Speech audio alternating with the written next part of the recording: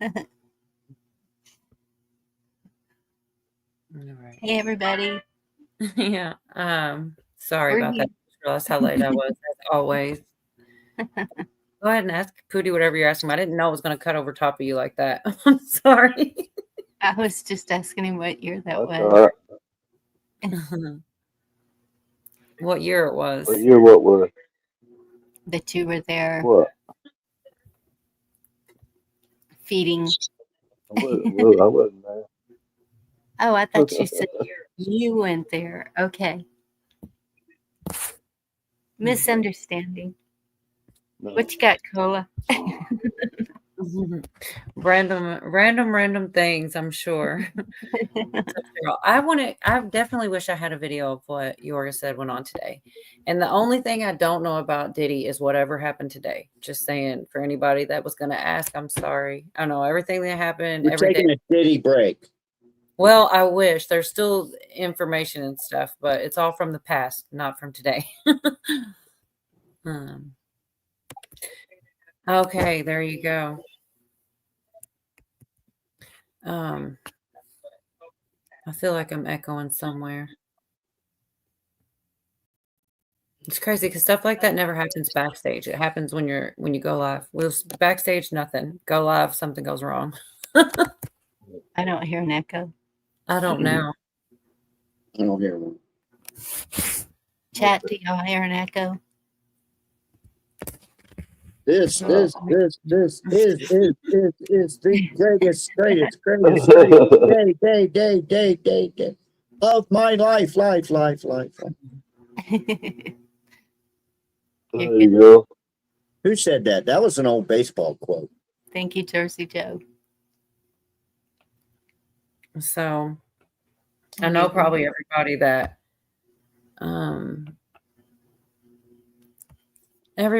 comes here, there's a good chance that they've seen a lot of the stuff I want to show, like this footage. The truth is, I don't think I've seen this office footage because James O'Keefe keeps on putting out little things like the library that at Epstein's place, his bedroom, the speed dials, his numbers, and this one I have not seen.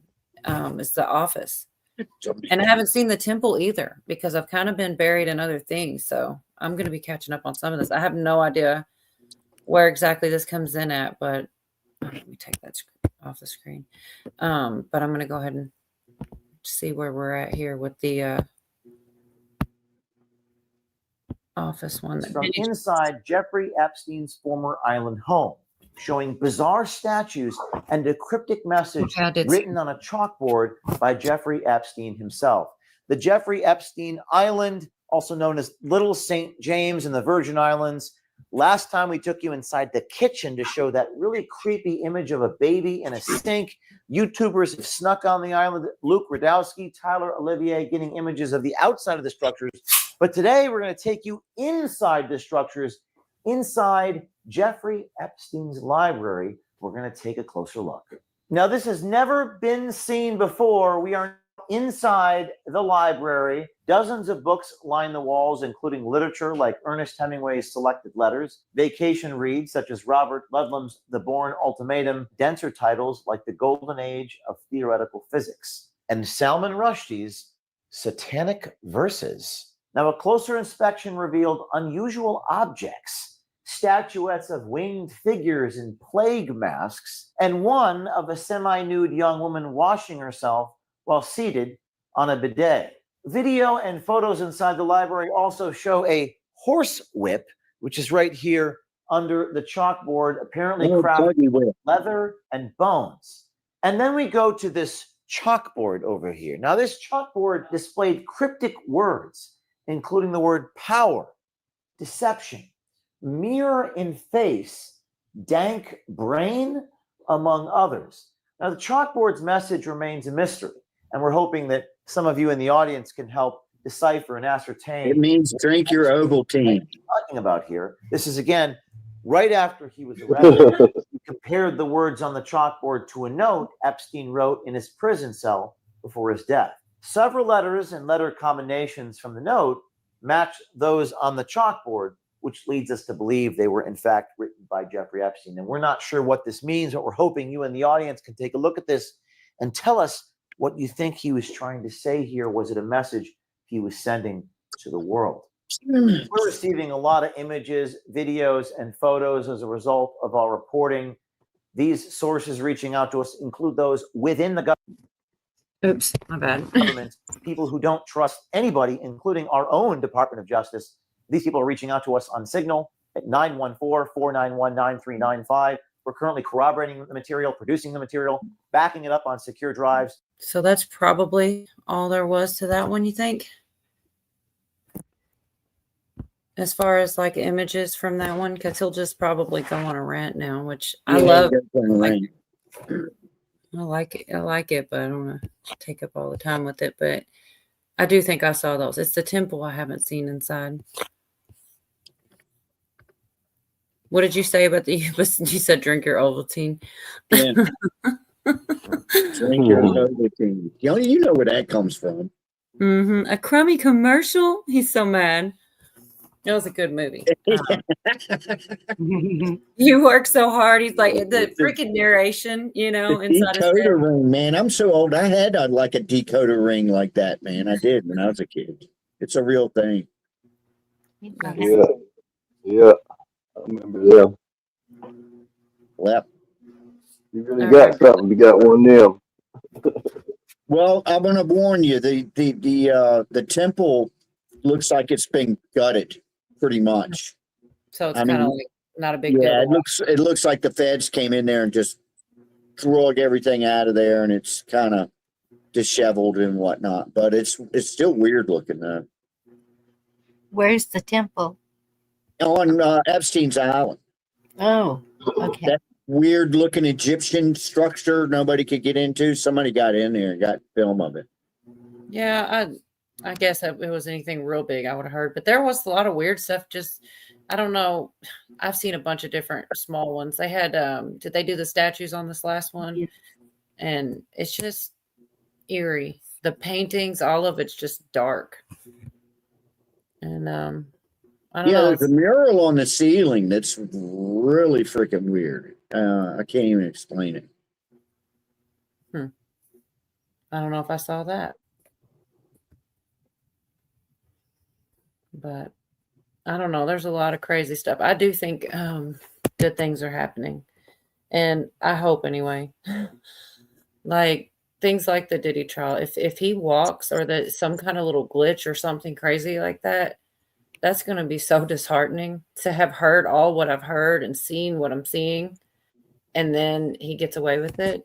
I don't know how I'll process that. It's a big deal right now. Nothing will surprise me. I could see them putting him away to save all the other big names that have come up out of Epstein. Possibly, Yeah, I've sacrifice one for the good of all. Yep, definitely heard people argue in that perspective. Pen. Awesome. I didn't know if you were going to be able to make it. Team baby. I made it. Good. Bonnie. Booty. Now we can get this orgy started. Okay. Orty. Orty. All right. Scapegoat. Yeah, that's it. I said, this is the only bad thing, though. I have no information on the trial from today. I have all the information every day but today. I wouldn't do it if I was on yours. I'll come with something on that. But I do have stuff on it, like the weird connections, and oh my God, it gets so creepy. Like all the gay stuff too. Like there's a lot of gay stuff that it's just weird because they're supposed to be like, thugs and gangsters and everything. And they're like manly men. Yeah, well, you see these videos and you're like, what? They like kiss the side of this guy's bald head and stuff. Like we should have seen it sooner. I feel like, I guess I didn't really pay attention. Right. And you looking backwards is 2020, I suppose, right?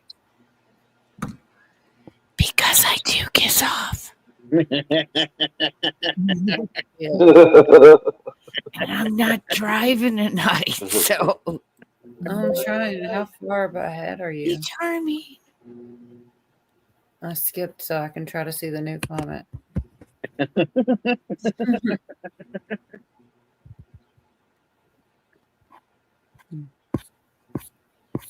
Man, I'm way behind. What looks really staged? The Epstein stuff? So I'm just caught up. I can't get all that. Terry. Oh, here we go. Now I see. It took me all this time to find that.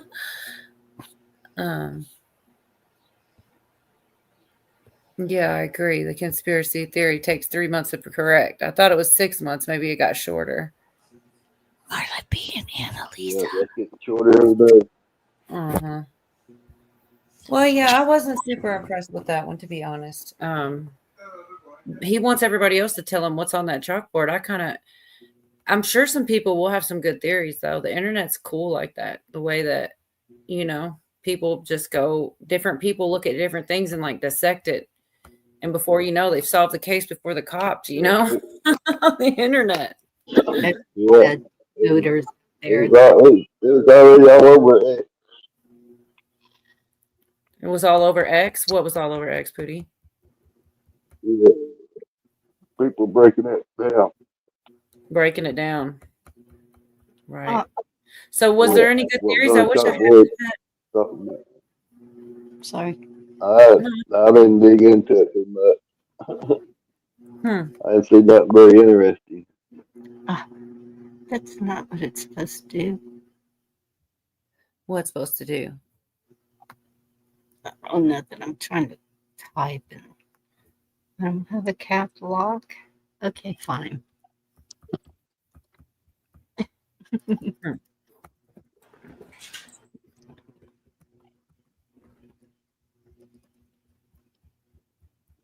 Yeah, I'm actually looking for this really long interview, and I'm pretty sure It comes Liz from- Crokin, but I'm trying to figure out where I put it. Because there is so much stuff going on. They're just basically having a conversation that I found their opinions interesting. And the thing is, it's like, where is it at, though?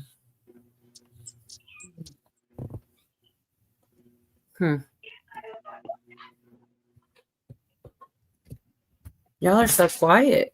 Like, Oh, I was just sharing you out. thank you. Sharing you out. Share the live, everybody. Did Did earlier. you see the Megan Kelly interview with Tapper, Jack Tapper? Huh? Mm-mm. I didn't understand you, Pootie. I'm sorry. She got him. The interview Megan Kelly with Jake Tapper. Megan Kelly Got and his Jake. book. No, I didn't see it. Yeah. Like I was telling you guys Well, backstage. They well, kinda good enough. oh, sorry. Go ahead. Good. I said I she was brought him up, called him out. She called him out. I'm missing Yeah. a lot of stuff going on. I'm telling you, my head will get buried in one thing, and then I miss so many other things, and I get kind of disappointed about it. But I did find this as like 3 minutes. It's a little longer than usually whatever. This But- morning, President Trump unveiling plans to. Oops. That's all right. It's not really long or anything. There's several different parts, but like this was them talking about the predictive programming and stuff. And I just like to hear other people speak on it sometimes, even though we've talked it to death. This is them having the same conversation. Unlocking stuff that I would have never seen. So what else have we learned in this trial? Well, and I just want to add in terms of the assassination attempt, he also talked about CIA mind control, and which is, MK Ultra. I'm pretty sure right now they're talking about Odie, Jonathan Would Odie, be a and form the connections with the P. Diddy trial and things like that. of mind control that the CIA conducts, and that's been proven to be true through declassified materials that have been released over the years. That Project Monarch, which was a CIA mind control program, was real, right? So he talked about CIA mind control as well, but he also talked about predictive programming. And what the deep state does is that the deep state, the members of the cabal, whatever you want to call them, because they're Satanists, and this isn't what I believe, but this is what they believe. They believe in truth in plain sight, and they believe that they have to announce their plans before they commit them. And even if it's just through TV shows or their art or music, they believe that that's what they have to do. So if you look at a show like The Simpsons, people are like, oh my gosh, how did The Simpsons predict so much stuff? And it's like, well, no, actually, that's part of their predictive programming. They are announcing their plans in advance. And they believe that if they announce them through pop culture and people accept that, then that's a ritual for them. And they can justify it that way. And so that's what these people do. So Jonathan Odie also talked about that. And he talked specifically about how they were kind of preparing the masses for President Trump's assassination attempt. And he specifically mentioned Donna. Now, do you remember years ago after President Trump was elected the first term, she got on stage and at some kind of protest against Trump, and she called for President Trump to be killed. I believe she said that they should bomb the White House. He specifically mentioned that. So when they do this predictive programming, they're kind of preparing the masses, and they're also trying to get the masses to accept their plans in advance. And to them, it's a satanic ritual. So I know we've pretty much said that a million different ways, but it's interesting to hear people having that conversation, like, and putting it into context with that guy and him, some of the things that he said. I don't know. It's just kind of like it'll make you think, like, and like I was telling them, 10, I can't stop. Everything I look at goes to dark avenues. Like, it'll just start out like some type of gossip or something, and then it leads to some really dark stuff. It's like it all takes you there, whether you want to go there or not, Anyway, you guys are quiet tonight. Exactly. Sorry. I'm listening. Well, you kind of just got here. I was kind of surprised. I thought you were going to be busy. I'm so happy you have some time to hang out. It's awesome. I love it. We love you, Cola. We love you, girl. Well, I love you guys. They actually, next part, they get into the Diddy, and it's funny because you just said this, Bonnie, about the sacrificial lamb thing, and they kind of go through that. Is he just a sacrificial lamb, and they're not going to get the big guys, or is it, or are they going to continue on? And I'll just let you know, she had a positive response to it. I liked her response. Anyway, I'm trying to get basically, they're kind of bouncing around. They talked a little bit about the 86 stuff with, they're kind of bouncing around on all the current events and stuff, but I liked it a lot as far as the interview went, but certain parts were definitely better than others, I'm sure. But yeah, this is what you were saying, Bonnie. Whoops, excuse me. Oh no, is that your weather alert? Oh no, Bonnie. Oh man. That's not good. I don't like it. Yeah, it scares me half to death. It comes through your phone. That usually means it's your area because that's why it's coming through your phone. But It's an Amber Alert. Sorry about that. Oh, at least it's not a tornado. I mean, well, I don't want it to be an Amber Alert either, but No, it's a child. It's crazy. Wow. It fits in with it fits in with all this horrible stuff that's going on in the world. Anyway. Right. Here's something that I don't know, and I can't figure it out. Why is this happening to Diddy? Did he stop being protected? Like what ends up happening with the Weinsteins and the Epsteins and the Diddys? Like what's going on? My instinct, Liz, and I'm no expert, but is that they're doing a mop-up operation. They put James Comey's daughter over it. She's apparently bombing at this trial, and they're not really like sticking. Nothing's really sticking, and they're able to like almost sanitize these charges against him and let him off, maybe with like a slap on the wrist. But what do I know, right? Why did this happen? About a year ago, the raids on Diddy started happening. Why? So, okay, historically, when we've seen high-profile people, celebrities fall, R. Kelly would be one example. Harvey Weinstein would be another example. a lot of people believe that they use certain people in Hollywood as sacrificial lambs to protect the bigger fish. And I strongly believe, specifically with R. Kelly, that that's what they did to him. So what R. Kelly did was horrific. He was abusing women. He was trafficking women. He was raping women. He's a monster. But he was very good friends with Jay-Z. Now, there's evidence that Jay-Z was behind his fall because Jay-Z has funded a woman that was behind the series that exposed R. Kelly, Surviving R. Kelly. He was funding that. So I do believe that some of these celebrities will throw another celebrity, including their friends, under the bus to protect themselves. Now, in terms of Diddy, I do believe that what Diddy's pals and his co-conspirators, I do believe their intention is for him to be another sacrificial lamb, such as Harvey Weinstein and R. Kelly. With that being said, I do know that there are a lot of good guys that are working in law enforcement and are in the judicial system, in the FBI, in the NYPD, and I do believe that those two forces are at odds. I don't think that Diddy is going to be a one and done. I do not think that he's going to be a sacrificial lamb. We can pick it back up in a little bit, but there's probably another 5 minutes from there on where she continues on and kind of explains why. But I was just getting it to where we were just talking about, Bonnie. It's kind of crazy, right?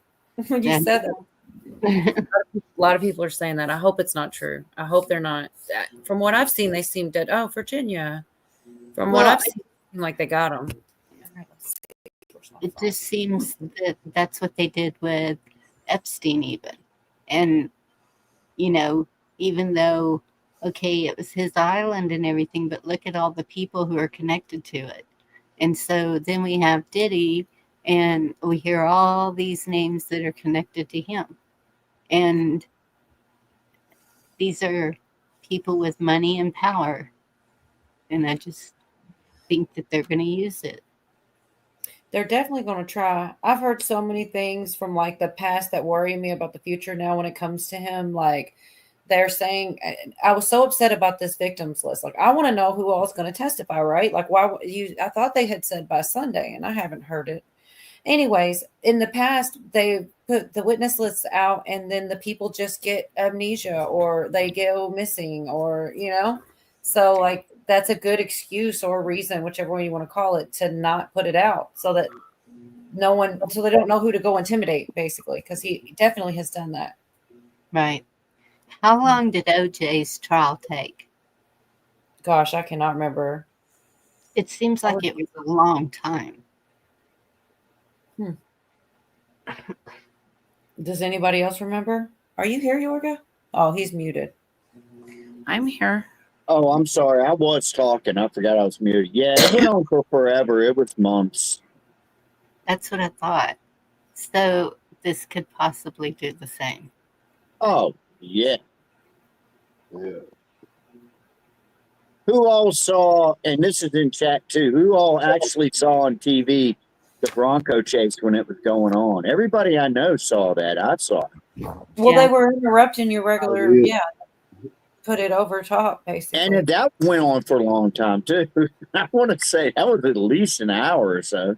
Oh yeah, chessboard. The slowest chase ever, though. Like it was so weird. 9 They months. were driving slow, and he had a poo-poo to his head. I feel like he stopped at stop signs and stuff. Maybe he didn't, but it seemed like he was just driving regular in him. But yet it was a slow speed chase. It was the slowest chase ever. But if that would have been one of us going, that lead would have been blazing. Oh yeah, that's what they say too. I don't know. I mean, they were going slow, and like I said, he had a poo-poo to his head. And he was a celebrity, but that's what you just said was if it was one of us. But I don't know. As long as they weren't being too reckless, I think cops will give you time now. And some of the cops now, if somebody takes off, they're not even allowed to chase anybody. That's what I've heard too, but I've never seen something just stop. I guess you just wouldn't chase at all. Like so, I don't know. if they don't do that at all, right? Then wouldn't you think that at a routine traffic stop you just take off? Oh well, he can't chase me. Like, Oh, it wouldn't be like that here in my county. It'd be like Dukes of Hazzard or Smoking a Bandit or some shit, man. I'm telling you, man. You don't do that around here. all right. Yeah, we have high-speed chases all the time within a 100-mile radius of me. Dang. Well, I mean, sometimes they don't go well. Sometimes, the cops, at those speeds, they, end up injuring people and whatnot. But what are you going to do, man? You can't just let them go. Right.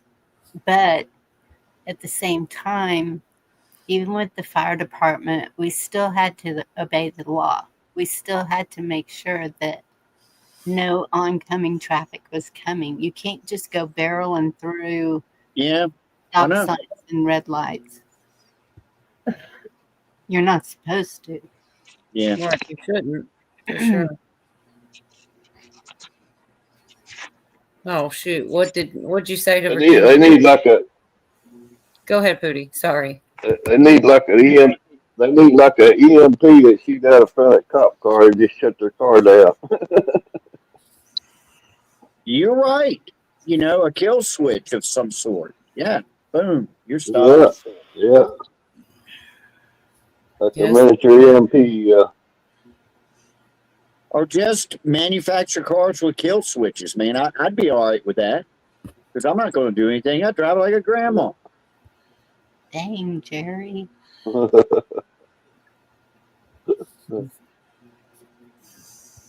Allegedly, the OJ Bronco chase took place on allegedly June 17th, 94. I don't. Allegedly.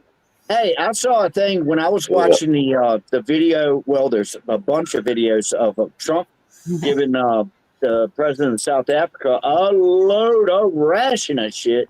Down at the bottom, you know how these Wikipedia things come up at the bottom of the video, and of course it went straight into this is a conspiracy theory. There's not a white genocide in South Africa. They're not killing anybody. Blah blah blah. This is allegedly, and they use that allegedly word. I'm like, there's the proof right there, man. It's in the video. You could tell it was at least 1,000 people murdered. I'm going to play a video about actually tomorrow night. About what? I'm sorry. I was over here in the comments. I'm trying to find the comment. Said, what are we going to do when they kill the power when we can't do this anymore? Oh, here we go. Right here. Yeah. And I actually have a video about that that I'm going to share tomorrow. All right. I'm finally just about caught up. That's a good thing. So I'll definitely check it out. I know I get behind and then it bugs me. And I even skipped over some, but it doesn't take 2 seconds to get behind. You're on another screen when I'm sure you could do it without being on another screen, but I haven't figured it out yet. There a couple more minutes of what we were just watching where she's going to explain why she doesn't think he's one and done, which I really hope she's right. That we were talking about this over on 10 TV as well, that we hope that after this, there'll be more cases and things. It won't just be this, but he has to get in trouble first though. If he gets, I don't know if he gets out of this, I hope they could still try to charge him with other things, but I don't know. I believe that's intention. I don't believe that's going to be the outcome, and here's why. There's been, I think, over 70 lawsuits, civil lawsuits that have been filed against Diddy. And one of the most explosive ones was filed by Lil Rod, okay? In many of these lawsuits, there has been evidence included that has implicated other high-profile celebrities in crime.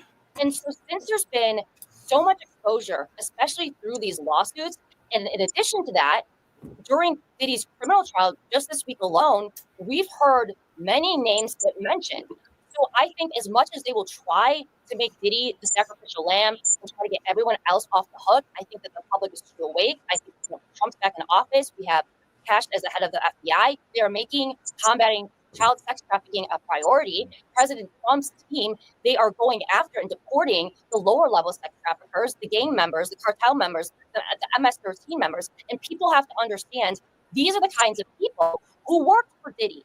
Diddy's ring was massive.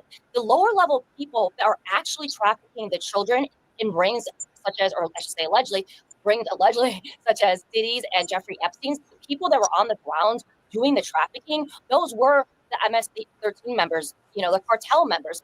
These are the foot soldiers for the state. Well, what is President Trump's administration doing? They are getting rid of the lower hanging fruit. They are deporting them, they are arresting them, and I'm sure many of them are talking. And when you have a RICO case, and when you take down a huge criminal enterprise, you have to start at the bottom. You have to start at the lower hanging fruit, which I see happening right now. And then you work your way up to the top to the bigger fish. And the other thing that I will mention. What if we treated mental health like physical health? We go to the doctor when we feel sick, but why not talk to someone? A lot of people don't understand, and General Flynn has mentioned this as well, and I know that General Flynn goes on your show all the time, and you know you really admire and respect him. General Flynn has said, and I strongly believe this too, that Diddy's ring was involved in the sex trafficking of migrant children. And one piece of evidence that would support this is that one of Diddy's bodyguards purchased a property on the in California on the California-Mexico border, and it's like, you know, why would they be so interested in a property on the border unless they had the intention to do nefarious activity? You know, children cross the border, none of them come alone. Who's picking them up? Why would an associate of Diddy want a property on the border unless they're interested in trafficking? Not just drugs, children. Yeah, I highly doubt it's for sheep herding. Exactly. You know, and these are elites, you know, like, I mean, I've seen this border property, not in person. I've seen photographs of it. You know, these are elites. They love, you know, their lives of luxury. They love yachts. They love, you know, 5-star hotels. This is a property that, you know, it's not high value property. You know, it's kind of like, it has a desert vibe and there's not much there. And, you know, it's in the middle of nowhere. Like, why wouldn't Diddy associate be interested in that? You know, and as we all know, Biden's administration was involved in trafficking migrant children. We have hundreds of thousands of missing migrant children. We have whistleblowers who've come forward and said that it was Biden's Homeland Security and Health and Human Services that was knowingly trafficking children. And a lot of these children were put on private jets, which was reported years ago, including by the mainstream media. They were put on private jets that were off the books, by the way. They're totally off the books in the middle of the night. Some of these private jets were flying to very wealthy areas where elites live.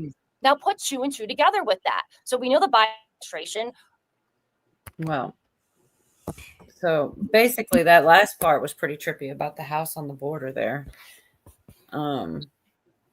I don't know. It doesn't seem like there's a lot of good reasons to have a home sitting right on the border. No, unless you, yeah. Cola. Mm-hmm. My friend Lady Red's in chat. Lady Red, go over to your TTDM and I sent you the link. She's got some questions about Diddy and the pizza Lord, if I can't do it today, I don't know. And I can vouch for her. She's legit. And she likes, you know, this kind of stuff. She's new to our community, but she's got some questions. And I thought, yeah, just come up because I want you to get to know her. Okay. I sent her the StreamYard link. It's in your TTDM with me. Oh my gosh, Wildlife. How do you do that? So it's funny how the house on the border, they never mention the munitions also. Traffic, drugs, munitions.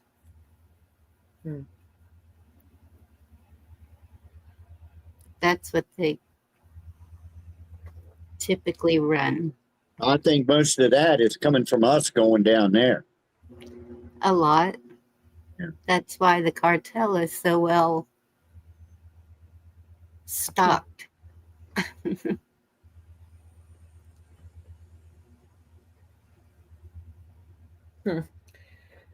Well, now I'm afraid to go back because, like, then she'll come in. It usually makes a sound, but I've noticed when I'm on videos, a lot of times I miss. It doesn't go over top the sound of a video. Lady Red, grab that link so you can come up here. Oh, wait. Here we go. See, that's Oh. exactly what I was doing. I was looking. There she is. Hello. Lady Red, this is Cola, Pootie, Yorga, Bonnie, and you guys, this is Lady Red. Nice. Hi, everybody. It's nice to meet you. Nice to meet you. Me too. Hi, Vivette. She's into the conspiracy and all that kind of stuff, like, you know, like the stuff that we talk about. You know what I mean? Well, this next one I was going to play like 2 minutes since she's here. It talks about how we've all said it 1,000 times that I'm pretty sure this was the part that talks about how it leads into the Epstein. Diddy and the Epstein are basically the same thing, sort of, kind of. Ooh, basically. okay. Going on. Diddy's ring is much bigger than people realize. I do believe it was massive. I know it was linked to Jeffrey Epstein's ring as well. I do believe it involved intelligence agencies. I do believe that, well, I know Diddy was tied to the CIA, the feds, and, you know, people like Diddy, Jay-Z, they have everyone in their back pocket. These people, they will pay off judges, they will pay off police officers, they will pay off coroners to list a death that was obviously a murder as a natural cause.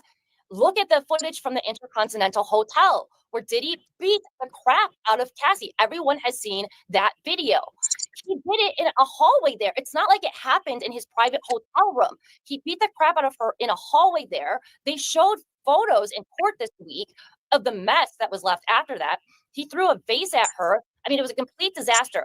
There had to have been several people at that hotel who were employees of that hotel who either saw the tape and or were involved in the cleanup of that situation, because it was a hotel staff that had to clean up that mess, right? So that's several people that knew Diddy beat the crap out of Cassie, who did not go to cops, who did not go public, who did not go to the media. They all stayed quiet. Now, why would they stay quiet? Because people like Diddy will pay all these people off. And unfortunately, most people take money. So everybody's got a number, like, you know what I mean? And I could see how, you know, look, the guy knew Obama. Mm-hmm. You know, he had little druggies, you know, made with little Obama's face on it and stuff. So I totally saw that after your show. I saw it again and I was like, oh my God, it really is real. I don't know. I couldn't believe it almost, because of all the things I went through and read, I didn't see that. I must have missed it. I heard his name. I heard I heard about the rugs and all that, but I did not hear that they were like shaped like him. It's crazy. Obama's face. And then Lady Red, she sent me, okay, what was it here? We were talking, while we were talking, I was on the live stream, about the pizza boxes. What do you think? Okay, ask the question, Lady Red, sorry. Well, in the recorded phone call with Diddy and his son, he says he gives him instructions to get rid of the extra cardboard in the pizza boxes. And when you go back to when Miss Hillary was running for president and all of those documents got released, there was like a laptop that was found, and I believe the NYPD had it, and they were doing an investigation on that, and that whole, you know, Pizzagate thing came out. I really do believe that it goes back that far and it's that deep. Oh, Yeah. definitely. We totally did this, Tim. Don't you remember? You were like, we cracked Yeah, it. I know, but Lady Red's new to our community and Oh, stuff. I'm sorry. No, fine. you're fine, hon. You're Exact same fine. thing. We were doing this together. We're like listening to the phone call. We're like pausing it, and we're like, "Don't you think he means?" And like we were like, "This is what that's code for." We talked about the shipping containers. We talked about the location of where it was next to one of his places was like right next door to that. Oh, yeah, Right. Star Island in Florida. Yeah, and then they also, one of the people on those lawsuits said he threatened her and told her she'd never be seen again. He'd put her off on a ship. I don't know. It was totally in a lawsuit. I guess it could still be not true, but it probably is true. Like Allie Carter said the same thing. But the rest of the pizza boxes, to me, that was code for anybody that was still locked up underground or something, maybe. Or Allegedly. yeah, oh yeah, allegedly. Sorry. Sorry, allegedly. That's what Yeah, there you go. I don't think that's good reference.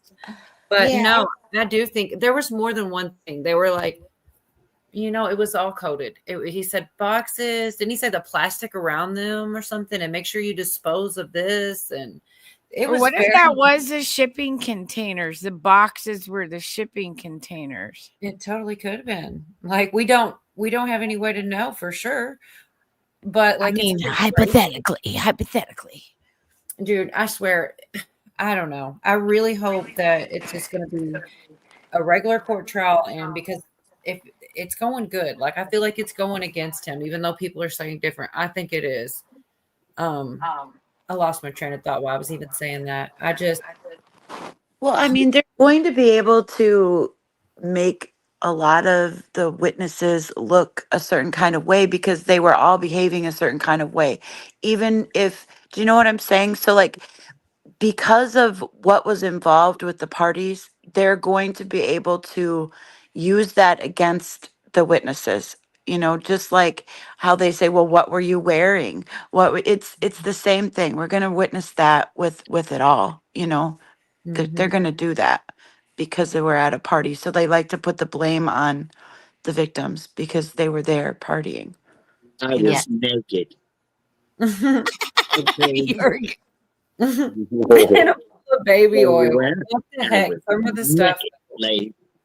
Can you imagine going into someone's bathroom and seeing like 100 bottles of baby oil? I would exit most quickly. Like, bye.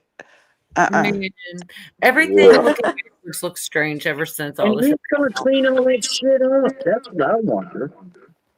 They'd be in hotel rooms. They'd have to I mean, do what it. are they doing? Putting plastic down and then just hosing down and that stuff? I mean, That's right, Mama. That's gonna piss off the maid. I'm telling. I heard it allegedly rumored that she's the witness that's missing, that they thought was going to testify that didn't. Because another thing they were saying, they were going back and forth about the name. And the last thing I heard was, I'll just go by my name. You can just use my name. And then now no one hears from her anymore. So, and Allie Carter's missing off the scene. And she had that dramatic video where she's like, she said she got doxxed. Everyone knew her address and she kind of just disappeared. So maybe she's the witness that they can't. I don't know. It's a rumor. It's not even. But if not, I don't know why they wouldn't at least try to have her as a witness after. Well, what was Gene Deal talking about? A witness gone missing yesterday? Was it yesterday or today? I saw the video today, but it looked like it was posted yesterday. I hope there's no new one. I hope it's still like the third witness, the third person. There was supposed to be a whole nother person testifying that's not. They don't know for sure. They haven't like totally ruled it out, but she's probably, but that was like a couple of weeks ago. Yes, and I don't think there's been anything new about people not, because everybody's gone up. Well, once again, I have no idea what happened in court today. There's got to be a ledger of all of this. There's right. This is what I was just saying. Sorry, go ahead. Are you saying a witness list? No, like a financial ledger to track all the finances alone. Like his monthly spending. I'm sure he kept everything, or he had somebody keep his books for him, so he knew what was going in and out. I mean, if you're dealing with, I don't know, all this money that he was dealing with and all the companies, he might have to have an individual person because remember, he was like part of Ciroc vodka, and then somebody financed him for his menswear. Remember, he had a lot of fingers in a lot of different pies. So I'm wondering, like, we need to get the records. What he spent his monies on. Yeah, he had the Sean John like glasses and things like that. Yeah, and so somebody had to have been taking care of just that aspect of that business. And then, of course, with fashion, we know there's been, racketing, you know what I mean? That word, because Jean-Claude Van No, what was the guy? Not Jean-Claude. I think he did get in some trouble, didn't he? In another country or something like that, John Claude. I thought that was news Yeah, a while. Jean-Claude got that's an action figure guy. I'm thinking of the other guy. Action figure. They probably do have one up. There is one probably. Hey, look, I don't have to drive tonight. All I got to do is get stoned and throw my opinions out there because this is all wild. Everything. G.I. Joe Van Damme clown. Yeah, the Van Damme. Yeah, whatever happened. All the fashion and history, and then the alcohol. What he was, like doing other stuff with the alcohol. Well, what did Van Damme do? What's he in trouble for? Schmexuals. That's what I can't remember now because it was just one of those here today, gone tomorrow. Right around the time, then there was Russell Brand and one other person. All it was like, I don't know if they come in threes. Yeah, they were all doing freaky stuff. That one guy got in trouble for putting hamsters up his. I remember that. I don't remember who it was. I can't remember who it was though. It was me either. Gear. What was his name? Something Gear. Richard Gere? No way. Richard Gere. Yeah. No way. Shut up. Was that who You're did it? Yeah, he had a butt on with little. Oh. And did you hear a thing about the fish? Like, there's somebody that likes Tom Cruise likes to do things with fish. Allegedly. No, but we had a lady, a teacher right around here within the past couple of days. I mean, they don't say much on the radio, but she was busted for putting out a film of her with her dog. Oh, gross. I know. Yeah. Oh, no. Why are people? Oh, yeah. Sodom and Gomorrah. We're doomed. So what happened to witness protection? Did everybody forget what that was? Oh, yeah. I don't know if we got the money for it. We're so busy funding gender studies. Go ahead, Lady Red. Sorry. No, I interrupted you. I'm sorry. I got stuck on the witness protection because I absolutely believe that Epstein's still alive, but that's just me. It's possible.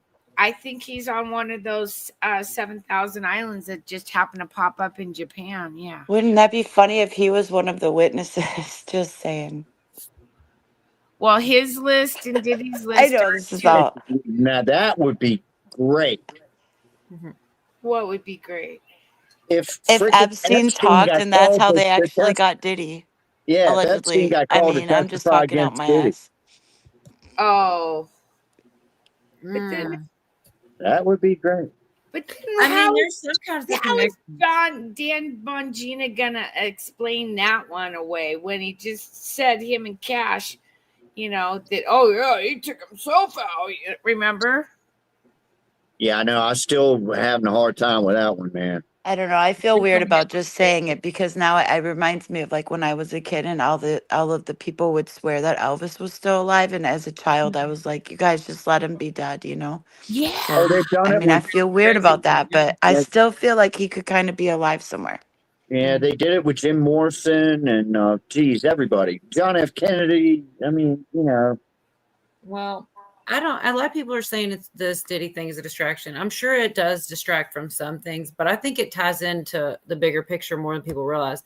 This next couple minutes with those two I was just sharing, it's like 2 minutes. It talks about how it's satanic by nature. It's not in, I think we all know that or believe that. Maybe not everybody believes it. I believe it. I believe that. Well, I do too, honestly. It's only a couple minutes, y'all. Layers to them. So when you look at Diddy's ring or Jeffrey Epstein's ring, at the top, they were involved in sex trafficking. When you go lower and you go deeper, then you realize it's not just sex trafficking. These people are involved in satanic rituals. When you go deeper than that, you realize the reason why they're running these sex trafficking operations is to blackmail people. How do you control people? How do you control a powerful individual who has a ton of influence, whether that is an elected official or, a pop singer or whoever? Well, you blackmail them. So when you look at Diddy and Epstein, they both were videotaping everything that happened in their homes at these parties where crimes were committed.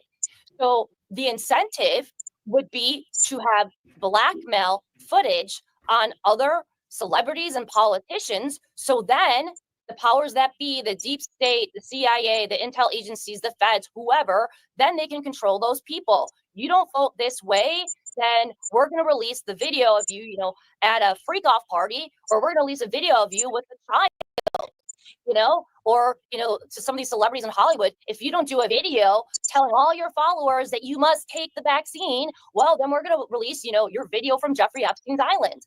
Blackmail is what rules the world. And unfortunately, there's DIY. Right at the And end. there's doing it yourself. There's so many people in Hollywood and many people in government, many members of Congress who are blackmailed. And that's what Diddy's operation really was about. And that's what Jeffrey Epstein's operation was really about.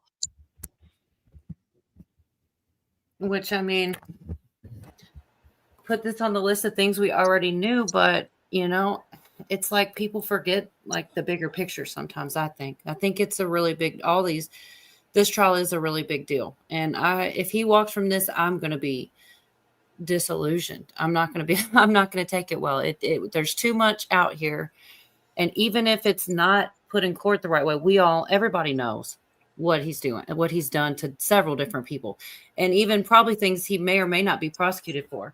But I do think I've seen too many places, and not just gossip stuff, where they are looking to reopen the Kim Porter or the shooting, the one with J-Lo having the gun in her purse and everything. Yeah, because that lady said she'll have that shrapnel taken out of her face. Yeah, I have a few if clips of she that. has to. It's technically life threatening, but she'd be willing to do it. And it's like, oh, okay, wow, all right. Yeah, I definitely saw it. I have her somewhere. Oh, look, it's So how's the name change been going, Tim? He used to be Ultra MAGA Patriot for life, and he said that they kind of shadow banned him, and he's trying to, doing it like an experiment to see if it helps having a name that it still says Patriot, but it's not like it was before. Hopefully, and I keep forgetting it's him. Momo made a comment up here.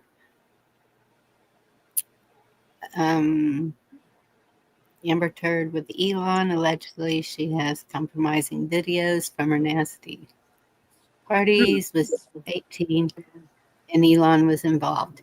And so I got this headline that Trump has wiped Elon Musk's name from Truth Social as GOP insiders admit he's finished, done, gone. So is it because of that, or because of Amber Heard? Because it doesn't really say why.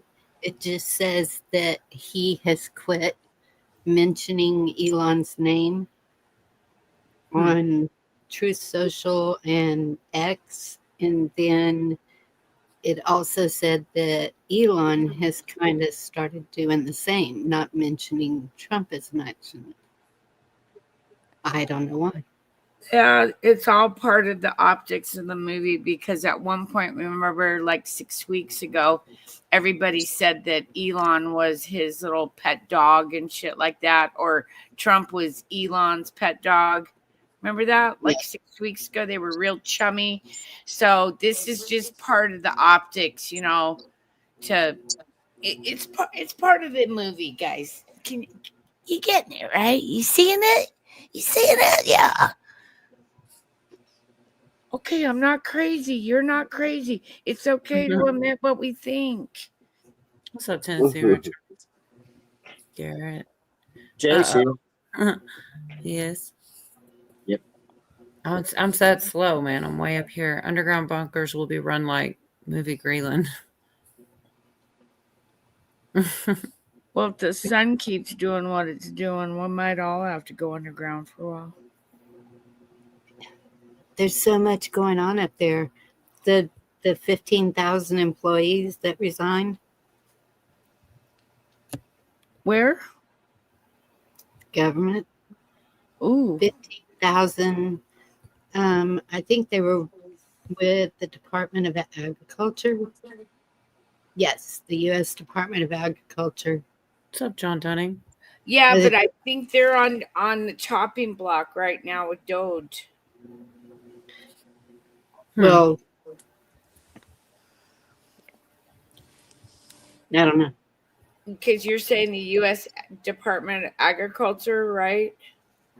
Yeah. Because they're supposed to be responsible for a bunch of things that don't even have to do with agriculture. So, like, they're getting audited. Hey, there's trusting God. Well, that's good. Maybe they're just doing agriculture in the underground part of our nation. Oh, I think they are. I think they are. I think that's where all this aero gardening and this vertical gardening, these lights that you can buy for, you know what I mean? Mm-hmm. Like that technology, yeah, they've got to be growing underground because the sun, is messed up anyhow.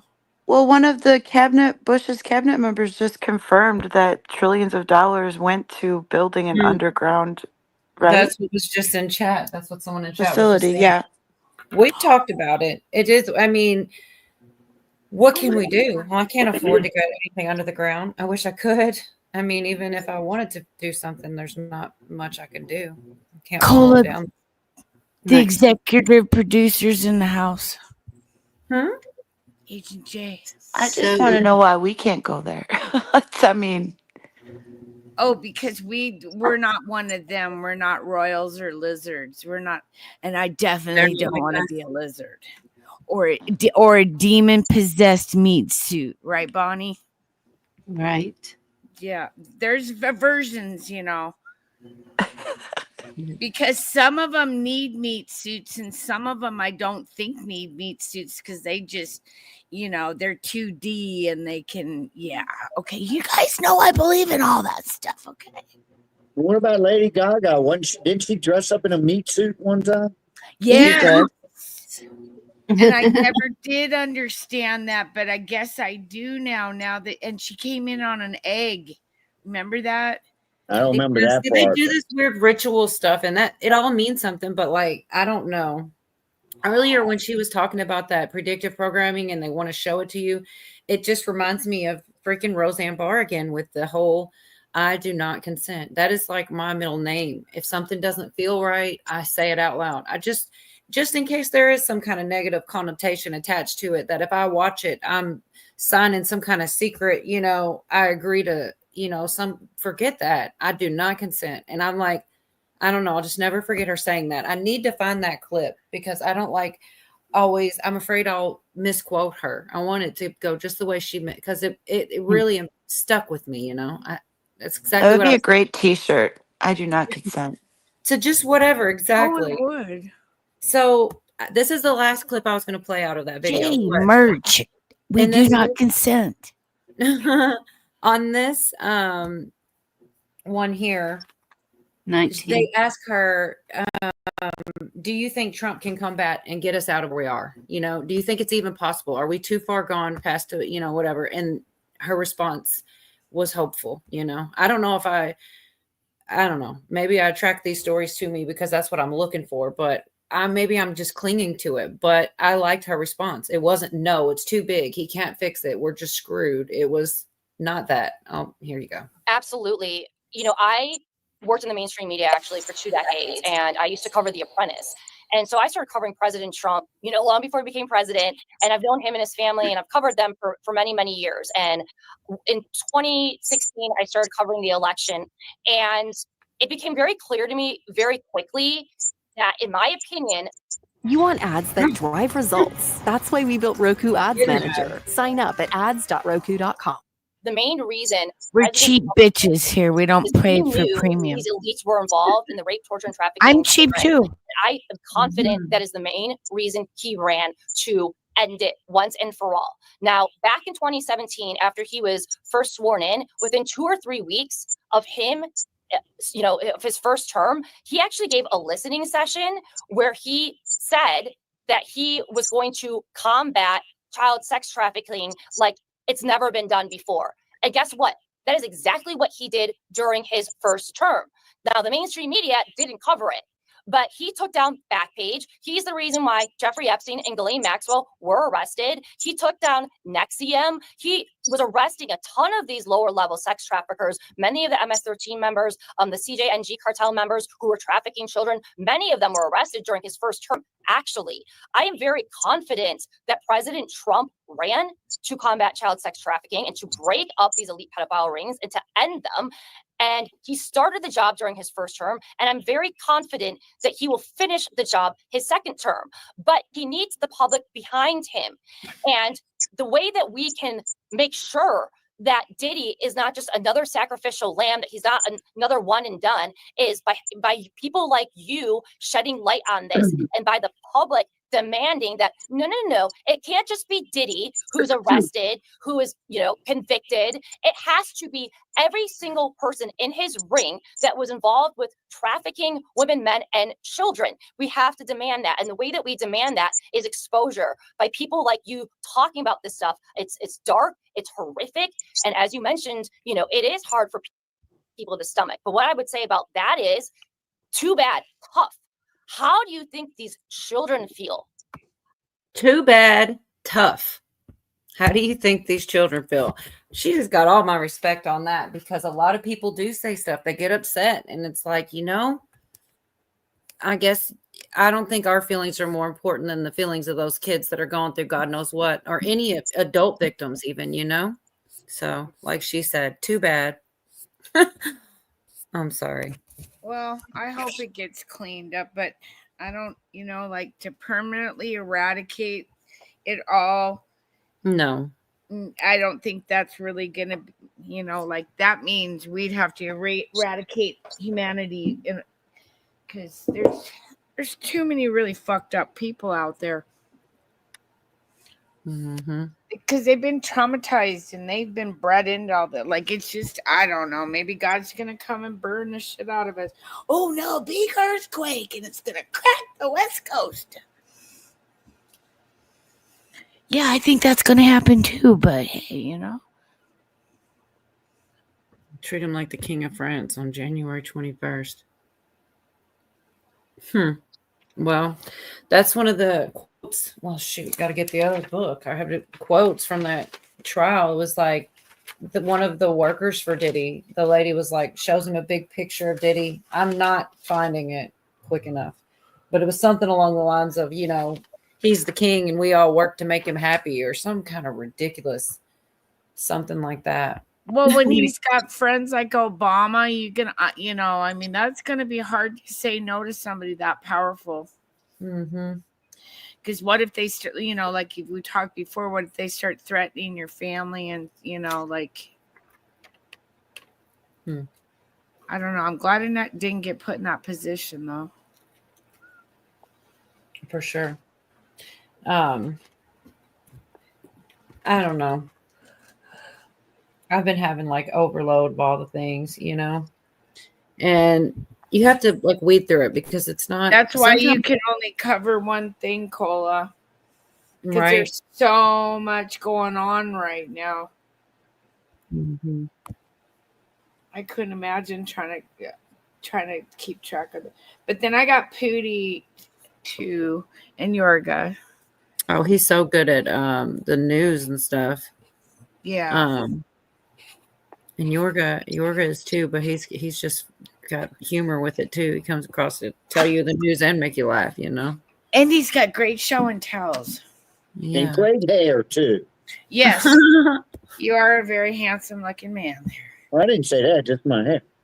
Oh, well, I gave you a compliment anyhow. Take it. Thank you. You're welcome. Most welcome. I think Pam's a patsy. Oh. Pam Bondi? Yes. Definitely the way James O'Keefe made it look, it doesn't look good. It really doesn't look good. What do you think, Pooters? Pooters, are you getting a sandwich? He's making a peanut. Yeah, he's always getting a damn sandwich. Lady Red's probably like, she's just getting to know all of us, you guys. So he's making a peanut butter and jellyfish sandwich. Yeah. Oh no, that's him one. Pootie's always making a sandwich when you want him to come to the microphone. It seems like so. Cola, I think Yep. somebody's on stage, so I'm going to jump down so that they can come up. Oh, Bonnie, well, you don't have to unless you just want to get down for a while. Well, I mean, I'm sure I don't mind getting down. No, it Lady was Red, nice. you Huh? can stay up here with us. I want you to get to I'll know jump- everybody. I'll be in chat. Hey, Bonnie, if All you right, want to Bonnie. come back, you can too. Also, because like I'm sure it happens all the time where people go and come and rotate and stuff. So Oh, there's Jeremy. Yeah, Lady Red needs to get to know our community, you guys, because she's very new. So everybody be really nice to her, okay? Because she's Hey, from Jeremy. a totally different genre of things, and she wanted to, come into she wanted to be in a community like us, and she just happened to find me, and I'm introducing all of her to you. Yeah. well, it's nice to meet you again, Lady Red. I'm glad you Welcome. Nice Oh, to meet you all too. Oh, and Yorga, you're gonna love it. She's a singer, girl. Like the girl's a singer. Well, she's a female. I mean, that puts her on my top list right there. Just like He's like, you had me at girl. You didn't need. She doesn't need to sing. You had me at woman. Woman, there you go. Woman. So, well, we do get kind of bogged down with testosterone sometimes. For some reason, it seems less girls will hop up here. Well, it's only me and Pootie tonight, so put a Let lid us on. know. it. No, it's balanced now. There's 3 and 3 now. Mm-hmm. Well, so one of the things I was saying, like, that's hard to believe, or you'll hear something and it'll be like the opposite, right? So Bieber spoke out to say that he's not a victim, which I don't know. It's like, I heard exactly the opposite. I heard, I don't want to be made fun of. Quit talking about me, basically. But this is exactly what he said. That's why I do this, because I don't want to quote him wrong, and this is from I love this channel. They're really accurate and they're lawyers, so they know their stuff, But anyways, this is what he put out. Quote, although Justin is not among Sean Oh, shoot. Combs' victims, there His team put it out, but are individuals who were genuinely harmed by him. Shifting focus away from this reality detracts from the justice these victims rightfully deserve. So to talk about this, I want to bring back on former federal prosecutor Nima Rahmani. Nima, so good to see you. Thanks so much for coming here on Sidebar. I want to talk about the timing of this statement from Justin Bieber's camp. It can't be just a coincidence. No, it can't be, because one of the biggest questions in the Diddy trial is what other celebrities will be named, who participated in the freak-offs and who witnessed the freak-offs. I mean, Diddy's white parties are infamous. And one of the victims that people have been talking about for about a year and a half now has been Justin Bieber. And now finally, after week 1 of trial, when we know that Don Richard is the next witness and we're going to start hearing who the government thinks is going to help corroborate their case, we are not going to hear from Justin Bieber. And it really goes back to a video when he was about 15 years old, when Combs said he was going to spend 48 hours with Justin Bieber. And that's when all the speculation began. Bieber's camp didn't say anything until now, but I think it's important that he did. And he also, like many celebrities in Hollywood, want to stay as far away from the Diddy trial as possible. yeah, he's trying to distance himself. That doesn't make it true, though, And it's kind of, I think that, oh my God, trust. Put that up here. But I don't believe it. I don't believe that for a minute. That, I mean, I could definitely see why he didn't want people talking about it or thinking about it. It's probably embarrassing, I don't see how he could have run in those circles without being abused somehow. Exactly. I think it was a careful selection of words. Whether it be sex, whether it be drugs, whether it be, just immoral behavior, he was exposed. Right. Yeah, you guys remember the days when he was like all of a sudden really troubled and trying to fight people and buying cars, and it's like, what happened to him? Yeah. Does my mic sound okay? I got new headphones on. Yeah, it sounds really good. Actually, it sounds real clear. But okay, cool. Lady, you definitely hit the nail on the head when you said how a careful selection of words, because that's exactly what they're about to discuss. These two guys here about, well, they just discuss it in general, but he said not to harm the certain words he used specifically, almost incriminate. He's saying he didn't do it to me, but he's not discounting, and he doesn't say allegedly. So I'll let these two guys explain it better. It's only just like a minute or two. But it's just funny you said that because that's exactly what they're about to say too, pretty much. After or towards the conclusion of Cassandra Ventura's testimony, when he makes a statement confirming that there were people harmed by Combs, does that signify to you that he believes the prosecution's case, or does he think it's beyond the criminal case and based on the accusations we've seen in the civil arena? I think it's probably the former. And like you said, the key part of that statement was denying that he was a victim, but really talking about the other victims. And it wasn't alleged victims. He said other victims, well, through his spokesperson. So I think that is very, very important. This isn't a Michael Jackson type case where celebrities are rushing to Combs' defense. Very few people are. In fact, they have someone come out that really isn't 50 Cent or someone who, is trying to make light of it or a documentary about it and really point the finger at Diddy. That's a big deal, Jesse. Mm-hmm. And he mentioned harmed by him, right? It was very specific language. They were genuinely harmed by him, and the shifting focus away from this reality distracts from the justice these victims rightfully deserve. There's no way to parse that language. Seeking help is a sign of strength, not weakness. They keep giving me facing your emotions. Wait, leave that on. I need help. That sounded like Lori Jones. He's like, wait, I need to get that number. Harm from sex trafficking and sexual assault, but the average person who's watching isn't going to be making that distinction. That may matter in the case, but it's not going to matter in the court of public opinion. And Bieber's statement, it comes as this TikTok started floating around on Friday. There was a doctored image of Bieber where he allegedly speaking of false information, announces that he's going to testify against Combs, but the video was quickly debunked as fake. And Nima, you think at the end of the day, are we going to see some celebrity or celebrity friends testify at this trial? I think we have to, because there's got to be independent witnesses that, saw some of this, right? I'm not saying maybe the actual freak offs themselves, maybe there are other participants, but, Combs was very public, and Cassie Ventura, to the extent that she was abused, it's like Johnny Depp and Amber Heard, right? You got Kate Moss was brought into that case. People that are rich and famous celebrities, they have rich and famous celebrity friends, right? That's why Blake Lively and Justin Baldoni, we're talking about Taylor Swift. This is a small circle here in Hollywood. So the independent witnesses are very likely going to be other celebrities. So I think we're just starting to scratch the surface when it comes to it. Yeah. But I don't think he has a Kate Moss, because Kate Moss spoke on behalf of Johnny Depp, and he was in that case supposed to be the abuser. Oh, did we lose? Pootie, come back, because we need a balance. Pootie, come back. Who could see? I was wrong. Jeremy. Well, yeah, I didn't want Bonnie to jump down just for me to come up. She didn't have to do that. I could just watch. She could. We have an open spot if Bonnie wants to come back, or if Virginia's free. Either one of them could pop up if they want. But also Pootie, if you want to come back, you should.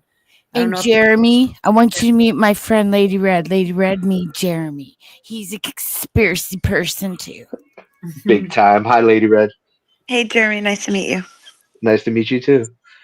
Thank you. I saw a video of Diddy saying that he has an island and he named it Love Island. Mm-hmm. So some people are saying maybe Diddy's worse than Epstein. Well, he did definitely have. While he was beating his girlfriend. I swear. What, Yorga? I said he named it Love Island while he was beating his girlfriend. Yep. Oh. And I was watching a podcaster today talking about Jeffrey Epstein, and he was saying that most of his money that he had invested was in medical research labs. So he was speculating that it was it went to the extent of him being involved in that eugenic stuff, transhumanism, and testing on human beings with children. Right. There were Epstein girls that swore he was taking their eggs and things like this. I mean, there's a lot of rumors I don't know whether they're rumors or facts, or they're only rumors until they're facts, right? How can you be that evil, man? It's just it blows my mind. Definitely. Well, didn't they say that Hitler wanted to make the superior race, supposedly, right? We don't really know. And that's what they said that Epstein was trying to do down on that ranch or something in New Mexico or whatever, on the border of Mexico. And then the ex-president of Mexico was involved in it and shit. And there's a lot of politicians. Yeah, and there's a national forest around the land, right? Well, it's but it's not a forest. It's like just land. But I mean, it's like it's national property. It's like, how did he Like a get it? I national guess is park. my point. I thought it was a nationally owned. It's not a forest. No, it's actually a desert area, and it's way out there, and it's right in the middle of this like federal land. And yeah, you That's got what I'm looking for. Federal land. Yeah. So it was like right in the middle of federal land. That's what. Yeah. Thank you. But if you got the power to call up Obama or somebody like that and say you want that, and then all you'd have to do is have a helicopter, and then that would make it even better to bring people in and out without being seen. Well, I mean, he had a picture of Clinton in a dress with pumps on. Oh, I It's the know. same. That's so gross. And they were red pumps, you guys. They were. The dress was supposedly the dress. You know, the dress. The dress. Yes, I we don't know mean the to break up- dress. Oh gosh. I don't mean to break y'all up, but Bonnie's saying that Pootie is backstage. How the heck did she know? But she's right. I don't know. She knows Jimmy she's Fallon's experimental or something. I don't know. The answer, the answer was no until Morgan did. So yeah, good call. That's the day and next. I told you would let me up. Oh my gosh. Oh, I see it now. I see it. I'm sorry. When I'm on that other page, man, because I was actually so I don't know who Big Homie CC is, one of the many bodyguards. So has Gene Deal. Several people have come out and done interviews and talked about their stuff when it comes to Diddy. Pootie, your TV's really loud, babe. Okay. He'll turn it down. Lady Red, I know all of these people so well because most of them are on my show. So that's why I'm joking around with these guys like I am, because they're like really good, but they're like family. Cool. Yeah, I got a phone call that kicked me out. Well, at least you weren't just like rage quitting or something. No. Someone called you? Yeah. Oh. You know what you can do, don't you? Yeah, I know. I'm already doing it. Did you see what Jeff B put in? Be careful, Lady Red. Tin is a klepto. Oh my God. He's always saying that shit. It's because I did a live stream on colas and I was in the dollar store showing how wiped out it was. Just giving an example of how even with the economy the way it is, most people can't even afford to even shop at Wally World. They're getting their essentials at the dollar store, and it was wiped out. Cleaning supplies, toilet paper, all that stuff. So well, everything's crazy. Jeff's like, yeah, she was kleptoing shit. Damn you. Okay. Anyhow, okay, back to you. Sorry, Cole. I didn't mean to. You're fine. You always say that. I mean, it's not like anybody's really, we're just all hanging out. It's not like any kind of, we don't have a talking stick because it's digital. We just have to take turns. But I want to show y'all a little bit of this Big Homie CC because Gene Deal, there's a lot of people. I really do think there's something too that if somebody's very vocal or in the press a lot, they won't be in the trial. And I think because that or it's a hell of a coincidence because like Jaguar Wright, Gene Deal, Big Homie CC, they're all over everything, but they've not heard them get called on the witness stand. Don't know if they're gonna either. But he's talking on this show, so. And he was one of Diddy's bodyguards, right? Yep, he was one of them for sure. Okay. I've learned is whenever you see a gentleman like this from affluence and power, whenever they have an addiction to MDMA, I'm pretty sure it's affluence, but maybe it's just the way something Southern, but he said affluence and he says it again too. I'm pretty sure you're supposed to say affluence, but whatever, who cares? or the drug ecstasy. Every time I hear it. Nazi. He's been doing this drug for over 20 years. So that's going to lead his view skewed when it comes to sexual activity. I believe it's helped turn him into a sexual deviant. And because what type of man wants to see another man urinate in his wife's mouth? I feel like it's evil. I think his behavior is egregious. And I have a history of using very heinous acts on people like this who participate in this type of lascivious acts. As we're talking, Cassie Ventura, who was his longtime girlfriend, is one of the two people who the feds had brought this case with. She says that Combs would bash on my head, knock me over, drag me, kick me. Asked how often, she replied, too frequently. She says she didn't want to participate in the freak-offs, as he called them, but she did so because she loved him very much and wanted to make him happy. She told the jury she was scared of what he would do if she said no. Physical violence from Combs, she said, was always on the back of her mind. He wanted to control every aspect of her life, from how she looked to her work. And when he couldn't reach her immediately, he and his employees would call her incessantly or come and find her in person. So she's building a picture of a violent control freak. Is that a picture that you recognize of what you know about this? Right. So definitely, these are traits that I recognize in the field that I work in. Whenever we get a call for a retrieval and a family is concerned about a loved one, those same characteristics that this woman listed is the same things that streetwalkers will list about their boyfriend, which is actually their pimp and panderer. That's what. But so that one was So more about, was he Diddy's bodyguard, or was he one of the guys that gets people out of the tunnel kind of shit? he says he was a bodyguard. This next one isn't even a minute. I'm trying to get, let's see, trying to get y'all to the better parts where he starts talking about more relevant stuff. Let me just do it again, share. Because that was just how he's saying that because he did ecstasy, it's made him a sexual deviant. He's done so much of it, basically. Poisoned 3 times.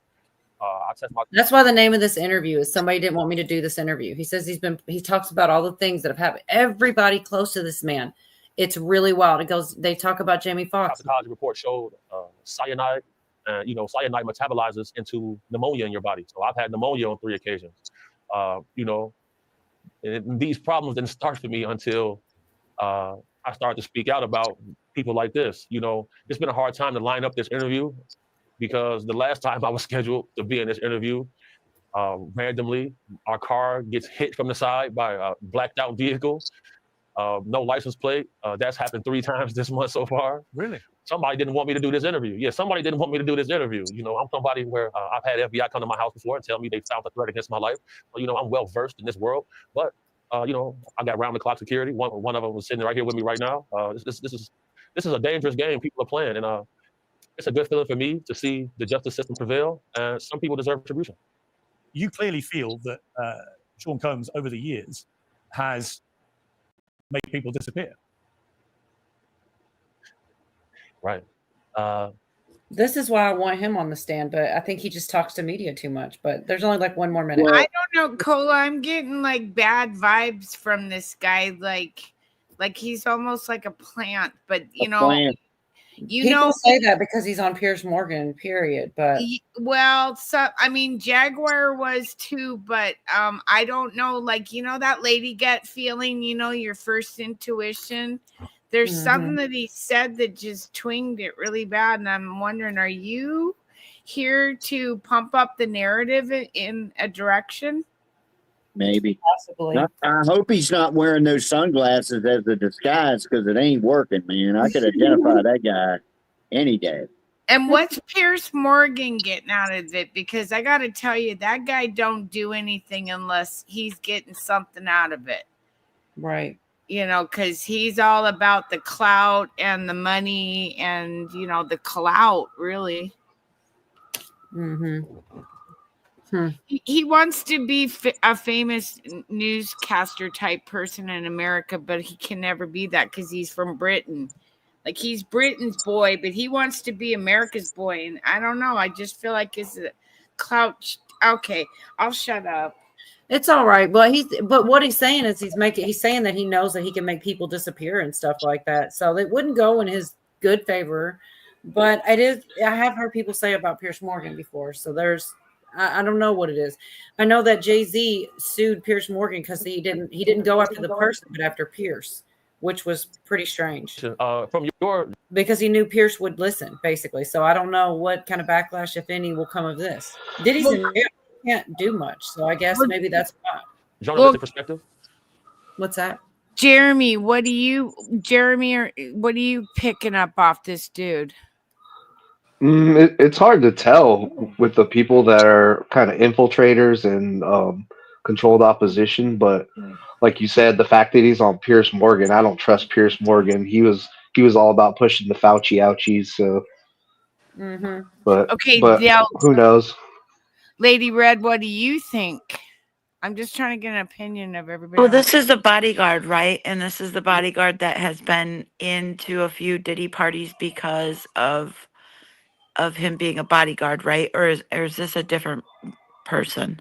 There's more than one. One's Gene Deal. Right. This is Homie CC. So I don't know exactly their timelines. Like when I they would were. think there'd be at least 4 or 5 of them, you know? But these are the ones that go before the media. I'm sure there's some that still are loyal to him, but these two are him and Gene Deal talk smack like crazy. So that's the first thing too, that you're like, well, why now? But it seems like, according to his story, he's the greatest guy ever. You know, it's everybody. But it's only about 45 more seconds right here. Have you ever noticed how in this industry, people untimely meet their demise as soon as somebody else seems like they're having a problem? Have you ever seen that before? Well, there was, of course, the case of one of his other ex-girlfriends, Kim Porter, who died of pneumonia at a very young age. You just referenced your own situation with pneumonia that you believe was deliberate poisoning. Do you believe that may be what happened to her? Why are so many people coming down with pneumonia? Why is that happening to everybody? What is that about? Where have you ever seen this many cases of pneumonia associated with one situation? So, you know. There were rumors. Oh, my God. What? Oh, my God. Oh, my God. Okay, now They go into Jamie Foxx next if y'all are interested in that, but we don't have to keep Oh following. my God.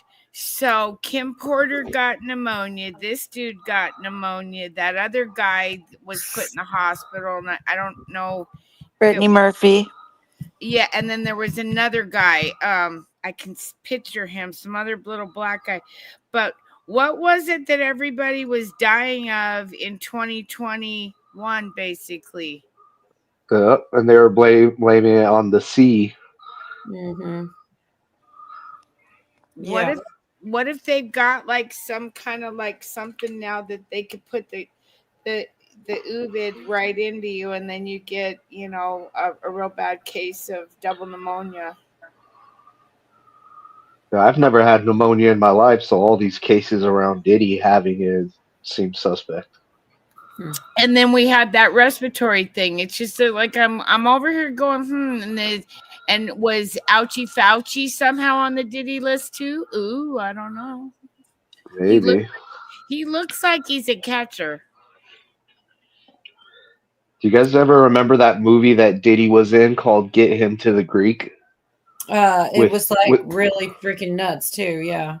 With Russell Brand and he pretty much played himself as he was in real life. He was like a record label producer, and he did a bunch of drugs all the time. And it's like, looking back on it now, it's like that wasn't just a movie. That was literally his life.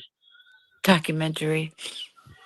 Yeah. So let me go ahead and and this is the last bit up for a while, but this goes into Jamie Foxx, and that's where everybody's going. So why not, you know, what he says about it? Because I found it, I don't know. I don't know whether to think he's 100% or any percent, but what he's saying, I already thought. So what's it called? Confirmation bias. What do they call that? He pretty much telling me what I already thought. So of course I agree with it, you know, about Hey, the whole Indy. Jamie Foxx and all that. What's up, Indy? Well, I'm going to mention on this that there have been rumors circulating online that Diddy may have poisoned Jamie Foxx, of course, his 2023 hospitalization.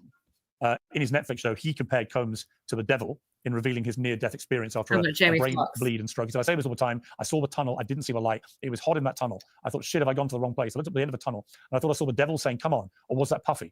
I'm effing around, but if that was Puffy, he had a flaming bottle of Johnson. And no, I'm just kidding. I think that you have taken that to be a not too oblique reference to the fact that he suggested he may too have been poisoned. Jamie Foxx said out of his mouth that his partner handed him an Advil, and after he took that Advil, he woke up 22 days later. That's what he said out of his mouth. I feel like us as a species, I feel like human skepticism has become a virus, because if we don't trust the words of our peers, where are we as a species? You know, eyewitness testimony and circumstantial evidence is enough to get a person a life sentence in any court on the earth. Why is it that when people are whistleblowing and putting their life and livelihood on the line, they receive so much scrutiny? I don't think that's by chance. I don't know. I think Jamie was gonna talk.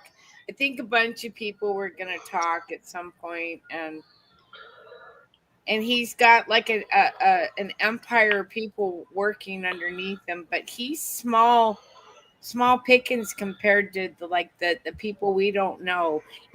Like the lizard people. Mm-hmm. I watched that stand-up special of that Jamie Foxx did after he got better with my wife, and he was making a joke. He was making a joke about it, like, "Oh no, Diddy didn't try to kill me, this or that." But who knows if he had to do that or if that was real. I really enjoyed it. I liked it when he said, "The internet said Puffy tried to kill me." He said, "I know what y'all are thinking." Did he? I don't know why that just cracked me up for some reason. It's just kind of corny that did he, whatever. Did he? It was corny, but I laughed so hard when he did that because I wasn't ready for it. But I enjoyed that.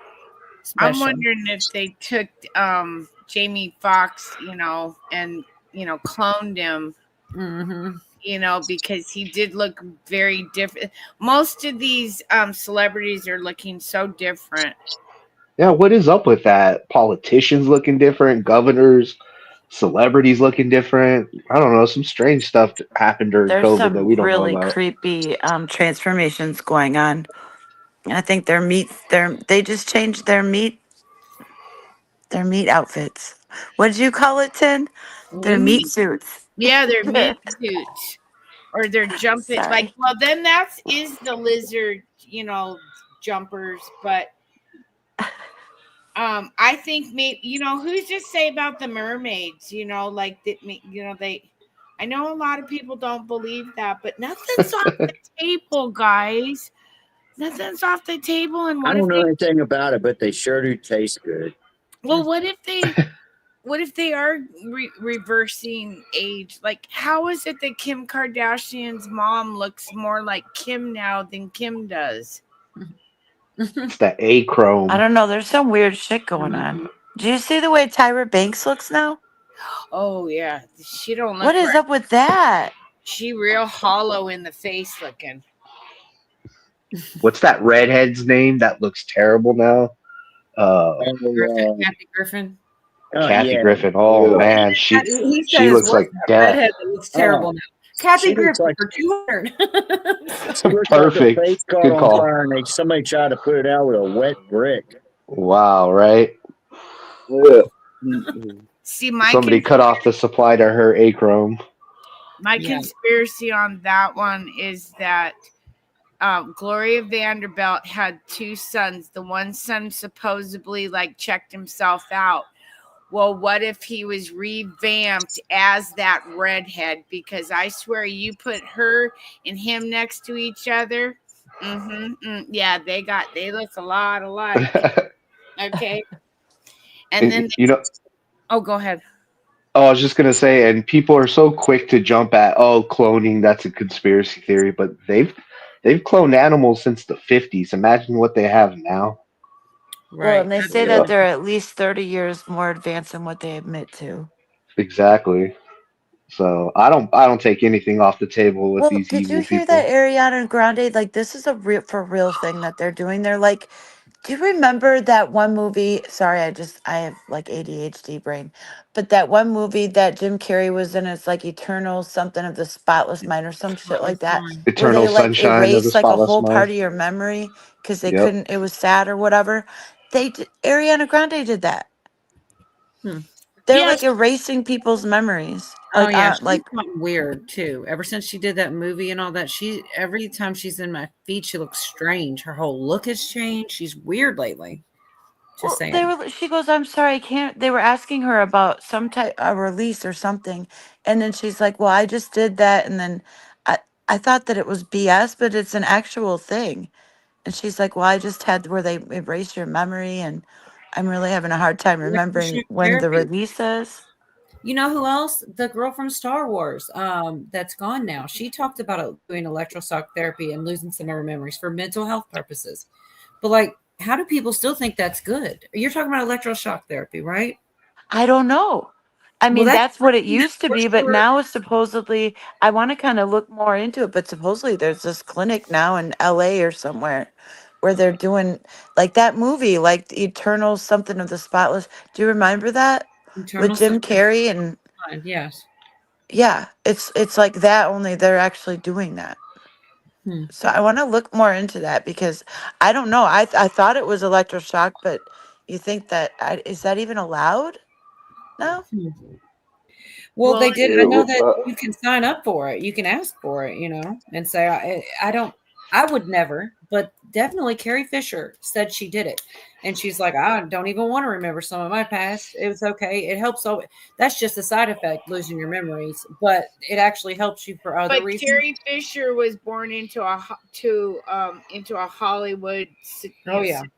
situation. So I'm just thinking, it's like, well, why would you want your mind erased? Well, if you were traumatized as a child and you get triggered all the time as an adult, I could see, okay, yeah, that might be an option. I mean, think about it for a minute, like for medical use.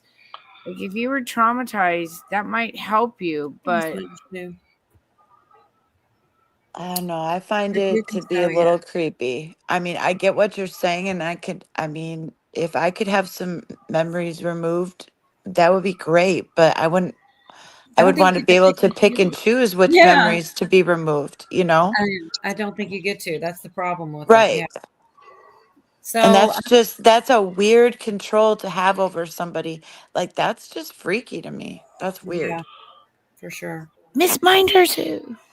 Yeah, Somebody once told me that movie was Jim Carrey on a mushroom trip, The Eternal Sunshine of the Spotless Mind. Sounds And when you movie watch it creeped with me that in out. mind, it's weird. It was That weird movie creeped without me that out. in mind, It was a weird movie anyway. Oh, I'd Yeah. love Total Recall. Is it one of those movies that it get really, really high and get your munchies and you just one of those kind of movies and you don't get No, it'd probably weird you out. You'd probably have anxiety watching it. okay? I thought it was depressing. Oh, well then Jeremy, yeah, these guys know me. I'm very sensitive, even though I'm kind of weird. I get weirded out. Watching it sober gives me anxiety, so Yeah. Yeah, no, it's not a movie I did not enjoy watching that movie. I did not. That's why I'm just like, I think it's Oh, no, wild I saw that your message. Did you see mine? Sorry, y'all. I'm cross talking with Pootie. You should be Sorry, getting Just supposed to know there ain't one backstage. Yeah, there's not anyone backstage. Who wants to know? What I miss? Sorry. Somebody's asking if there's someone That's backstage. what- Check your messages. Check my messages. No, Pootie, but yeah, in a minute. I'm sorry. I got an email, and I think Pootie is talking about the same thing. Okay. Cola, do you mind if I share some breaking news? Go ahead. Yeah. So I'm on Richard Citizen Journalist Telegram channel, and he says breaking news: shooting at Jewish Museum in Washington D.C. Pam Bondi is on scene. We know 2 individuals, one male, one female, are dead. Both is Israel embassy staffers. Oh no! So there's a shooting in D.C. Oh no. So then that's going to start the whole agenda that, well, look, they came and attacked a man on our own. We got to back Israel, And then you're going to have the watermelon people and, oh man, they're going to be protests in Washington State again. No. Why would Pam Bondi be on scene though? She's not an investigator. She's an attorney general. Yeah, That's what why- I don't understand. Maybe it's who they snuffed out. Oh, wait a minute. You said it was embassy of place. Yeah, that's what they said. Wait a minute. So from the Israeli embassy? It was a Israeli or Israel museum in DC, and it said the shooter screamed "Free Palestine" before assassinating the diplomat. Oh no. Okay. Yeah. FBI and Pam Bondi are now on scene. Why would Pam Bondi be on an FBI scene? I don't get it. Pootie, why would you're the political guy, Pootie? I have no idea unless she just happened to be close. I guess. Because isn't she like the super cop? She's a attorney Yeah. general, isn't Yeah, she? she's a super cop. It would She's be like, it would be a national thing though. Yeah, now all of Con Inc. is gonna be beating the war drum. Now we have to kill every Palestinian now. Just watch. Yeah, but the AMP people have been activated on the West Coast, and they're still not giving up over here, you guys. You just don't hear about it as much. It's still going on in Seattle. It's mostly on the campuses too, like University of Washington, Oregon State, San Diego, shit like that. You know what I mean? Yeah, I literally live like 5 minutes from SDSU. Oh, so then you know what I'm talking about then. Yeah, they're very indoctrinated here, but at least we're not Portland, Oregon. Portland's bad. So, do you guys know who Albie Shore is? Yeah, isn't he? He's the one I was thinking he got sick too, didn't he? He did, in fact, with the same type of stuff. But he was also Kim's that's a guy. Yeah, he's been recently speaking out. I got a little bit of that too, if you guys want. But that's also Diddy's adopted son, Quentin. Exactly. Yep, he used to be with Kim before Diddy was. Exactly. You were in that coma in 2022. You had the liver transplant. You had the tracheotomy. You had all the Sorry, I'm always checking out that stuff that went on. Multi-system organ failure. Yeah. Have they figured out what happened yet? We will. In a new interview with Fox 5 New York, Al Bisher opened up about his new memoir, Do You Believe Me Now? And made some pretty serious accusations about Diddy, linking him to both his own past health problems and the mysterious death of Kim Porter in 2018, which he never believed was natural. Al said he's 100% sure Diddy tried to have him unalived in 2022, right after Al started speaking out about Kim's suspicious death. So you were in that coma in 2022. You had the liver transplant. You had the tracheotomy. You had all that stuff that went on. Multi-system organ failure. Yeah. Have they figured out what happened yet? We will. No, I mean, the doctors, medically, like what happened to you? Yeah, what happened? So because you just collapsed, right? Yeah. So, just mysteriously out of the blue, which we do talk about in the book. Yes. What that process is. It was the most expensive PR campaign against me to shut me down. If you actually knew what they did to me, there was a bounty on my head. There was a bunch of stuff. So do you think specifically then that Sean Diddy Combs or people affiliated with him did something to you that caused you to have multi-organ failure? I believe this to be the case, yes. Absolutely. Wow. My first time saying it. Are you concerned that he still has power outside of incarceration? Remember, I'm the only one who spoke up, and I'm the only one left alive.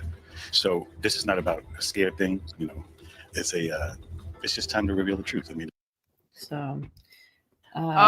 You know what? I have a feeling they're gonna pull him towards the end of the trial. I hope they do. He says he was subpoenaed, but then I feel like Tisa had proved that to not be true.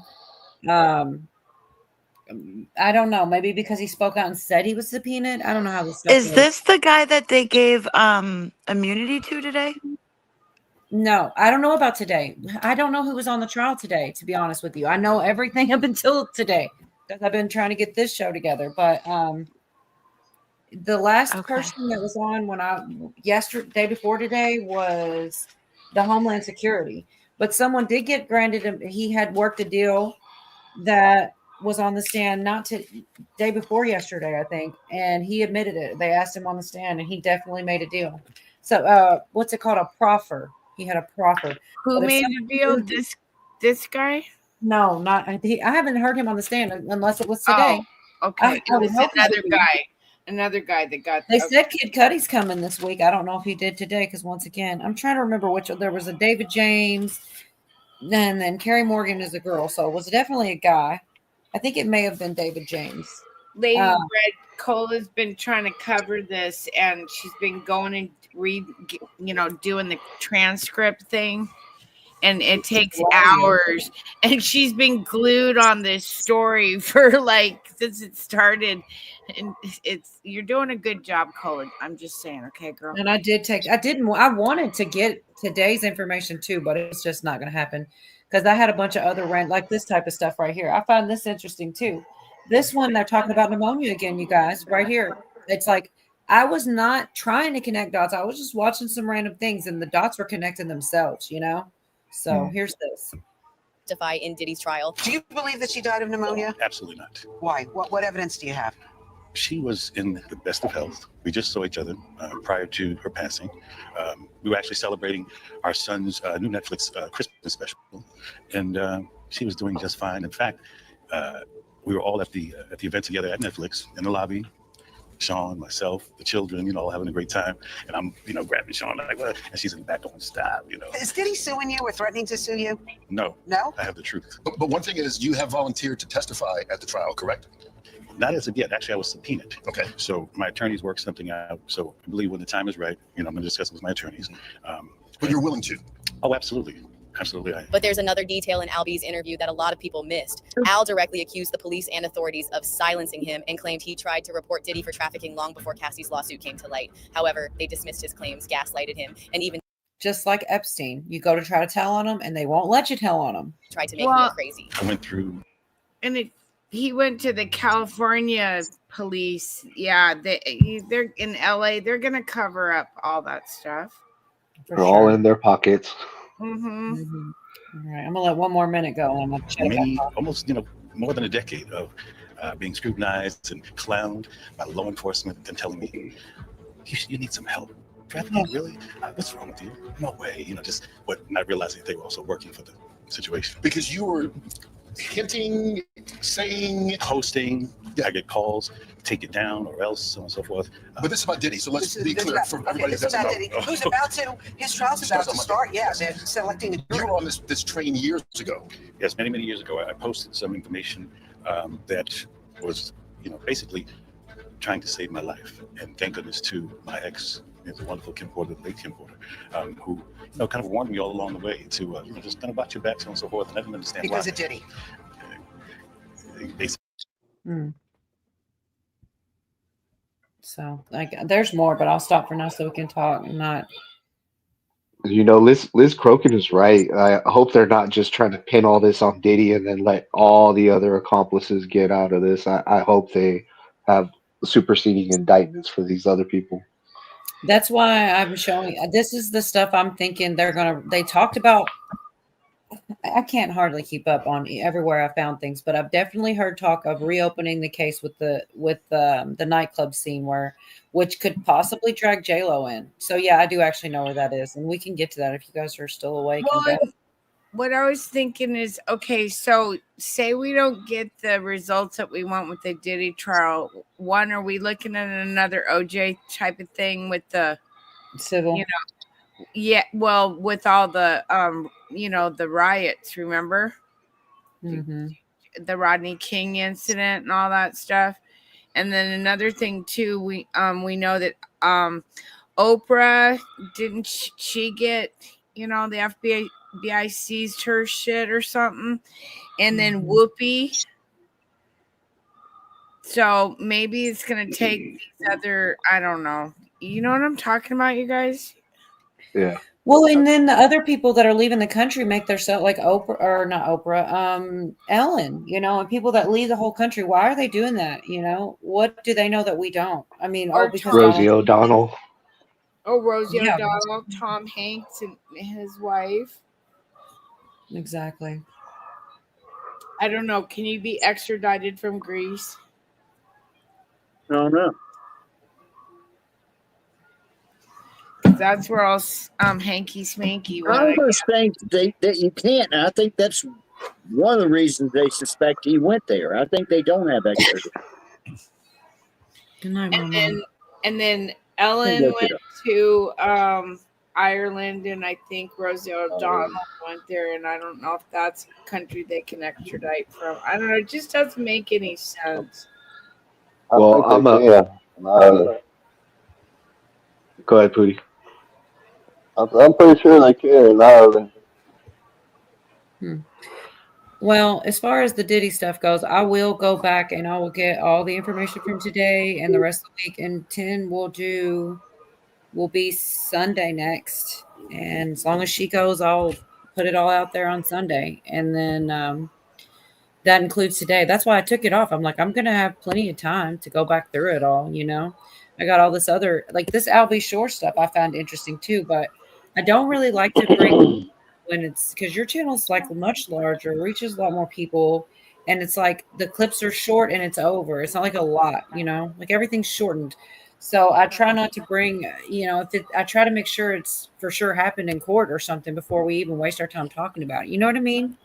Yeah. Like this whole LB stuff, this is what some guys say. I mean, he could be full of crap. I don't think he is, but it's not like any of it can be really, really proven. You know what I mean? Like he's saying this stuff. I believe him. I really do believe him. Yeah, you just got to trust your discernment on some of this stuff because there's no way we can prove any of it. We do have a bilateral extradition treaty with Greece. Oh. So, yeah, either way, that you could be extradited to Greece or vice versa. I don't know. Be charming. I'm a Q guy, so I think there's a lot more going on. I think there's a RICO case to take all these people down, and what we're seeing is the leveraging of the small fish to get the big fish. Well, that's what. But they're that's just saying. me. Well, if you even Q could take you down the avenue of all these operations to get these children and things, like it's not far off the mark. It's very similar things. This next little small part. What happened? Always people was walking around with tweets on. Remember that? Walking around with what, Pootie? The boot on. Oh, the boot, yeah. Oh, it looked like they had those Harlem cars. I know exactly what you're talking about. I don't know. They said that Covering about their him. ankle monitors.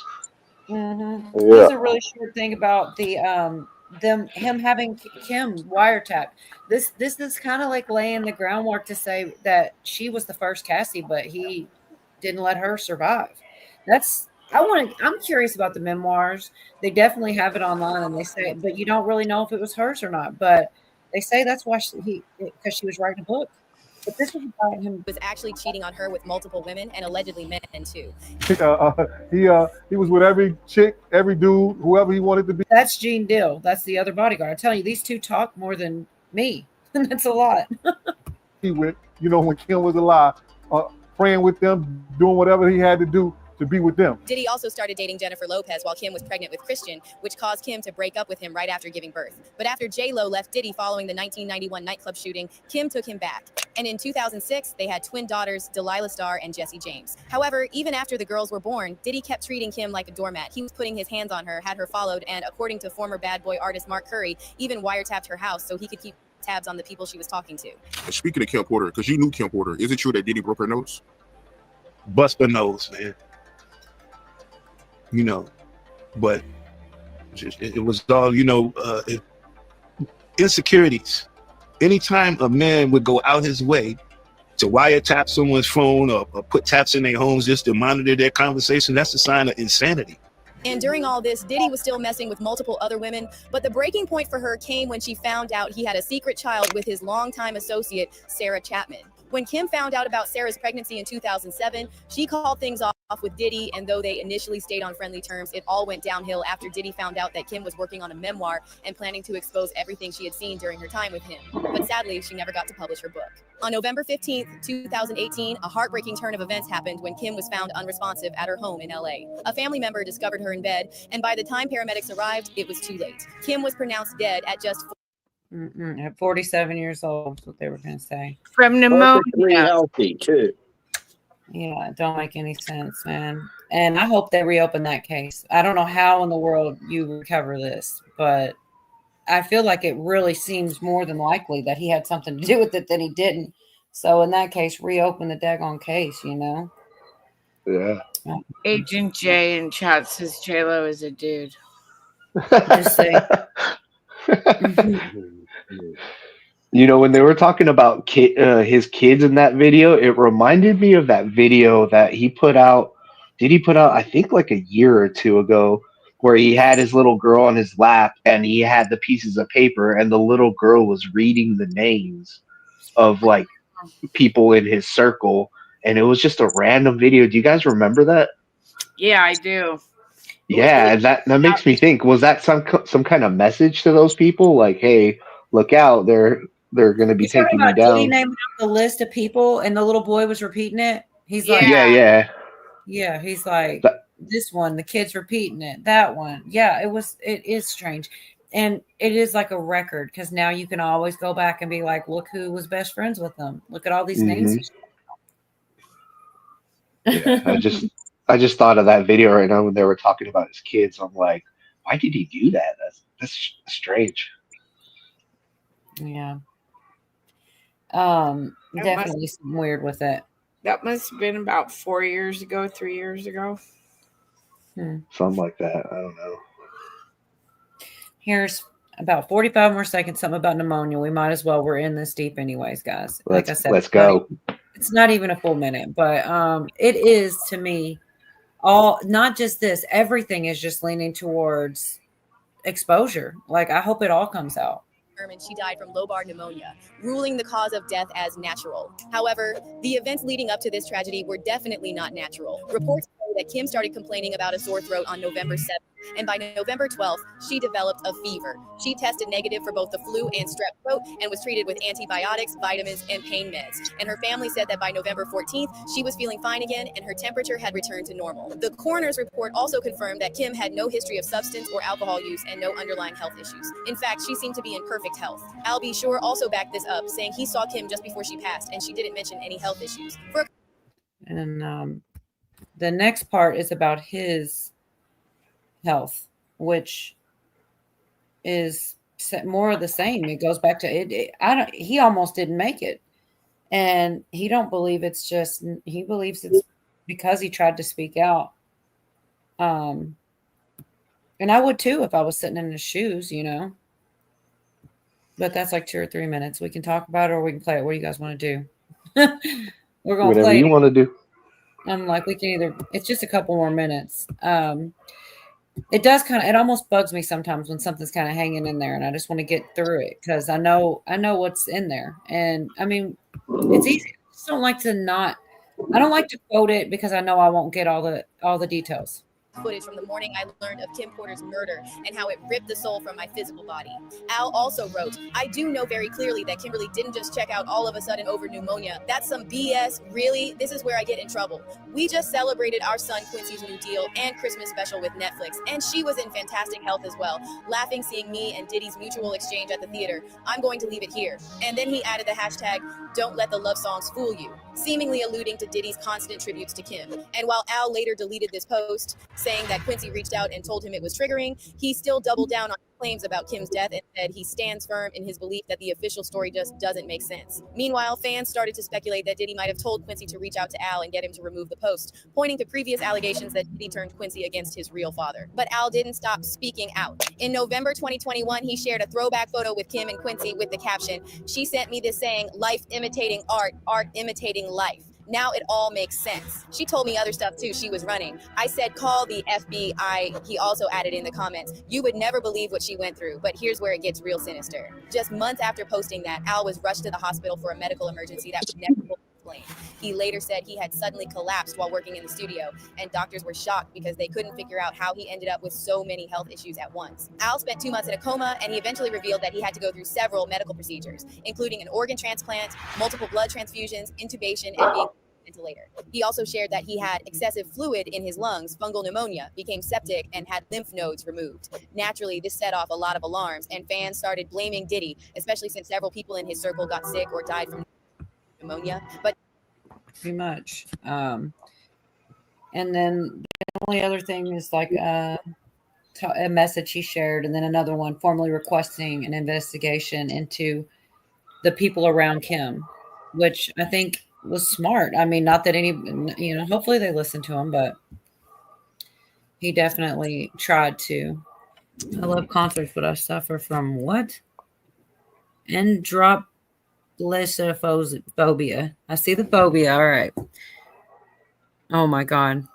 I can't. That must be the actual fear of concerts or something.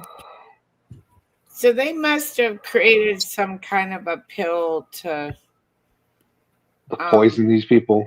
Yeah. Or what came to my mind?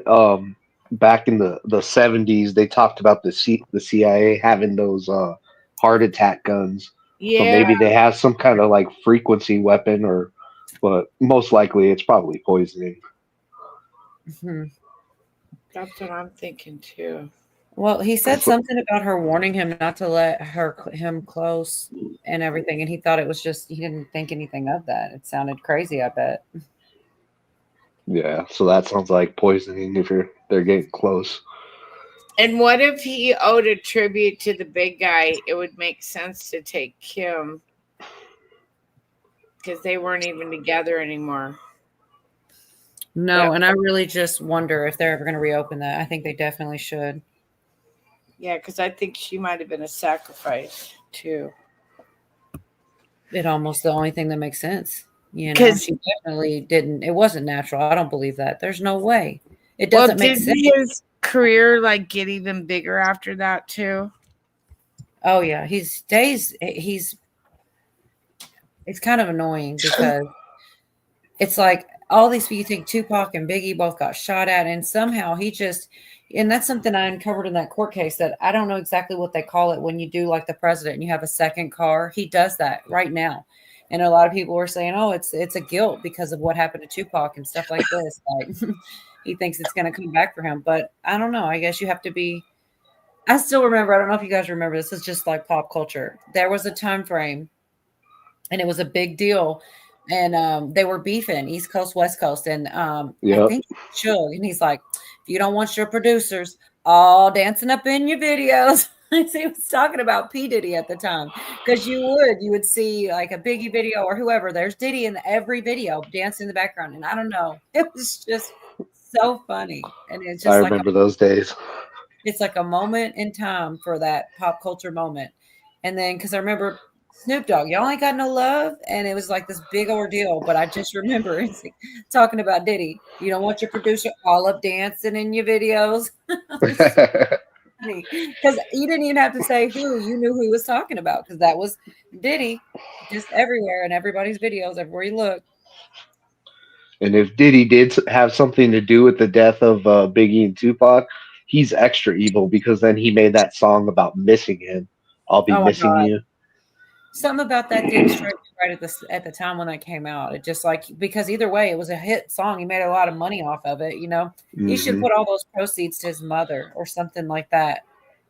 So this is off the, well, I was going to say it's off the conspiracy. Biggie's mom?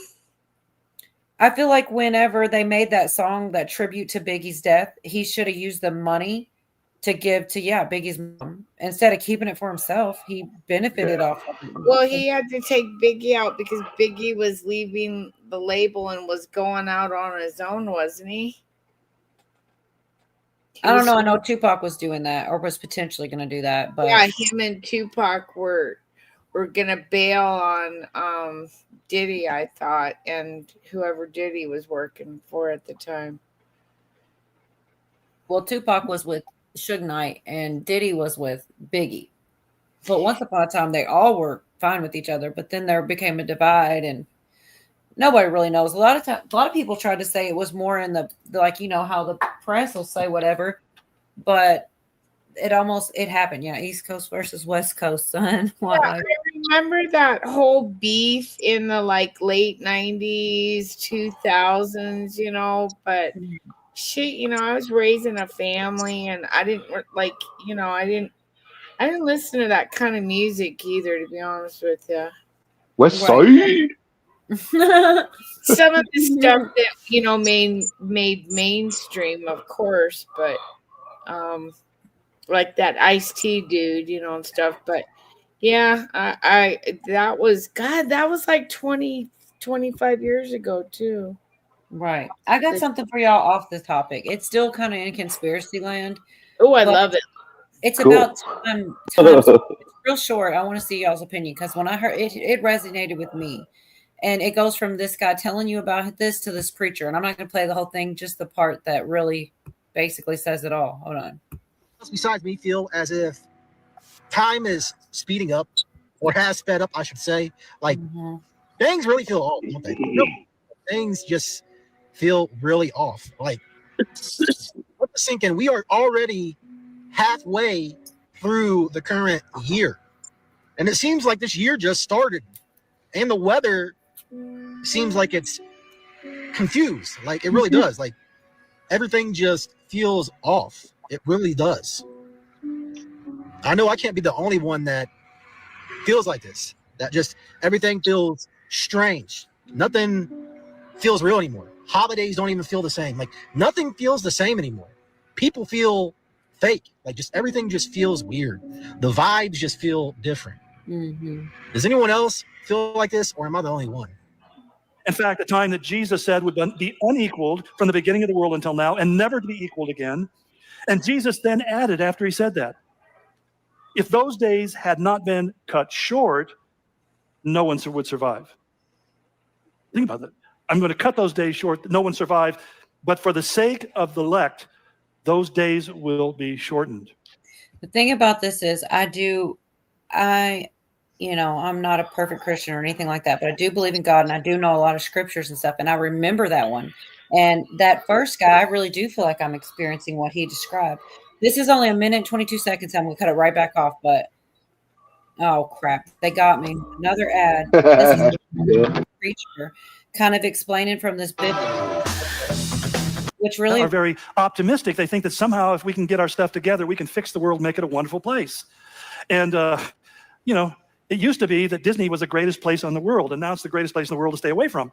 It has this natural degradation that goes from a state of order to disorder. It's one of the laws of the universe, the laws of entropy, the second law of thermodynamics. Things start off good and they go downhill. And that's what the Bible describes are going to be the trajectory of the last days. In fact, very specifically, Paul said in 1 Timothy 3, in the last days, there will be perilous times of great stress and trouble. Days that are hard to deal with and hard to bear. It's a thing where he says, I'm going to keep you from this time that's coming that is going to come upon the whole world to test those who live on the earth. Now, there are some people saying, well, that's just for the church in Philadelphia back in 1000 AD. But when we look at the historical records, we find nothing that aligns with something so horrific that the whole world would be subject. So that you have to either conclude that either it's not true or it's for the future. There's really no middle ground. He does go on. It's kind of funny. And he talks about how some people think the Bible is not hypothetical, metaphorical. And he said, if I try to tell that to my wife, I don't know. He made a funny joke, but I just ruined it. But I don't know if that resonated with you guys or not, but I feel like that is kind of true lately with the time speeding up. And then when you add that scripture to it, it does kind of make you think like, that could be what that right now. That's why, and it's like a test. Of course, we're all passing because we see the BS, but it still does. It wouldn't. That's how it should be too. It should be a greater number. Who's breathing into their mic? I keep hearing. Oh, You sorry. got those new headphones. Are you sure? I thought it was you, Pootie. You gonna blame Jeremy? Throw me under the bus real quick. You're gonna invite Jeremy and then throw him under the bus. It's him. It was this guy. No, but that did resonate with me, Cola, because he's right. It's like we're already halfway through this year, and it's already here in San Diego. It's been hot lately. Like summer's already here. Like the weather's confused. It's not even warm here yet, and it normally will be hot. So that's the weather. And when I noticed that, everything started to shift was when after the pandemic, like everything seemed off in the world after that. Like we went on a different timeline or entered a new dimension or something. That I've heard that so much, and I wish that it didn't resonate, but how do we know? Then you go into the Mandela effect, and if those are all different universes, then we've got a lot, And I'm from the Berenstein, not the Berenstain. If there's two universes, I came from the one where there was E's and I's and not A's and I's in Berenstein. Yep, I'm with you. I don't know why that bugs me, but I know it. And everybody's like, well, how come you know it? How are you so sure or whatever? Like, because when I was a child, I actually listened in school and they taught you I before E except after C. And so Berenstein was E-I-N. And it wasn't a C. So I'm like, wait a minute. And then I learned that different languages have different rules. And Berenstein was like German. And that's a big thing. So don't tell me I don't remember. I remember why I remember, and History sucks. I used to buy those books for my kids, and they were the Berenstain Bears. I know. I'm like, I used to read them. Yeah. I did, though. I really did. I remember that. And like I said, it stuck with me because I remembered that rule. And I was like, hey, wait a minute. This doesn't match your stupid rule you just taught me. And it's like, oh, well, that's a different language, And I To was be like, oh, honest with you, I didn't even really believe in the Mandela effect until that Berenstain Bear thing came around. And I went, whoa. and So now, I know that's not right. Oh my God, that was so crazy. I remember the first thing I wanted to do was go find a book because I just knew if I could find one, it would be with the E. And they all say Berenstain. Yeah, and then you want to throw them. Yeah. You're like, that's not what happened. I know. But yeah, so the timeline thing, maybe so, because it is faster. I don't know. There's also the thing that we're all getting older, So they say when you get older, time goes by quick. The guy with the monocle, Garrett, there's so many of them. And I don't know. I can't, I'm not even going to stand on that ledge because I feel like that made sense. He had a monocle, but I wouldn't like swear to it like Berenstain, And the Ford logo has a little squiggly line in it now that I'd never remember seeing. Mm. In the last probably 2 years that I've talked about, they've been skimming off time, and they did it on our devices because the atomic clock was reading differently. And at the end of the year, we were losing like 7 minutes for like 2 years in a row. And right now my atomic clock says that we're behind by 1 minute right now. Versus behind. Yeah. Our devices, our computers, our phones, everything that we look at our time. Interesting. Yeah, and I noticed that a couple years ago. You remember that, Pootie, right? Yeah. Yeah, because I wanting to know why the hell that was happening a couple years ago. Remember, I'm the crazy one with the foil hat. Oh, yes, Cheryl Rich, the cornucopia there's so many of them. And some of them really are hard to follow, but when you really, Benjamin Button, I wish Wildlife, like I messed this one up. It's hard. I need a video on this one. But I remember, so it was Sally Fields. She had an accepted award and she said, you like me. You really like me. Oh, yeah. I remember that. That was so stupid. It's so dumb. I don't remember that live, but my aunts would always make these jokes and they would do that. So I heard it. Well, then The Mask, the movie The Mask with Jim Carrey, they put a scene in there and he did it the way most people remember. You like me. You really like me. And then, okay. So then you look the footage up and she says, you like me. You do, which doesn't even sound the same. Well, what makes it so strange is like 20 years later than that, she goes on a talk show, imitates it, and she imitates it the way everybody remembers it. I'm like, what? My brain wants to break, right? Because I remember that because I was a little kid and when I look back on it now, like she was my first she was like the first pick me girl that I ever knew or ever knew about. You know what I mean? Those one of those pick me. Yeah, because it was like, God, you like me, you really, really like me. That's like was she supposed to say that in her head and it just kind of came out because that was the dumbest thing for Sally Field to say. No, you're absolutely right. She did say it that way, and I actually was laughing at her as a child also. I thought it was really corny. Yeah, that was our joke during the Gen X thing, right? Yeah. It absolutely Hey, happened.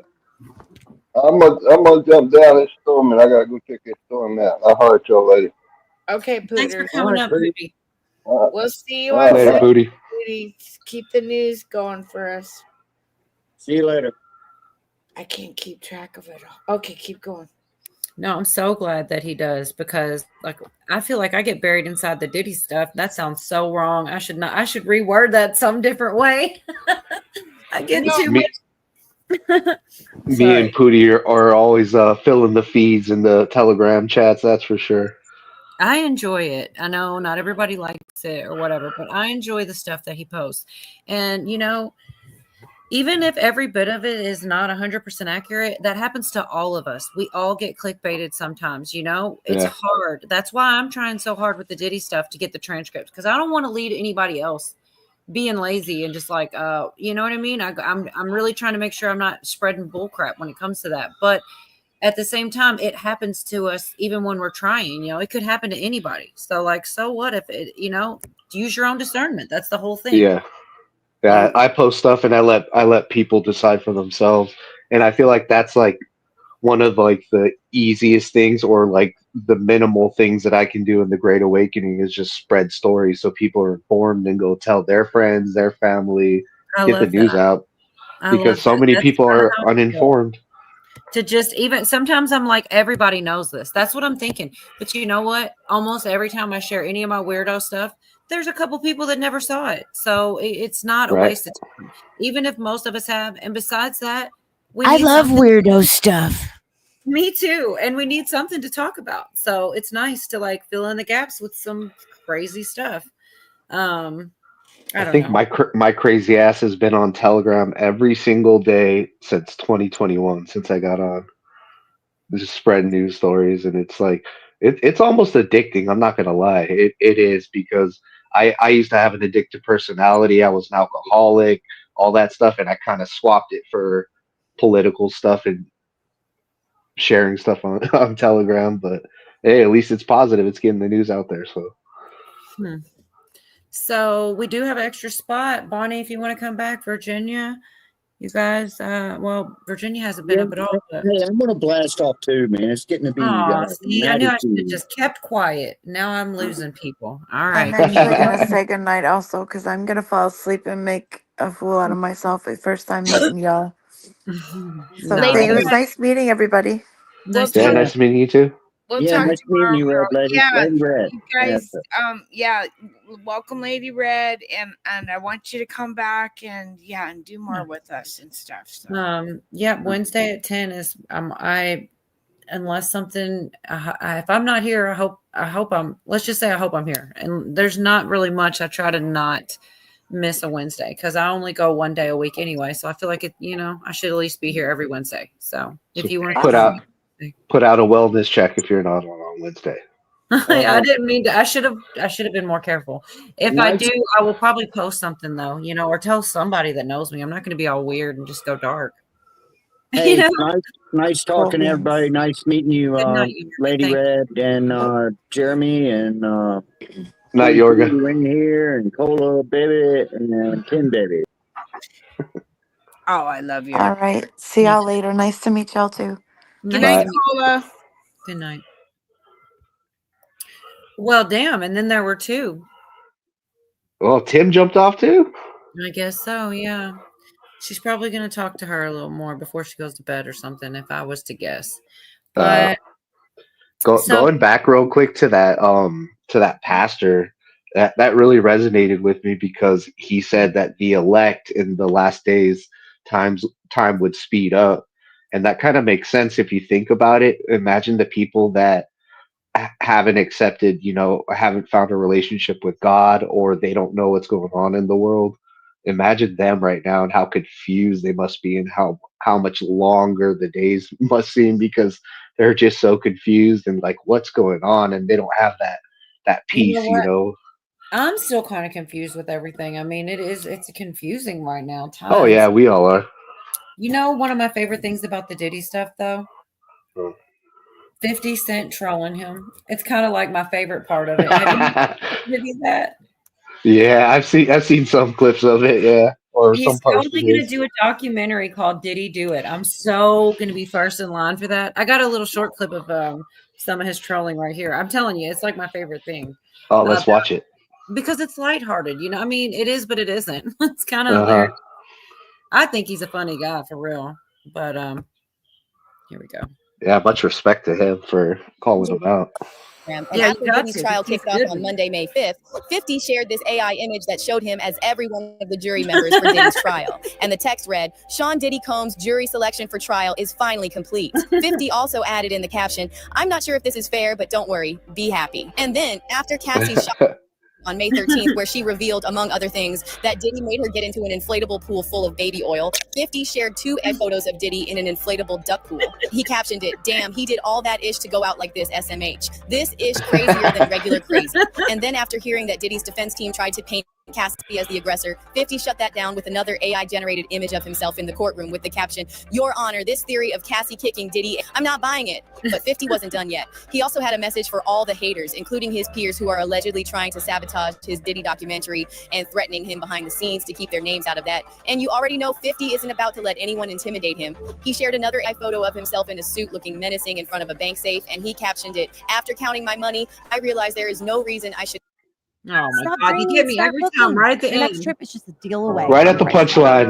Right when I was going to be done. Ever argue with anyone. If you don't like something I'm doing in the nicest way, F you. Now 50. If you don't like what I'm doing in the nicest way, F you. I love that. Master troll, love it. He's definitely funny with it. But this same video goes into a bunch of basically goes from him being one of the clean ones, into like all the gay stuff that was like in between. Like there's a lot of gay stuff that goes on. I mean, like there was the game, and then I don't know, French Montana, and I didn't follow any of these guys, but I kind of knew their names and knew who they were. 50 Cent was Yeah, big. you remember Mace? How he turned into a preacher? He probably saw that what was going on and was like, "Whoa, I'm not into that." Yeah, you can't. Good for him though, Yeah. I can't believe everybody dipped all at once. That's how it happens, though. Bonnie, look, I'm not going to sing. If we had those, if everybody else was singing, I should have done that. And isn't it kind of weird how quickly they had that documentary out on Diddy on Netflix? I haven't watched it, but I saw like right after all the raids happened on his houses and stuff, there was a documentary already on Netflix shortly after, and I'm like, whoa, that seems kind of quick. Yeah, I kind of saw where they were saying somebody was saying that they had started investigating him in 07 or 08. I'm like, damn, it took them long enough. How long were they Whoa. They probably had all the evidence. It just took an administration to actually act on it. You know what I mean?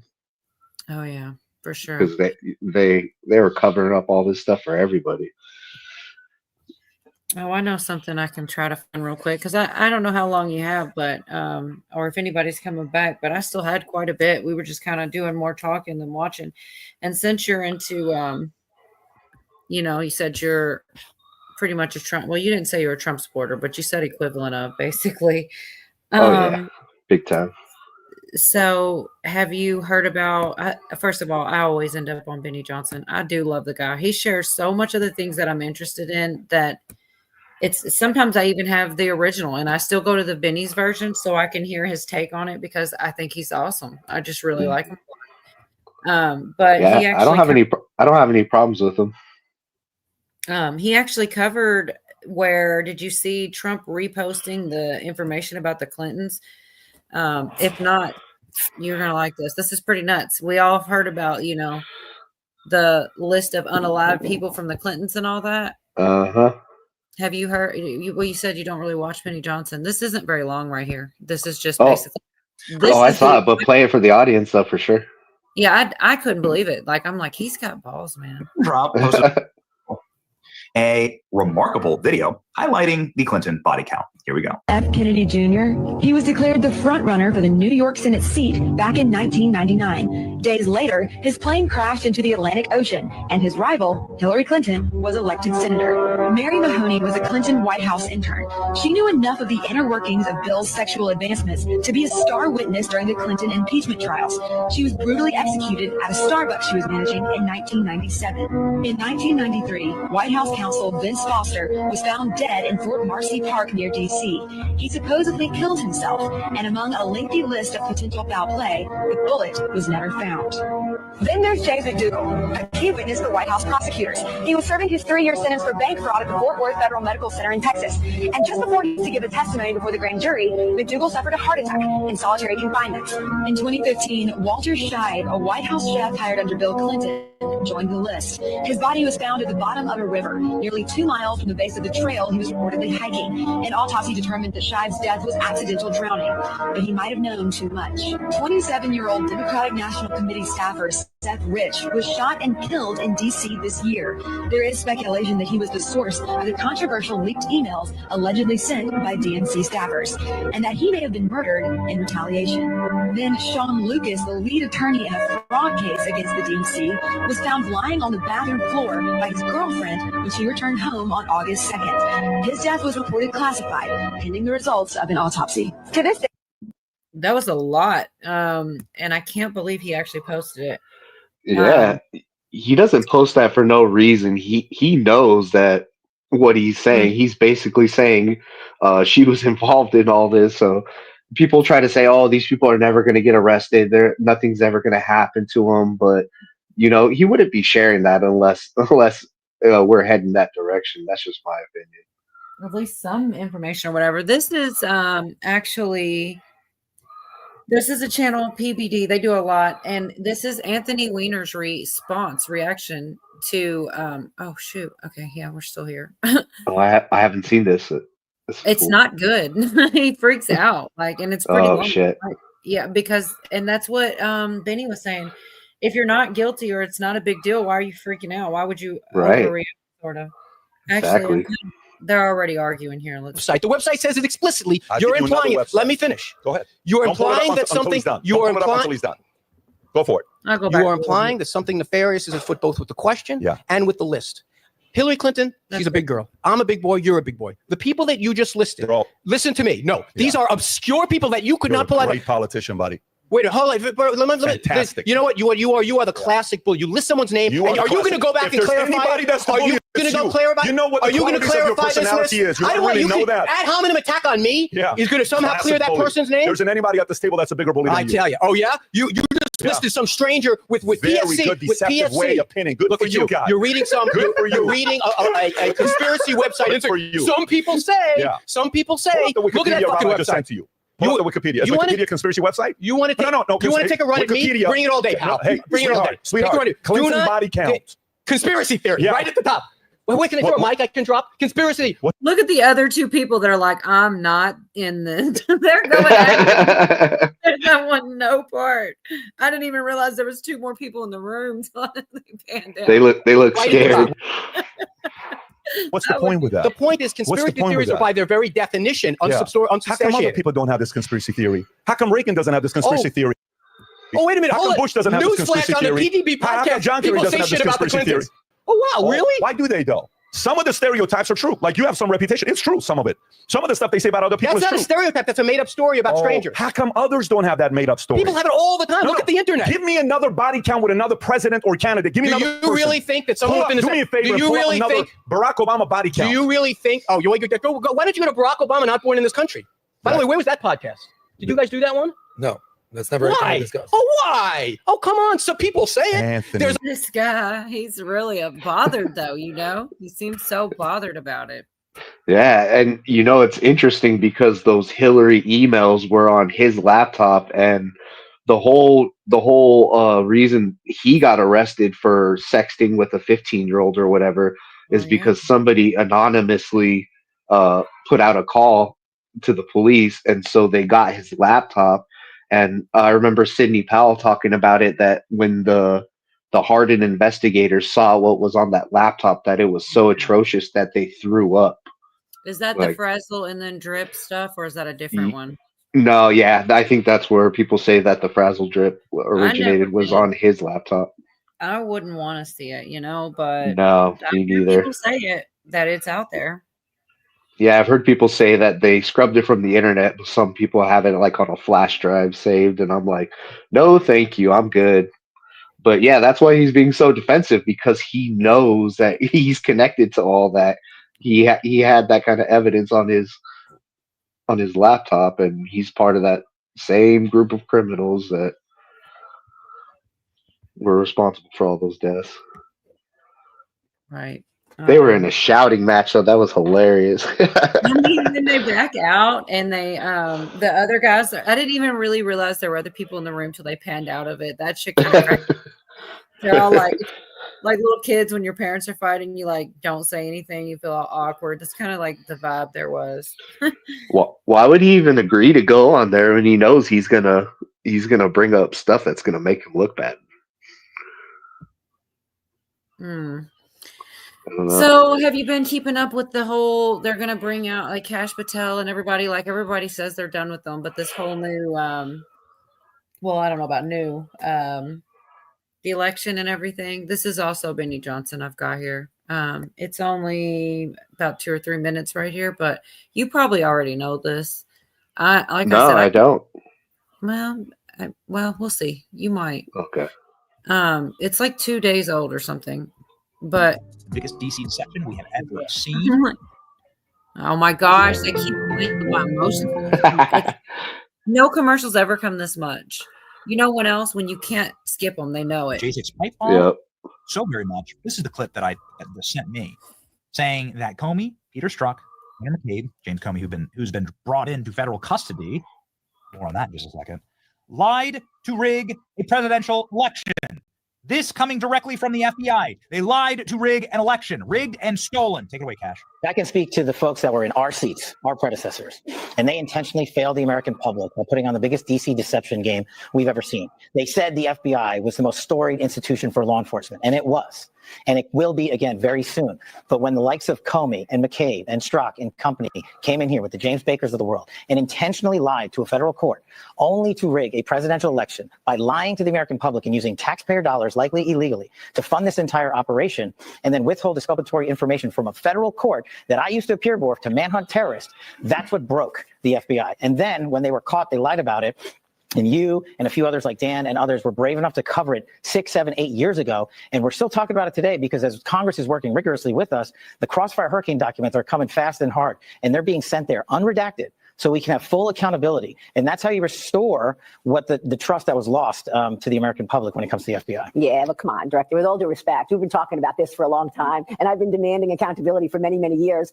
You mentioned Comey, Strzok, and the rest. They've got TV shows. They've got media platforms. They're fine. There's been no accountability. Well, look, it's a fair criticism, but what I will tell people is we weren't here in the FBI in the last 5 years when we had statute of limitations that were still in play, where we could have investigated criminal conduct. Most of these statute of limitations are 5 years old, and we will investigate criminal conduct where we find a righteous case to do so and the law and the facts allow us to. But a lot of it we're precluded from. So we'll take the criticism, and it's rightfully so. Like, could we have done more in the past? Sure, people before us could have. But what we can do now is continue to put out the documents and the information that these people withheld from the American public. And I'm just telling you right now, as much as we know about Crossfire Hurricane, he and I just found out more last week. And we're continuing to work with Congress to put those documents out. That's how vindictive and vicious the former leadership structure here was. Not only did they bastardize the FISA process and lie to the American public, they withheld and hid documentation and put it in rooms where people weren't supposed to look. And it's a good thing we're here now to clean it up, and you're about to see a wave of transparency. What do you mean?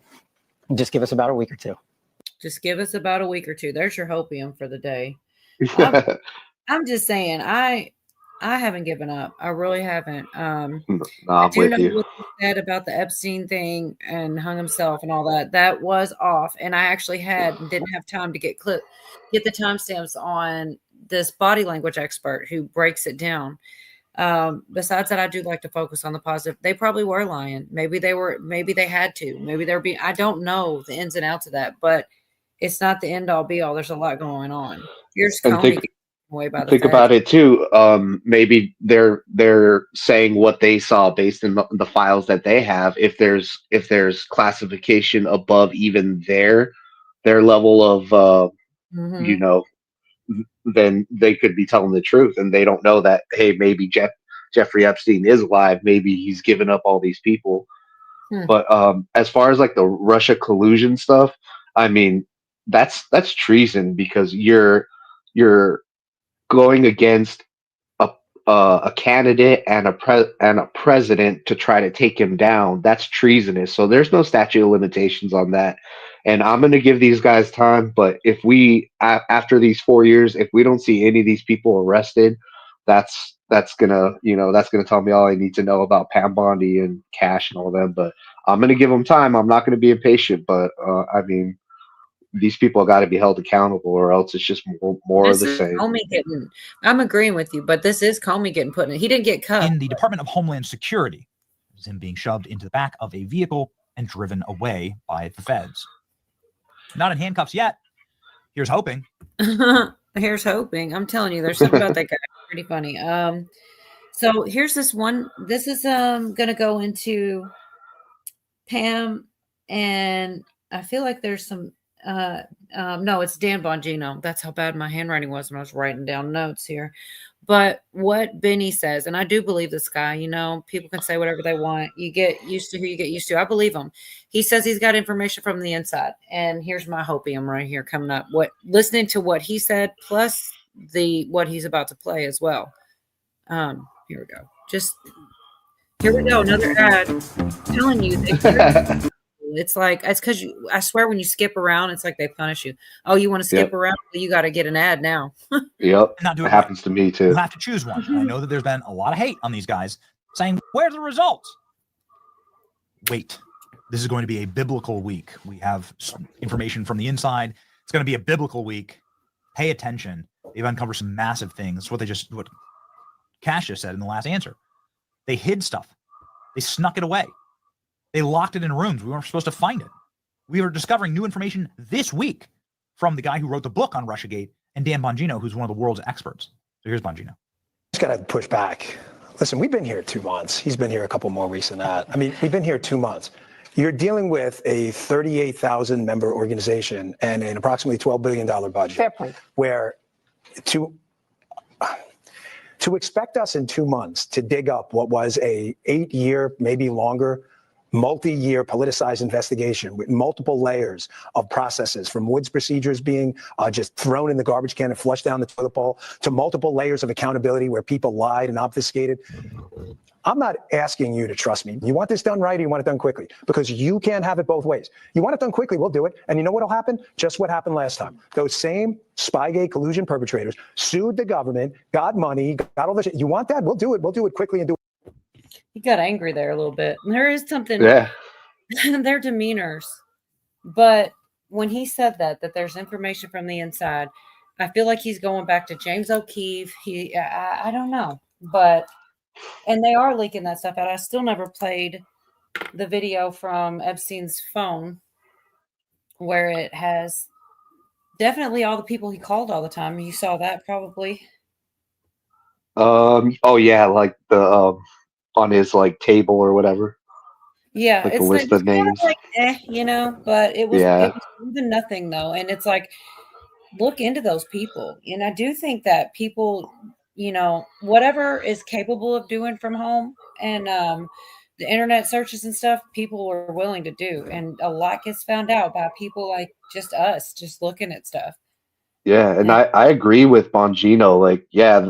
They're only there 2 months, and you want it done right. You don't want it done quick, because the people that they're trying to take down, they're smart. They know how to get around this stuff, and it's and the direction that we're heading is already a way better direction than we were. Oh, yeah. We're seeing judges getting arrested. We're seeing congresswomen getting arrested. We didn't see any of that in the past. It was all just words and reprimands and.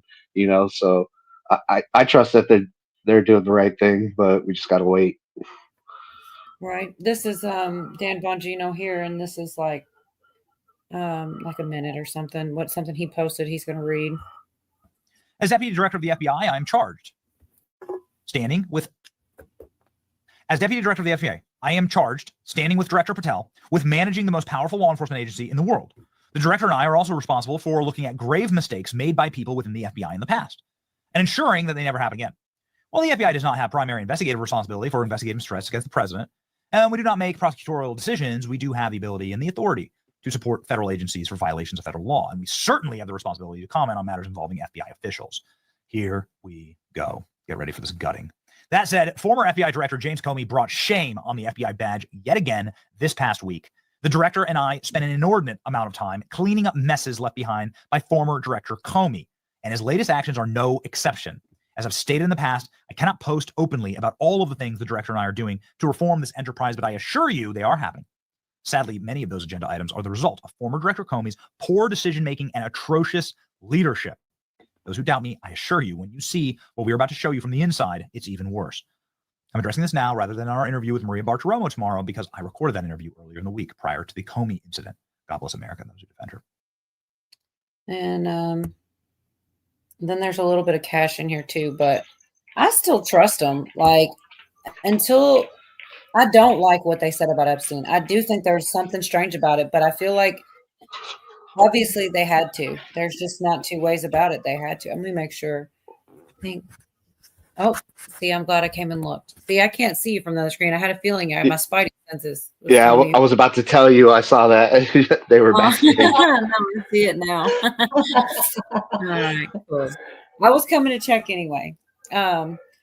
But yeah, this is a little bit of Dan Bongino and then cash. And this is my little dose of hopium, Virginia. This is where I find my little hopium, these little tidbits. Because I do, but it's short. I do have hope, though. It's not hopium. It's actual hope. Because I would try to focus on positive things that are happening instead of just negative things that haven't happened. There's still things happening. And Yeah. I feel like it's got to be a hard job. I would not want it, But anyways, I'm just going to. Real quick, Cola. Isn't it interesting that they keep mentioning James Comey, but the last FBI director was Christopher Wray, and nobody's talking about him? Yeah, what That's kind happened of is- interesting, right? Well, they're going into some of this. Well, they definitely, I don't know if I have it on this one. They were definitely going into some of the J6 stuff. And that's where Ray Epps comes back in, right? With the J6 stuff. Mhm. And they're coming with that. If it's not in this one, it's in another one. I don't know if I have it right mapped out or whatever, but this is some good stuff here, I thought. Bongino wants to get to the bottom of it. Bongino saying, oh, yes, there were feds in the crowd, and there's so Yeah. much more that you don't know yet. Get ready. Okay, my bad. Feds in the crowd. They're talking about it now. Exactly. The handling of J6. This is to me a big deal. Yep. Grand Crap. Canyon University You offered nearly played with 100. me.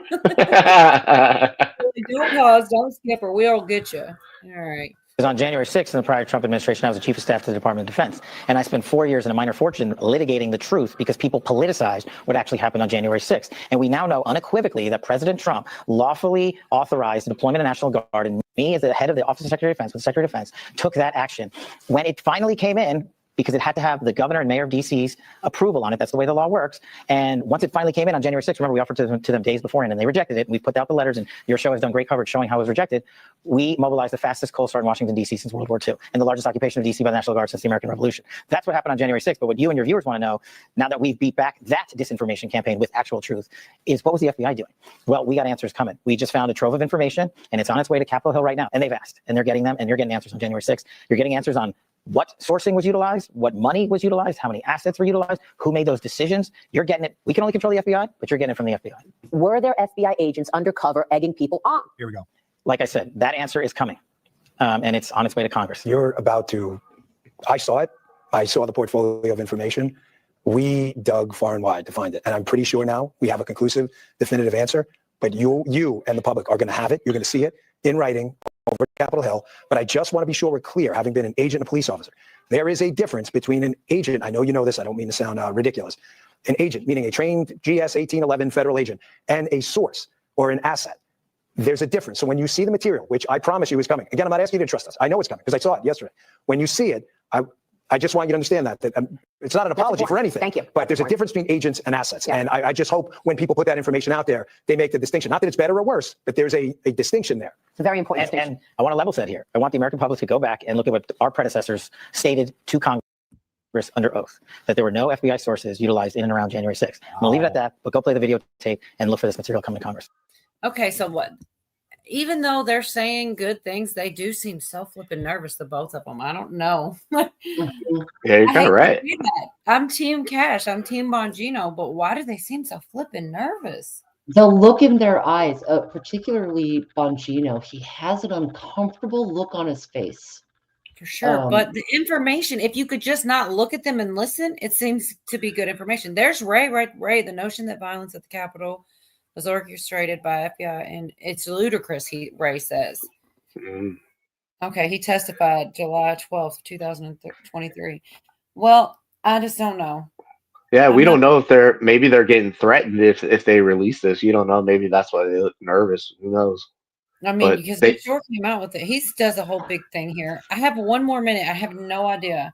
Gallows and pipe bombs. Oh, there we go. I was going to say they need to release the pipe bomber too. Well, then that's what this must be. If they didn't say it there. Okay, let's get closer there and hear what this is the last of it. But I definitely marked it for a reason, I'm sure. I think it was exactly what I read out loud there. Who was directing him to do what? He was a Fed. Let me just tell you straight up. The pipe bomber was a Fed trying to create a narrative, much like they built the gallows. So, ladies and gentlemen, Bongino on finding the pipe bomber. Let's go. But you promoted Stephen Jensen, the architect of the FBI's overzealous January 6th investigation. I want the American public to realize what we did. That man was in a position where he literally fought back against the machine who was saying, we want to politicize this event. We want to politicize this event. And at the end of the day, remember, Maria, there's a chain of command here. So you can fight back your chain of command to a certain degree before they fire you. And Steve Jensen and other folks were promoted because they embody what the American public demands of FBI agents. To get to the bottom of something like January 6th in the pipe bomber case, for example, you need three things. You need people, you need information, and you need people with information. I'll allow the public to put that together and just wait, and you'll see. Nothing we're doing, nothing is by accident.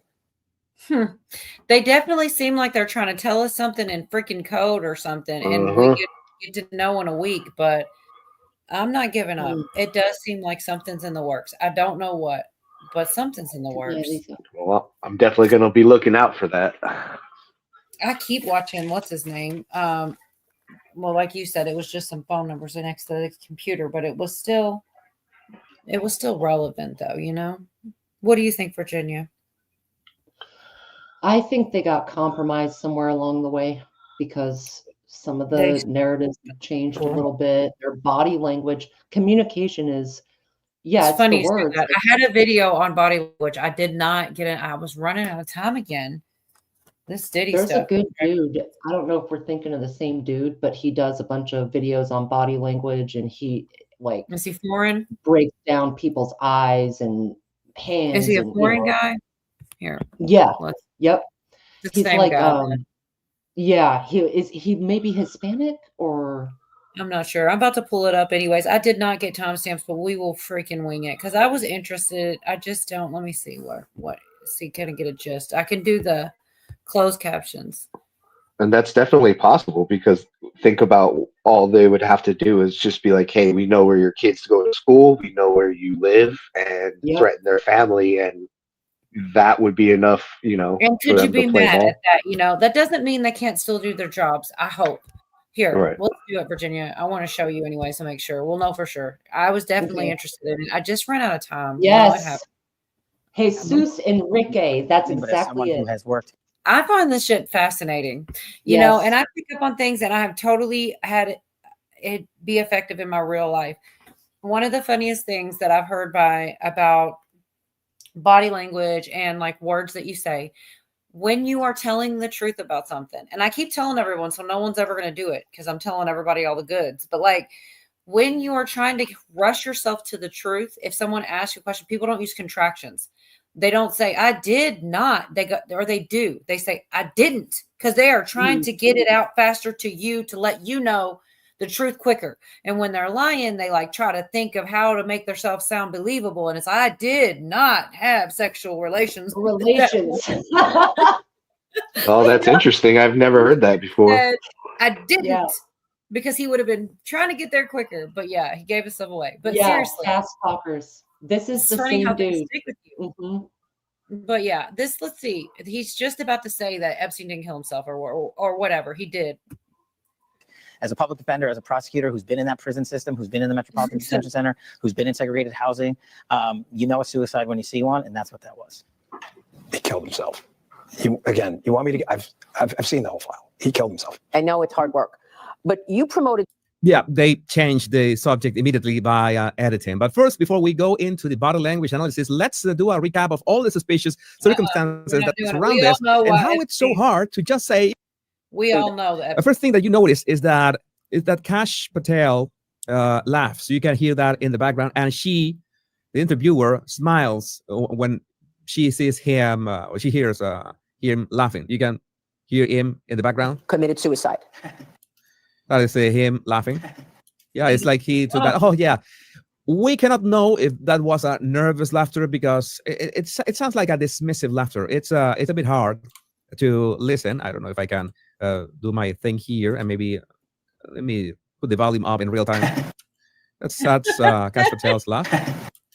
Maybe it's a dismissive laughter. Maybe it's a nervous laughter. It would help if we could see his face, but at that moment the director decided, no, let's keep the camera on the interviewer. No big deal. We can move on. People don't believe it. Well, I mean, listen, they have a right to their opinion, but as someone who has worked. You know, one of the most diabolical comments I ever saw in a chat about this guy was, I don't trust anyone that can't look me straight in the eyes. And I swear it was a slight at his little bit of a lazy eye. But right. He's kind of a shifty eye. And I was like, oh, that's really messed up. But yeah, now I can't not notice it because those comments are diabolical sometimes. Well, anyways, it's a lot. And I wish that I had already, unless you guys really are interested, I'll just go back. I mean, keep going for a minute. Like this guy, Jesus Enrique, he's got like 3 or 4 channels and he breaks down body language and looking at people's eyes. That was a really good point he made about, did you hear him laugh before you? Oh, yeah. It was something. Yeah. You know, those tiny little cues. Like I love this channel. And yeah. And I've learned a lot about micro expressions too. Like that's a thing. You don't mean to, but they slip out. And so, you know, look at him raising his eyebrows right here. Yeah. He's as a public defender, he's raising his eyebrows. That's a defensive stance. That's a convincing, you know, if I open my eyes bigger, you'll believe me. It's very interesting to watch this. Yeah, there's like grooming when you play with your hair, and when you purse your lips, you're like holding in comments. There's a lot of interesting things. I've definitely learned some things. If you lean away from someone or lean towards someone, like you might lean away if you're out of visceral disgust, but it's like you don't say anything. You might not, you know, you might be laughing and having fun, but you're leaning away. You know what I'm saying? Right. Absolutely. Exactly. Same thing. I think that saying, like, for so many people that want answers about these heinous crimes and want answers to what happened to Jeffrey Epstein and all the ones who were, you know, under his favors, saying that people are entitled to their opinions is a bit arrogant. It's like, oh yeah, people are entitled to their opinions. They can have a better way. A better way could have been like, I can understand all the doubts and all the circumstances that I was reading, that people have their doubts regarding all the circumstances, but I can assure you, like, the way that he started was dismissive. Okay, I need to be dismissive about this right out of the gate, not even recognizing the fact that there are so many questions and it's a very suspicious case. So that's how he decided to start. Well, I mean, listen, they have a right to their opinion, but as someone who has worked as a public defender, as a prosecutor, who's been in that prison system, who's been in the Metropolitan Detention Center, who's been in segregated housing. Notice that he is really not answering the question. He is citing his background. He is citing all that he apparently knows about the case. One thing could be, the only thing that could save him in all cases is that he's citing all this knowledge, because all this, you know, errors happen all the time with anybody. But we are not talking about any regular cellmate or prison or inmate. All right, that's one thing. And number two, if this is something that happens all the time, then well, this is truly a mess. And he could have said that. Okay, I am. Herdes chunky salsa. I saw Backwoods comment too, and he says either they're. Oh no, I lost it again. I don't know The Epstein case, but all the circumstances. It's something that happens in prisons all the time. Prisons are. It says, I'm not sure about it. Can they not say it this time, or are they sold out? Or were they thoroughly? They were okay. There is another option, which is probably unlikely, but maybe they were convinced and not manipulated or tricked or whatever. Bonnie's back. I'm so sorry. I hope you haven't been here long. Yes, God, I'm girl. so sorry. Thank God you're back. Welcome back. I'm back.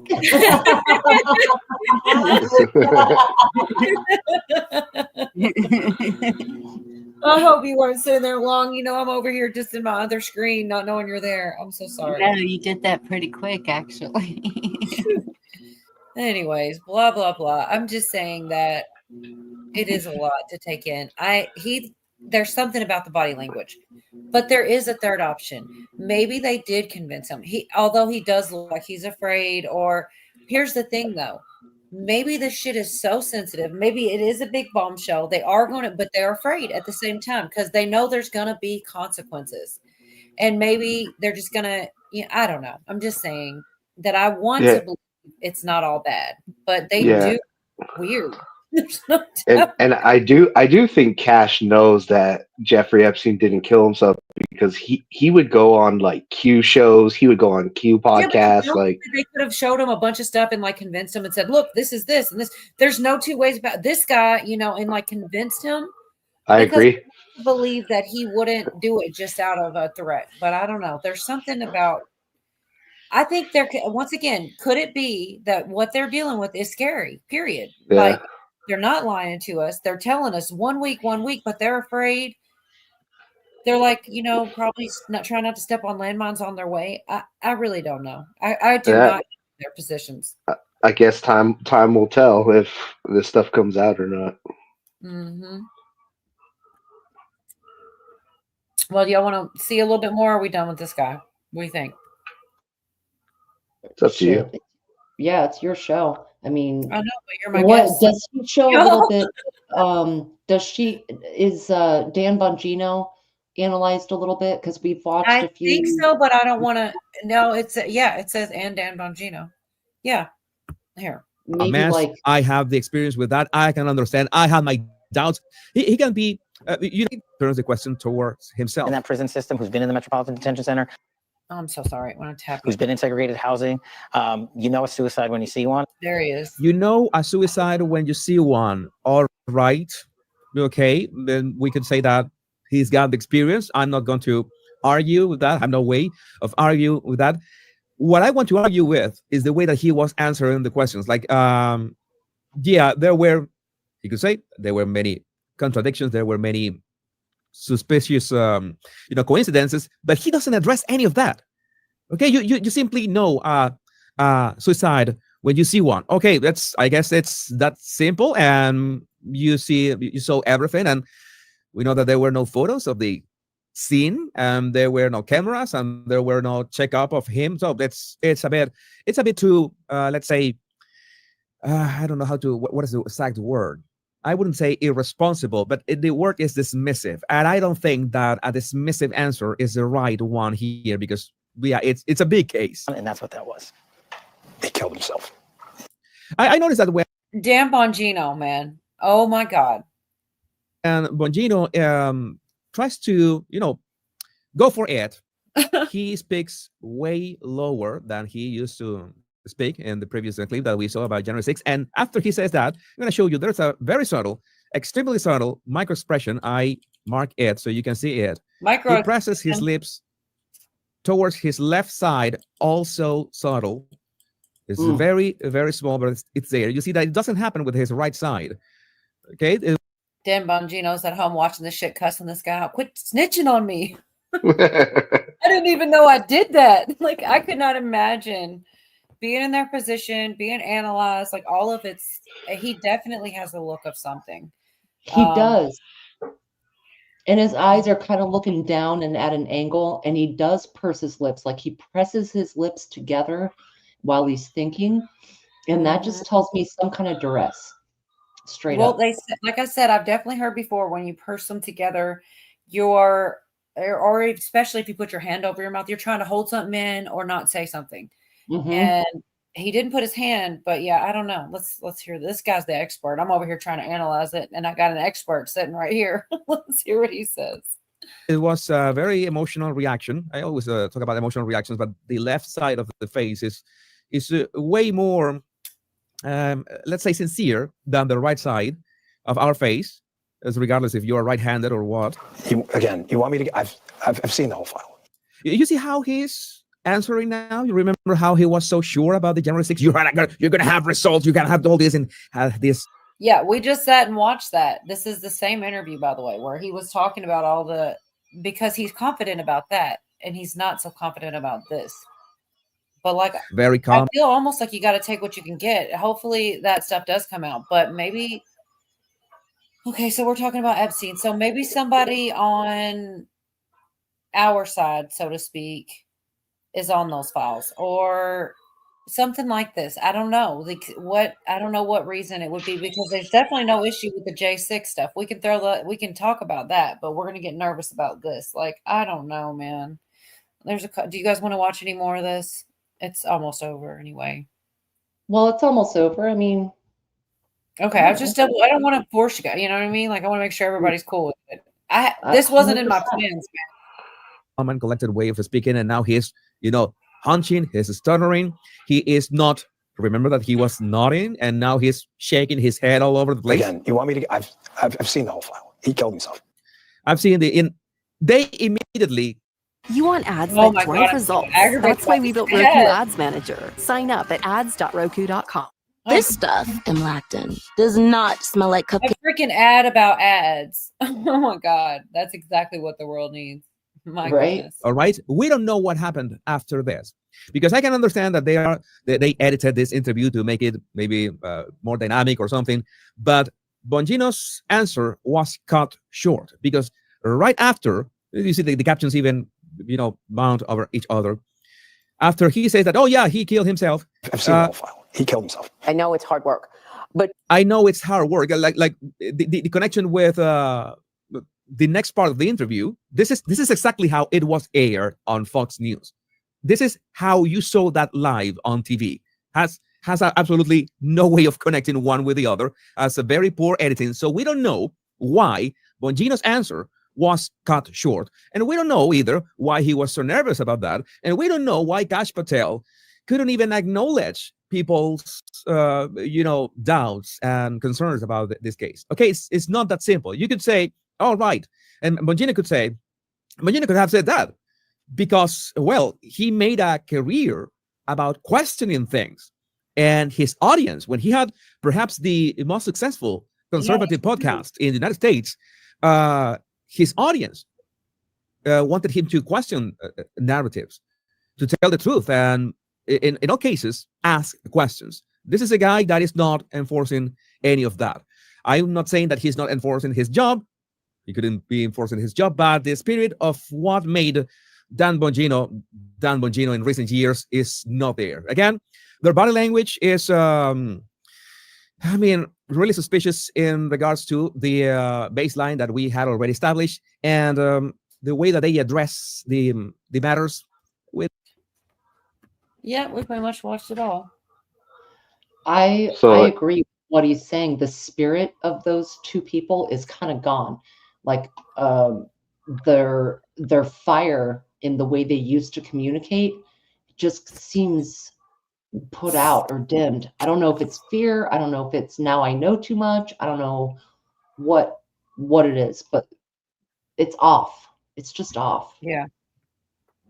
Yeah, it's I see it too. And it is what it is. I just hope, they're also in another breath, when they did seem more confident, they were promising us in a week all this transparency and a bunch of stuff about J6 and things like that. So I don't know. Hopefully, at least that half is true. In my opinion, it did seem like they were lying about the Epstein killing himself stuff. But then the question becomes: are they lying for a good reason, or are they lying for a nefarious reason? And I guess that's what we'll find out if they just end up burying this stuff, or if it comes out. So for sure.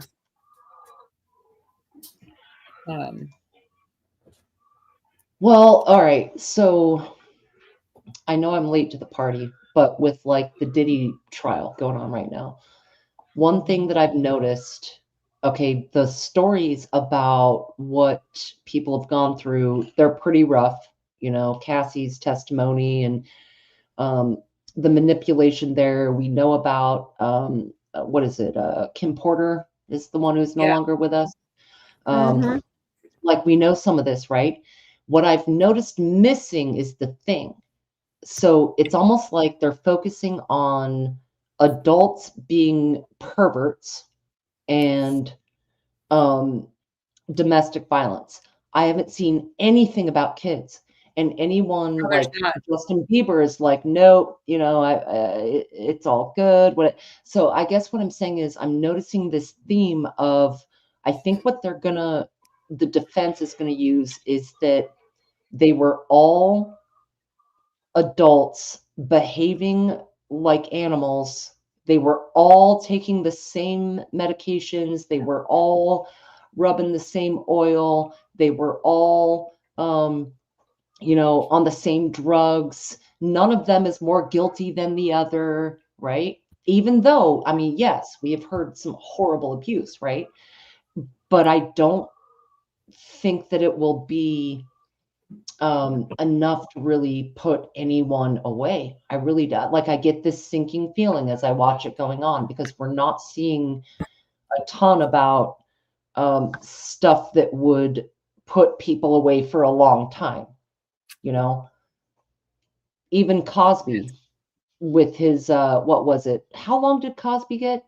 And it was like, whatever he got right back out again. This is like our day's Cosby. Well, and he did. I'm watching it so closely, Virginia. I really am, and I really, oh man, I've gone. Okay, they're convincing me. I don't know if they're going to try to do some shit that is, you know, but going by what they're doing, if they're trying to prove basically and they are, in my opinion, that it was like, okay, first of all, one guy explained it as, and this was somebody much smarter than me. Well, he explained it as the first part's already done for them. He already know he owns an enterprise. He has a clothing line. He has a liquor line. He's like, so that's already established. The only thing left now is to establish that there is an offshoot that is criminal in nature. It doesn't even have to be the whole thing. So I know, and you guys know, we all know that they did so many different illegal acts. And I'm not talking about just Diddy, his quote unquote enterprise. They got girls, sex workers, and they bought rugs, and they'd actually make sure that their employees bought the rugs. That way, if it was some kind of shiesty thing going on, they only have to trust their guy, you know, their one employee, whatever. And they pay back in cash. They don't put it on the books. And there's all kinds of shiesty stuff going on all the time besides their actual business. So like the guy said, the first part's done for him. We already know he had an we already know that he ran a business, and now we just need to like establish that there was an offshoot of it, a small portion that was responsible for crimes. And oh my God, when you really get into this stuff, you have staff going and checking on her, bringing her food.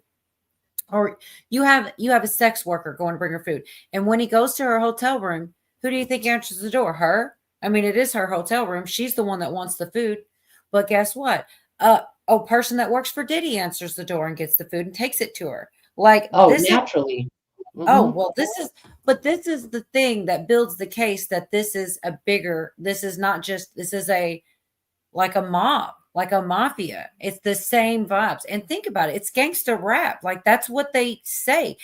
He's trying to live the life of the rap song. And that is exactly what they're saying. Basically, he's responsible for having this organization / business / company, whatever, that are all in on this horrible crimes together and covering him up and helping him. He couldn't have done it alone, you know? Right. And I think, like I said, they've got all these different people, and who knows who else that works for him is coming. And they've already confirmed one. That's probably why he doesn't have co-conspirators, is because they're all signing deals to tell on him and not get charged themselves. You see? Yes. This is exactly like a mafia situation.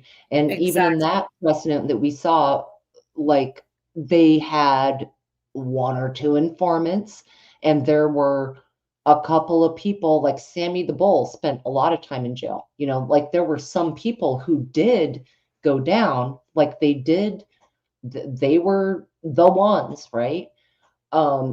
Right. But a lot of them were also on the informant level and kind of got through,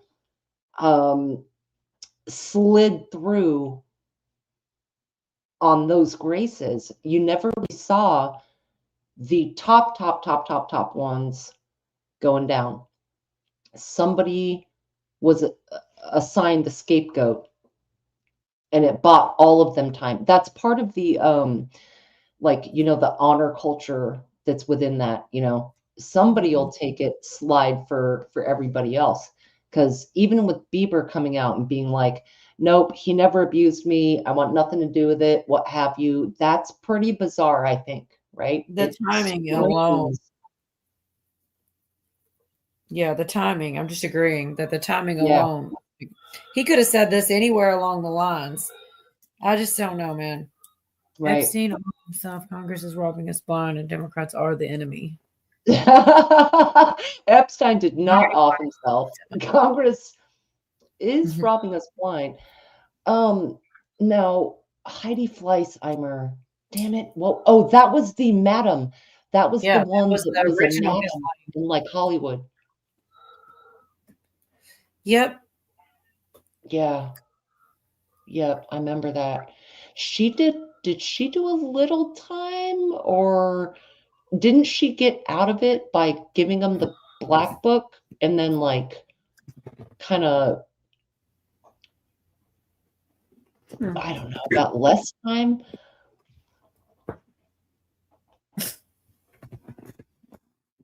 Okay, so look at Garrett getting deep. Wow. Virginia, I was going to say Virginia thinks it's a glitch in his programming. Absolutely. Garrett, I'm sorry. I know that she always says that, Garrett. Hit Control Alt Delete and close the game app, close the painting app, and get back to us with the turkey sandwich. So Benny Johnson did something else funny that I can't ignore. We always talk about it. Michelle Obama on Oprah and her white pants. But what he did with this background is he apparently got the freaking split second where you really see it the most, and it plays on loop while he's talking. So try not to be distracted by it while he tells you whatever he's saying, because it's like, I couldn't believe it, and I definitely laughed. We've already done it, but it's still kind of funny. He's adding. So this is what it looked like. Let's just have it. All right, this is what it looks like. And Ellen, famous for dancing with her celebrity guests, decided to bring on Michelle Obama, and many people were able to stop, zoom in, and enhance. Oh my God! They just wondered what was going on. All right, well, ladies and gentlemen. Oh my goodness! Since then, Obama hasn't done a lot to help herself, frankly. Michelle Obama says she's currently in therapy as she goes through a personal. I think she's trolling us, man, with the transgender man, and then this part. She listen to the thing. Yeah. Her book, Becoming Michelle. Like, Yep. what were you before you were Michelle? Like, it's some weird little. I think it's some of that predictive programming or some kind of weirdo elite joke or something. Just like Joan Rivers said. They all know. Not only did she tell on her, right? She's like, we all know it. Yeah, the reaction that they gave, she was trying to comfort them. Oh, it's okay. We all know. We all know. Yeah, like if it was common knowledge. It's getting creepy, man. This is You ain't pushing us right, out. though. We already know. And she's making little jokes on us. Like, we look like the crazy people. Like, did you see what she said? But nah, she's saying that, or he, or whatever. I don't want to get the pronouns wrong or anything. But yeah, I love Benny for covering this stuff. Even though it's old news, it's still freaking funny. I mean, it is what it is. Transition. I believe in that. I believe in couples. So listen what she says. Therapy. I believe in it all. Whatever works for you. And at this, phase of my life, I'm in therapy right now because I'm transitioning. Good. She's transitioning. She's playing with us, man. I'm telling you, it's a joke. Isn't that a weird? Her phrasing is all crazy. He's not saying. I mean, he's covering it, obviously, but Did you see that podcast when she was on with Marlon Wayans when she said that makes me happy personally as a black man? Yeah, he definitely plays that right here, actually. I think Good right job. Michelle Obama also says, as a black man, here goes. she really feels stuff right here in her heart. Talk, Marlon, a bit about, just so proud of how you are being a role model for dealing with a child that's transgender. Absolutely. And that's, that warms my heart, particularly as a black man, Okay, let's be fair here. She's talking with Marlon Wayans. Many people, it's just it's a strange way to say it. I can understand that maybe she's saying as a black man to Marlon Wayans, but she has this odd, meandering, nonsensical. Yeah. I thought the same thing. Like the phrasing was really weird. I feel like it's like I said, it's like an inside joke. Like they're all like, we're not supposed to be in on it. I don't know exactly, but right about here for some, let's see. This is about her podcast, this slide. But 1,000 views, 8,000 views, 7,000 views, 17, 5,000 views. This has been up 1 month ago, and there's only 5,000 views on that video. Okay. I'm sorry. But then they have some views, 650,000 views. How is that possible exactly? I'm trying to say, Vivian, right? This is a 49,000 dislike ratio here on the podcast. And, maybe all this is designed in order to get rid of Michelle Obama's digital footprint, which kind of looks like this, actually. In fact, this commenter saying, I wonder why this part of Michelle Obama's appearance on Ellen was the most replayed. The most replayed. I wonder. Well, now Michelle Obama's calling out Ellen. Trouble in rich lady paradise. Calls out Ellen for forcing her to do this on the talk show. I'm the first lady. I'm the first lady. So now Ellen's getting it from Michelle. Michelle Obama calls out Ellen DeGeneres. Yeah. Talk show stunt. Let's go ahead and watch, shall we? Here we go. All right. You ready? Yeah. All right. You guys count. This is another thing. It's like, I don't need to, do regular push-ups. I have nothing to prove, but I can do push-ups on my knees. I can do a lot of those. But you can do regular push-ups too. I can, but it's hard. I think my arm length, I don't go all the way down. In fact, who pointed that out was Ellen. Because it sounds my like first Ellen. term, she challenged me to a push-up competition. I'm the first lady, and she heard that I worked out, and she was that like, counts. So I'm on her show doing push-ups, and I did more push-ups than her, but she still says I didn't go down all the way. Well, that's not fair. Anatomically, I don't think I really can. My arms are very long. Yeah, and she's a much smaller person. Do you really want to talk? Oh my gosh! And she has shoulders like a linebacker. Broader than Barack. That's what he's getting at. You want to talk about anatomy. These people have no self-awareness. Do you really want to talk about your anatomy on the Ellen show? Is this where you want to go? Michelle? Is this what you want to bring people to? It's called the Streisand effect. Like, you can't say, don't look at this, don't look at this. And then it's just going to cause people to Google search Michelle Obama Ellen show. And anatomy. And this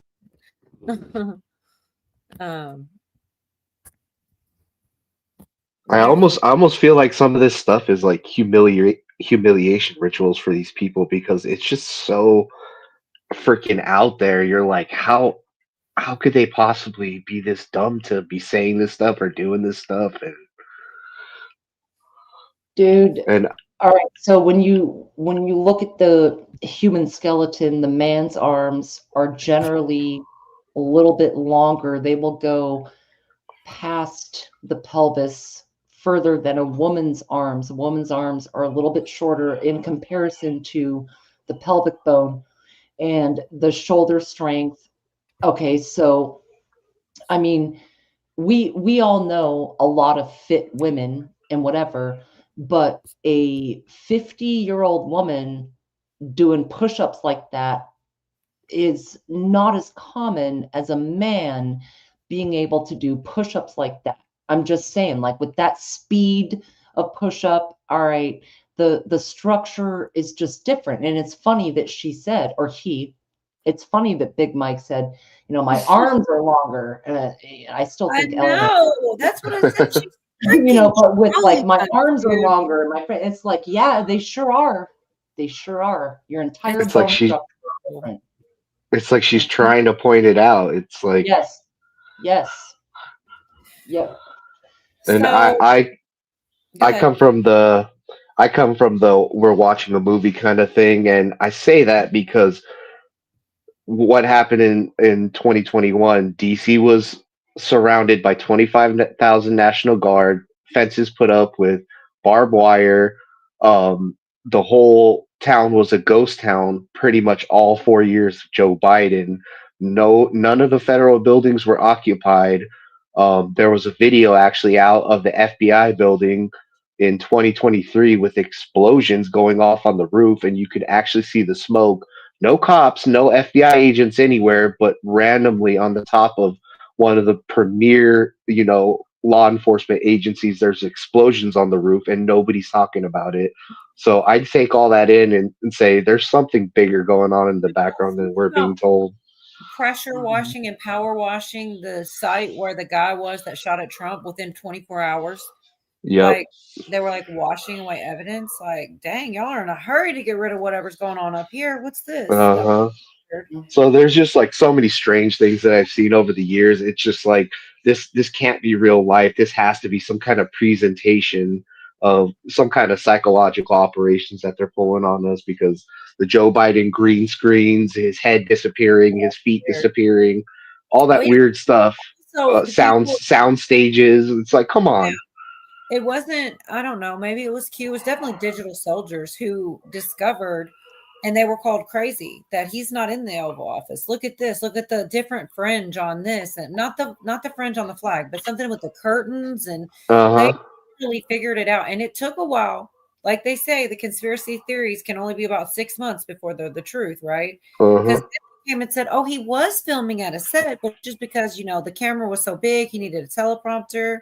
It's pretty strange, but like, that's what I mean about digital soldiers. There's some really cool information that comes out of people who just hang out a lot on the internet and dig for information and then share it, I think there's a lot to be said for it. But I'm going to play this last little minute. It's like Ellen fleeing, and then it has this clip of Michelle again. Almost sounded disappointed that people don't recognize her because they're too busy looking at their phones. And it's just like, just want to tell her to sit down and be quiet. This is what you're going to get. Ellen, for her part, has fled America and is living in merry old England at 67 and is now unrecognizable. Is forced to do farm labor and be rescued by a man. He said, ooh. In her lesbian relationship. Got it? There you go. Great. TDS, it's a lifestyle. Live it, kids. Got it? Okay. Well, careful what you wish for. Michelle Obama has wished for something for a very long time. She wished that people would pay more attention to her. She wished the internet would pay more attention to her and would watch more clips of her on the internet. She goes on and talks about it. People here of all ages who are trapped by their phones. And when you talk about us being disconnected and not talking to each other, I am not out in the world like a normal person anymore. But when I am, people don't even recognize me. You know why? Because they're on their phones. Nobody is looking at each other. I could walk right past somebody with a hat on, and I'm just a Black woman. She's so upset about that too. You can tell it bothers her. Yeah. Quivering. Yeah, I do wonder why Ellen just left the country like that. Like, sounds like you're guilty. Why would you do that if you weren't guilty? Some crazy stuff, man. Crazy stuff in Hollywood. And there was that weird stuff with her wearing that sweater with that from the movie Castaway, how it had that red handprint on the volleyball. God, she wore Ellen. Ellen. Yes, Ellen. Yeah. And there were like a handful of other celebrities that could find it on their clothing. It was weird. I don't know. Yeah. And then around that same time, Tom Hanks took a picture with Oprah Winfrey and somebody else. I forget who it was, but he was holding up a sign that says, "I can't talk. They won't let me talk," or something like that. And it was like the strangest stuff. I don't know. They were like sending codes to each other because I think that they knew that. Oh, and then don't forget Madonna singing about fried fish in her bathroom, something like that. I did see that one. Oh my God, no, we gotta find it. No, we gotta find it like tonight because it was right in the same time frame. Do you remember, Virginia? She said tonight. I saw her point her finger down to the floor. Tonight. I mean, because I don't know. Did you ever see it? It is weird. I don't know if I did. Everybody was speculating that she ran out of her chromochromes And it was like a code word that fried fish. Look, Indy's got my back. Fish? She I remembers. saw Madonna do that weird. You know, a little weird. Oh my God, I'm gonna have to I look it saw up. her do some diabolical things, but I can't remember fish. I don't know why. I just that I for some reason remember. I'm about to look. My search history is gonna be all messed up. Madonna fried fish. Mhm. It'll Look, be comparable to I Bonnie's. fish. It was already there. Bonnie's search history is whack. Here it too. is. It's 27 seconds long, 4 Yes. years ago. It's hopefully better I that can it's yours and not mine. What happened? Wait, what? Y'all talking shit. I'm supposed to wait till I leave the room. I'm still here. I don't know though how quick. Oh, see, I can't. I need a quicker refresh. I totally said I saved it, but I don't see it, and it's weird. But it was the exact same time frame. You know what? Let me You try. gotta find it now. We're all like. I already did. I just bated gotta breath. technology. You know math, me know technology. You know what I'm saying? Right. All right. Let's see. So, oh my God, this chick is nuts. So you would think that it would be in my history because I just looked at it on my phone. But what's funny is when it's not. I'm just saying.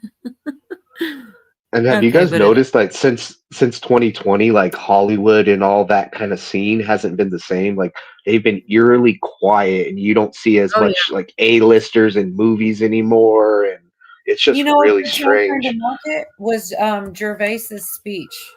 Yeah. All Mhm. those things, everybody started acting different. But here's y'all's fried fish. It's only a couple seconds, and it has to happen because it's so Love weird. it.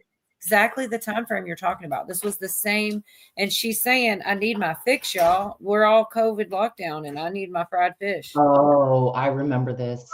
Fish, fried fish. Come on, road, I can go. Let's go eat some fried fish, fried fish. Because there's no more pasta. Oh no. So we're gonna eat some fried fish, fried fish. Yeah. Yeah, that's totally normal. I see people do that. Oh, and you know, pasta is a pedophile code word. Oh, and I forgot that part, but that's the beauty of the internet and the fact that it's forever. Yeah. It's like that. Boom. There's Madonna talking crazy talk. Right? That was Yeah, nuts.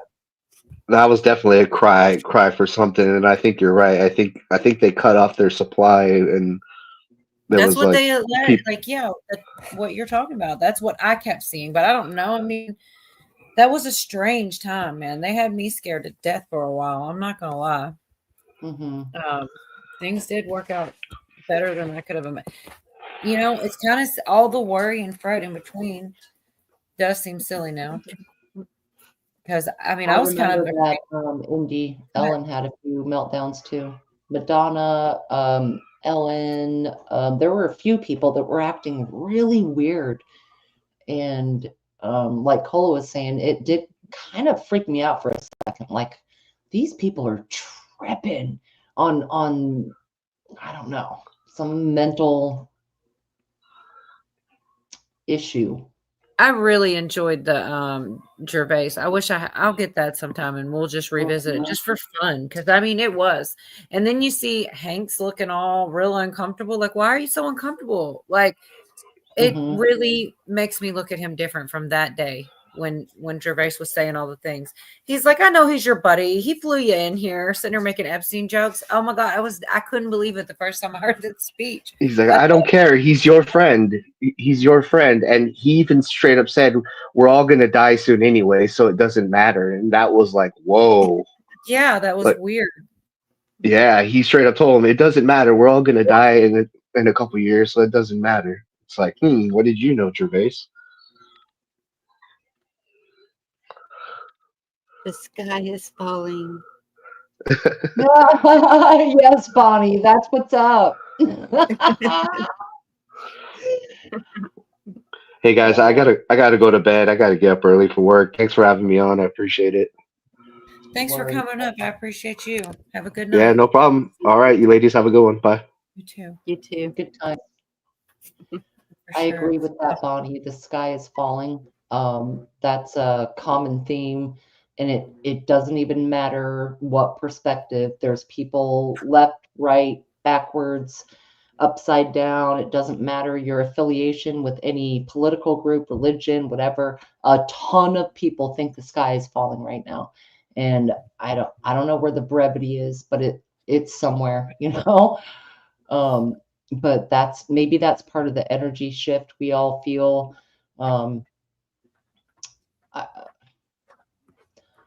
I'm playing another video about that tomorrow night. Well, what's time about? Like early or in the middle or late? Because you kind of are on for a while, and I know it's kind of early for me, like 8, 9 or something. And I then go live at when you- 8. Okay. But like Monday, wait. I'll kick my rear. That was 8 hours. Next day, I was all, oh, my goodness. Not as young as I thought I was.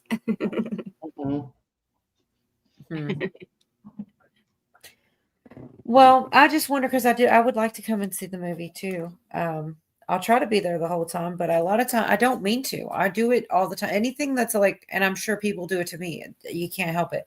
You're listening, you're all in there, you're typing, you're laughing, you're in it, and then you like start doing laundry and you're doing something, and you forget that you were in there.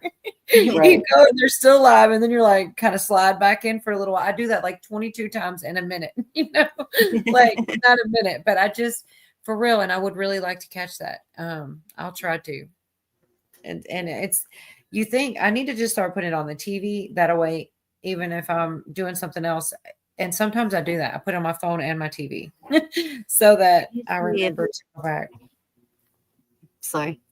Usually if I share a video like that, I do it pretty close to the beginning. So right. Well, see, some people wait till there's more people or whatever. So that's kind of why I was asking. So at the beginning, that's good.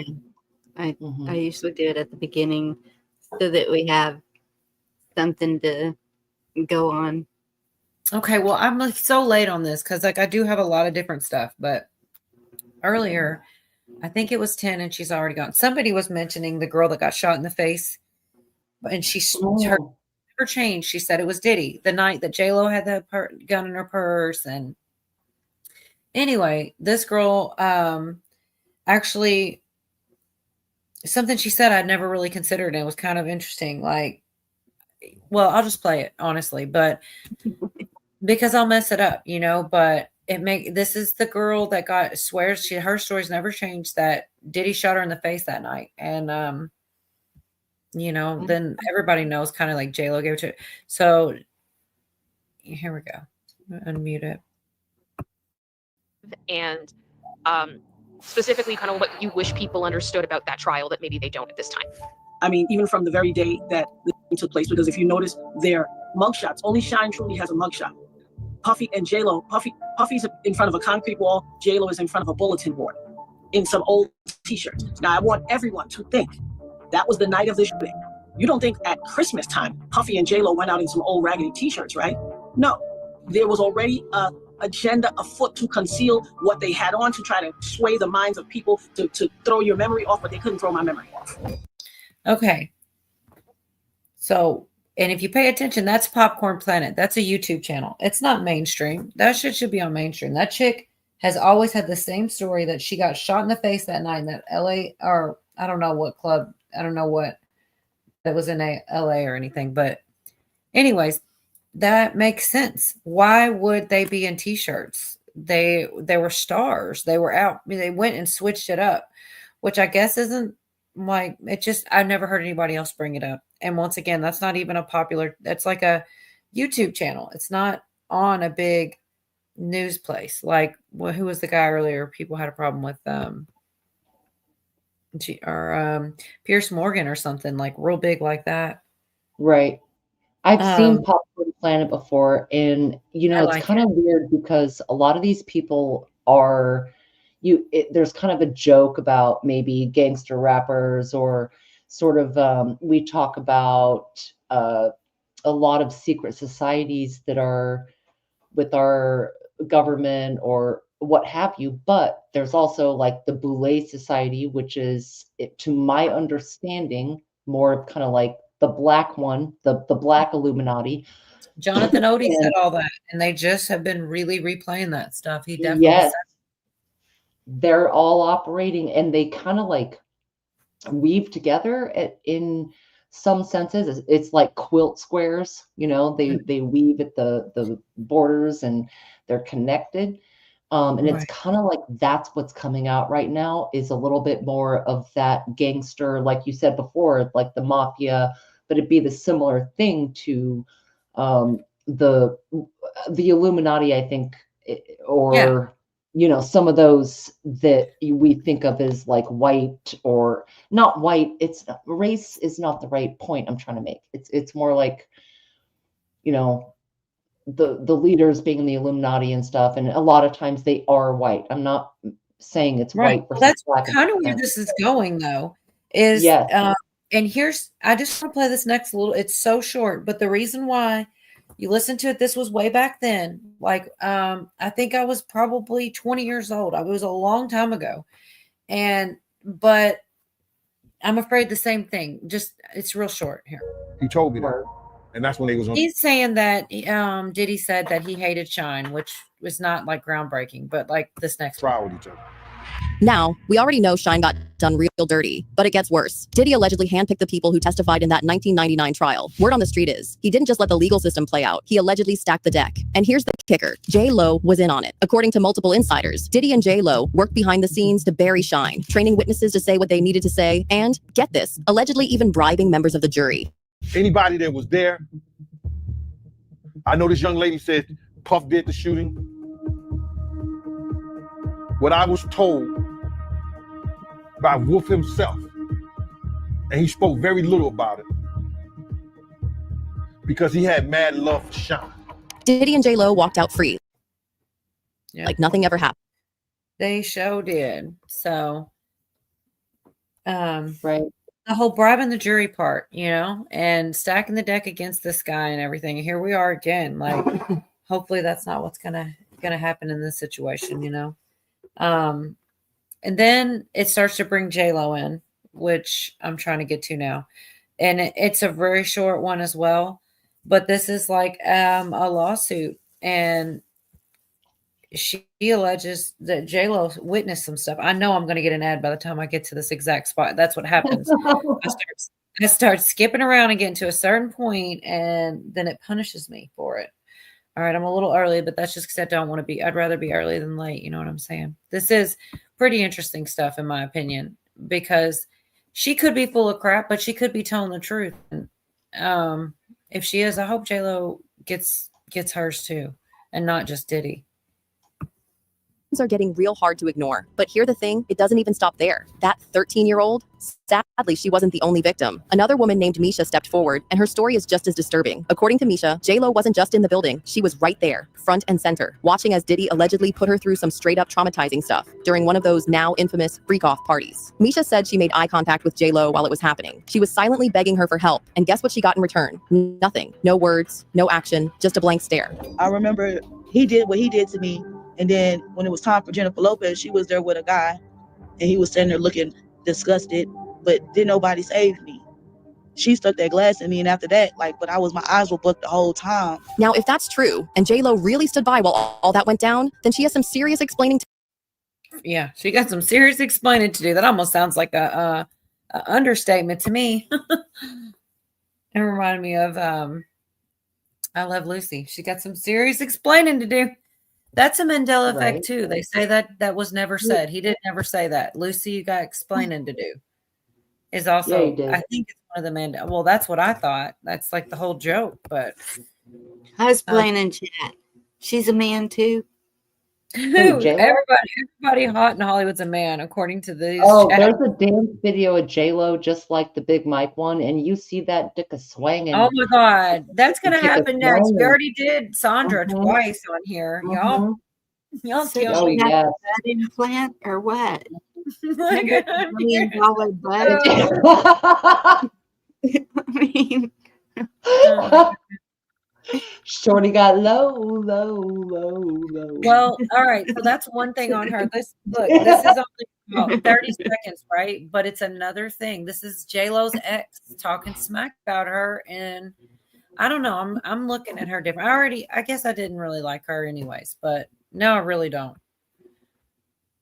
ex-husband, Ojani Noah, already spilled his own tea years ago, and it was a whole scandal. Ojani claimed that J-Lo wasn't just casually showing up to D's event. He said she was deep in it. He even said she should be questioned about the rumored S tapes linked to Diddy and his inner circle. Yep, those tapes. The ones that get brought up every time someone mentions baby oil and secret cameras. He didn't bite his tongue either. According to him, the J-Lo we see on red carpets is not the same woman behind closed doors. He straight up suggested that she knew exactly what went on at those parties and didn't seem too bothered by it.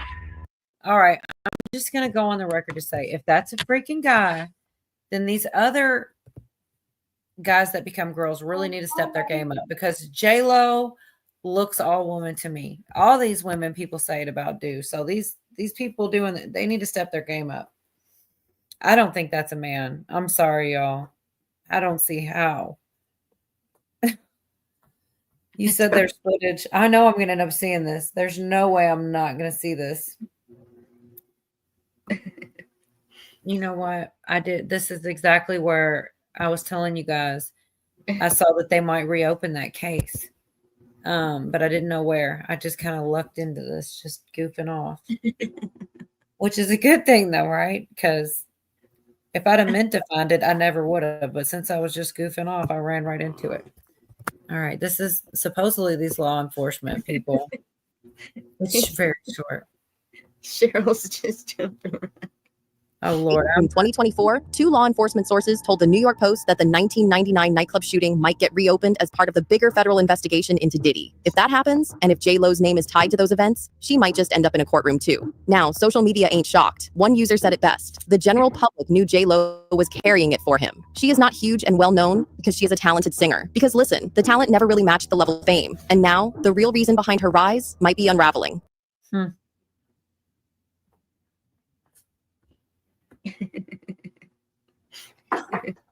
What am I? I haven't seen Cheryl's comment. I've got to literally stop to come over here and see, because there's no telling with her. Oh my gosh. I guess. Do I want to know what UNH is?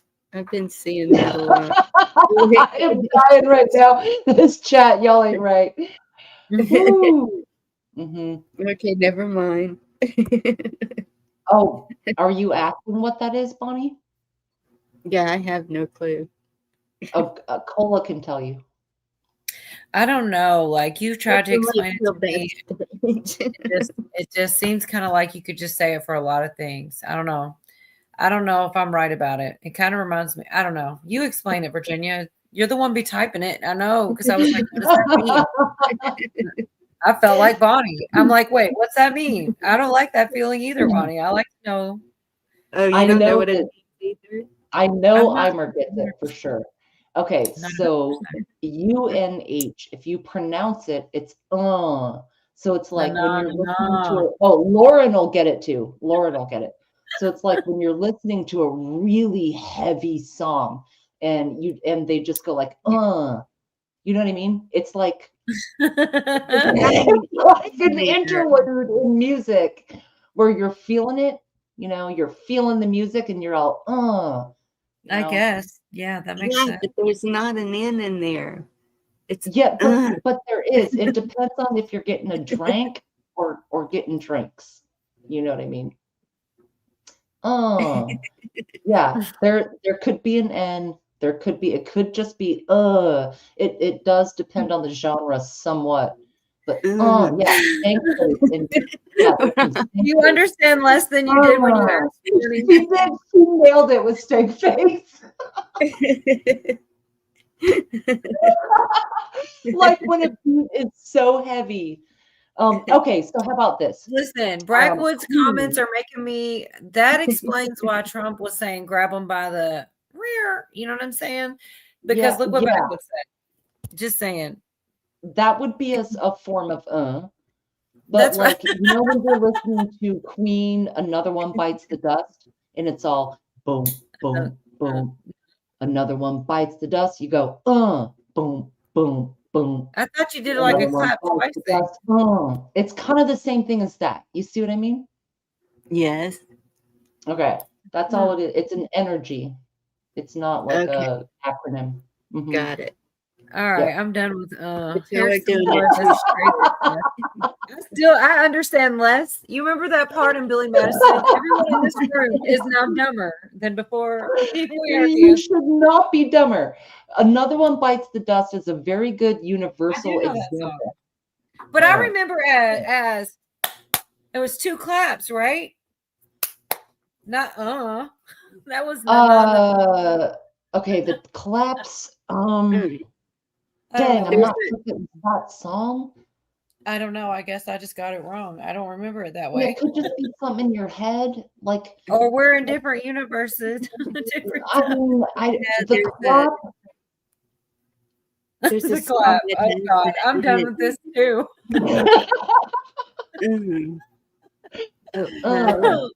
Yeah.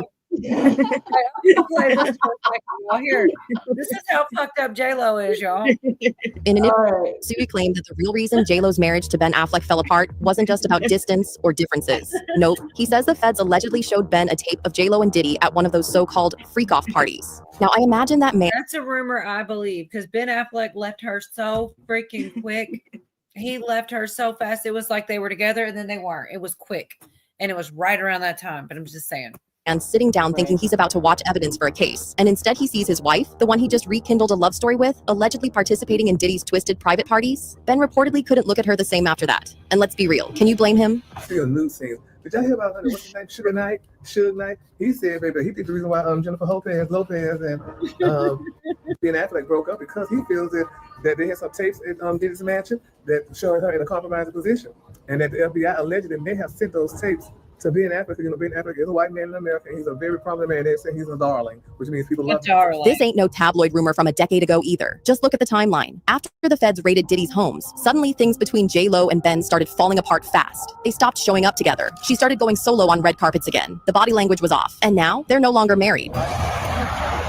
This thing, everybody saw this, right? And they said something about they made the sound louder where he shuts the door. But tell me he doesn't look so pissed. I can't believe of all the things they picked this. Because there was also one where she's like talking to him in his ear or vice versa. And one of them's got a shitty look. But this is pretty bad too. I remember.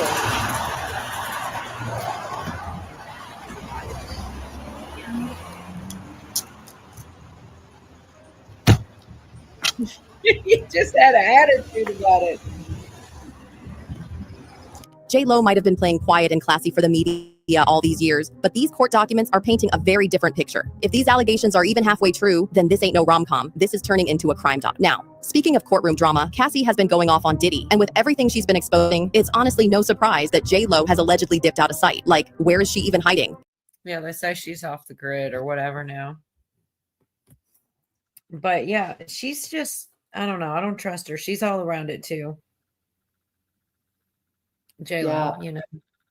Yeah, that thing was interesting with Ben too. Like Ben dipped out, but you know, I guess you don't hear many rumors of Ben Affleck at those parties, but J-Lo for sure. What's up, For D? sure. She was in there with like hiding a weapon once or twice, and you know. Yeah, and that's what that resurfaced a lot of the Cassie clips because she actually said that in her trial that she carried one in her purse and everything. So kind of interesting. Does he have it? No, he doesn't. Okay. Oops. What happened? I unmuted.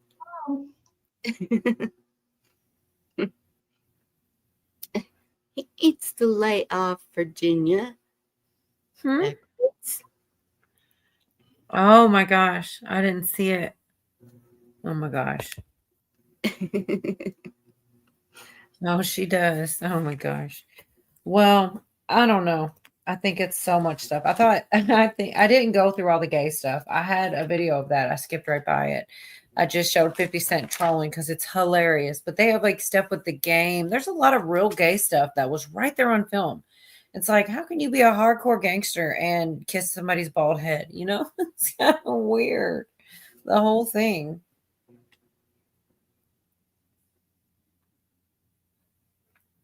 Do you want me to send a link to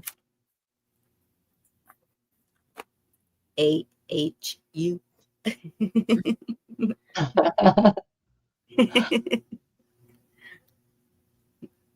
Hey, Kush, Backwoods is just trying to rile me up. Dollar Tree parties. Everybody he's knows it's $1.25. I'm all sticking up for you. I know. You know what's really ironic is my son walked in right at that moment and he was trying to insult me. And that sweet little spirit came in. Mom, this and that. And I look up and see this insult. And yeah, that's all right. $1.25. It's okay. The timing is hilarious. But that sweet little voice just makes I it still all hope melt. a little more girls. It does.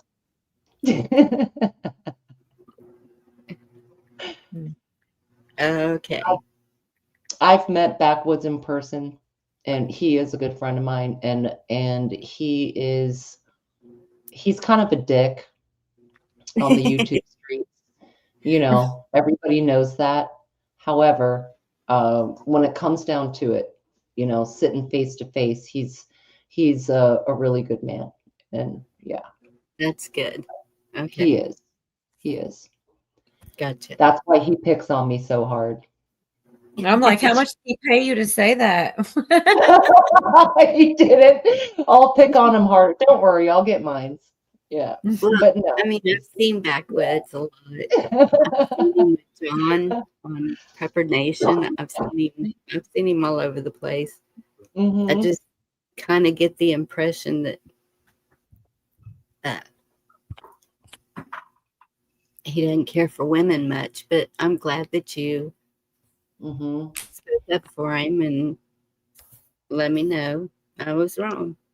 He loves a good sandwich, but to be honest, he is, when it comes down to his spirit, he is respectful of women and you know, various things. But he just comes across like an asshole because that's his choice to be an asshole. But that's the way men should be in a way. I mean, yeah, right? You want them to be tough and yeah. On some level. It's kind of like a shield, though. You think about how people work in general. All of us have this. We all have a personal shield. Like we all have a protection of our own emotions or spirit or like it basically true self.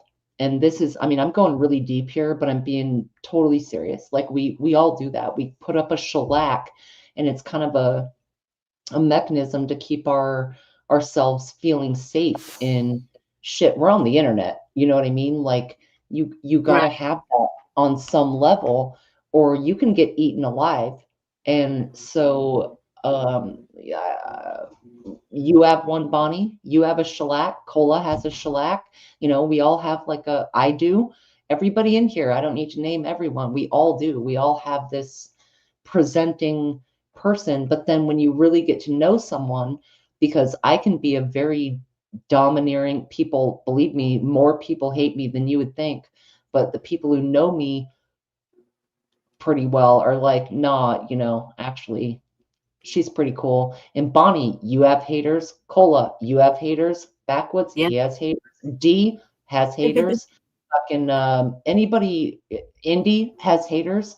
You know, I'm just looking at names at this immediate moment. I'm not trying to point people Cat out. Williams said, if you don't got any haters at the end of the day, you better get out there and get them haters. It means you ain't doing nothing. Yeah, you better earn some. I mean, that is what he said. It was pretty funny too, because it's like, you know what, you're right. You know what is weird about that though? Okay, first of all, when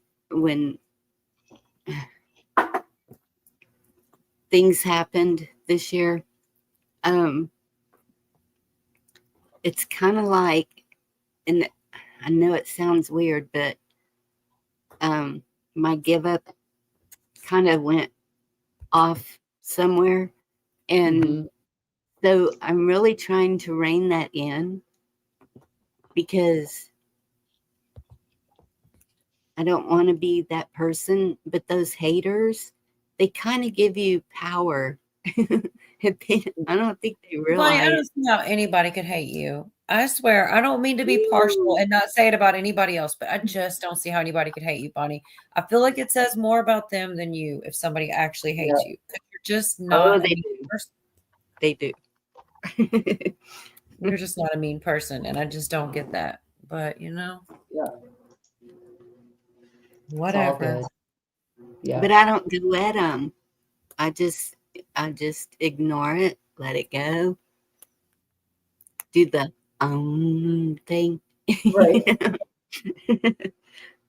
But if it's so in this change in me, if I'm in a chat somewhere and they say something, then I might say something. And Well, and you should. I think everybody should be able to say their opinion without, having to, even if it's. I hate to do that in other people's channels because I know it can sidetrack the topic, the chat, whatever's going on, really quick, and it's disrespectful. Well, if you do it, well, I think there's a way to, try to do it nicely. If you say you have a difference of opinion, but yeah, there's a rude way and a nice way. I'm sure. To do Arms off nicely. Yeah. What?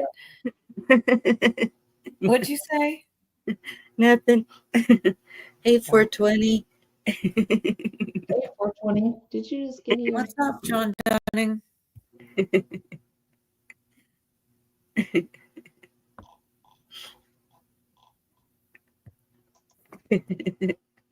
All right. So you guys remember who Shia LaBeouf was? Yep. Of course. Okay. Actually, he's still alive, right? Or is he gone? No, he's Shia LaBeouf. alive. Okay. You want to go down a weirdo rabbit hole with that? I feel like I should at least have permission. All right. If you don't want me to, say I do not consent. No, I'm just kidding. Right.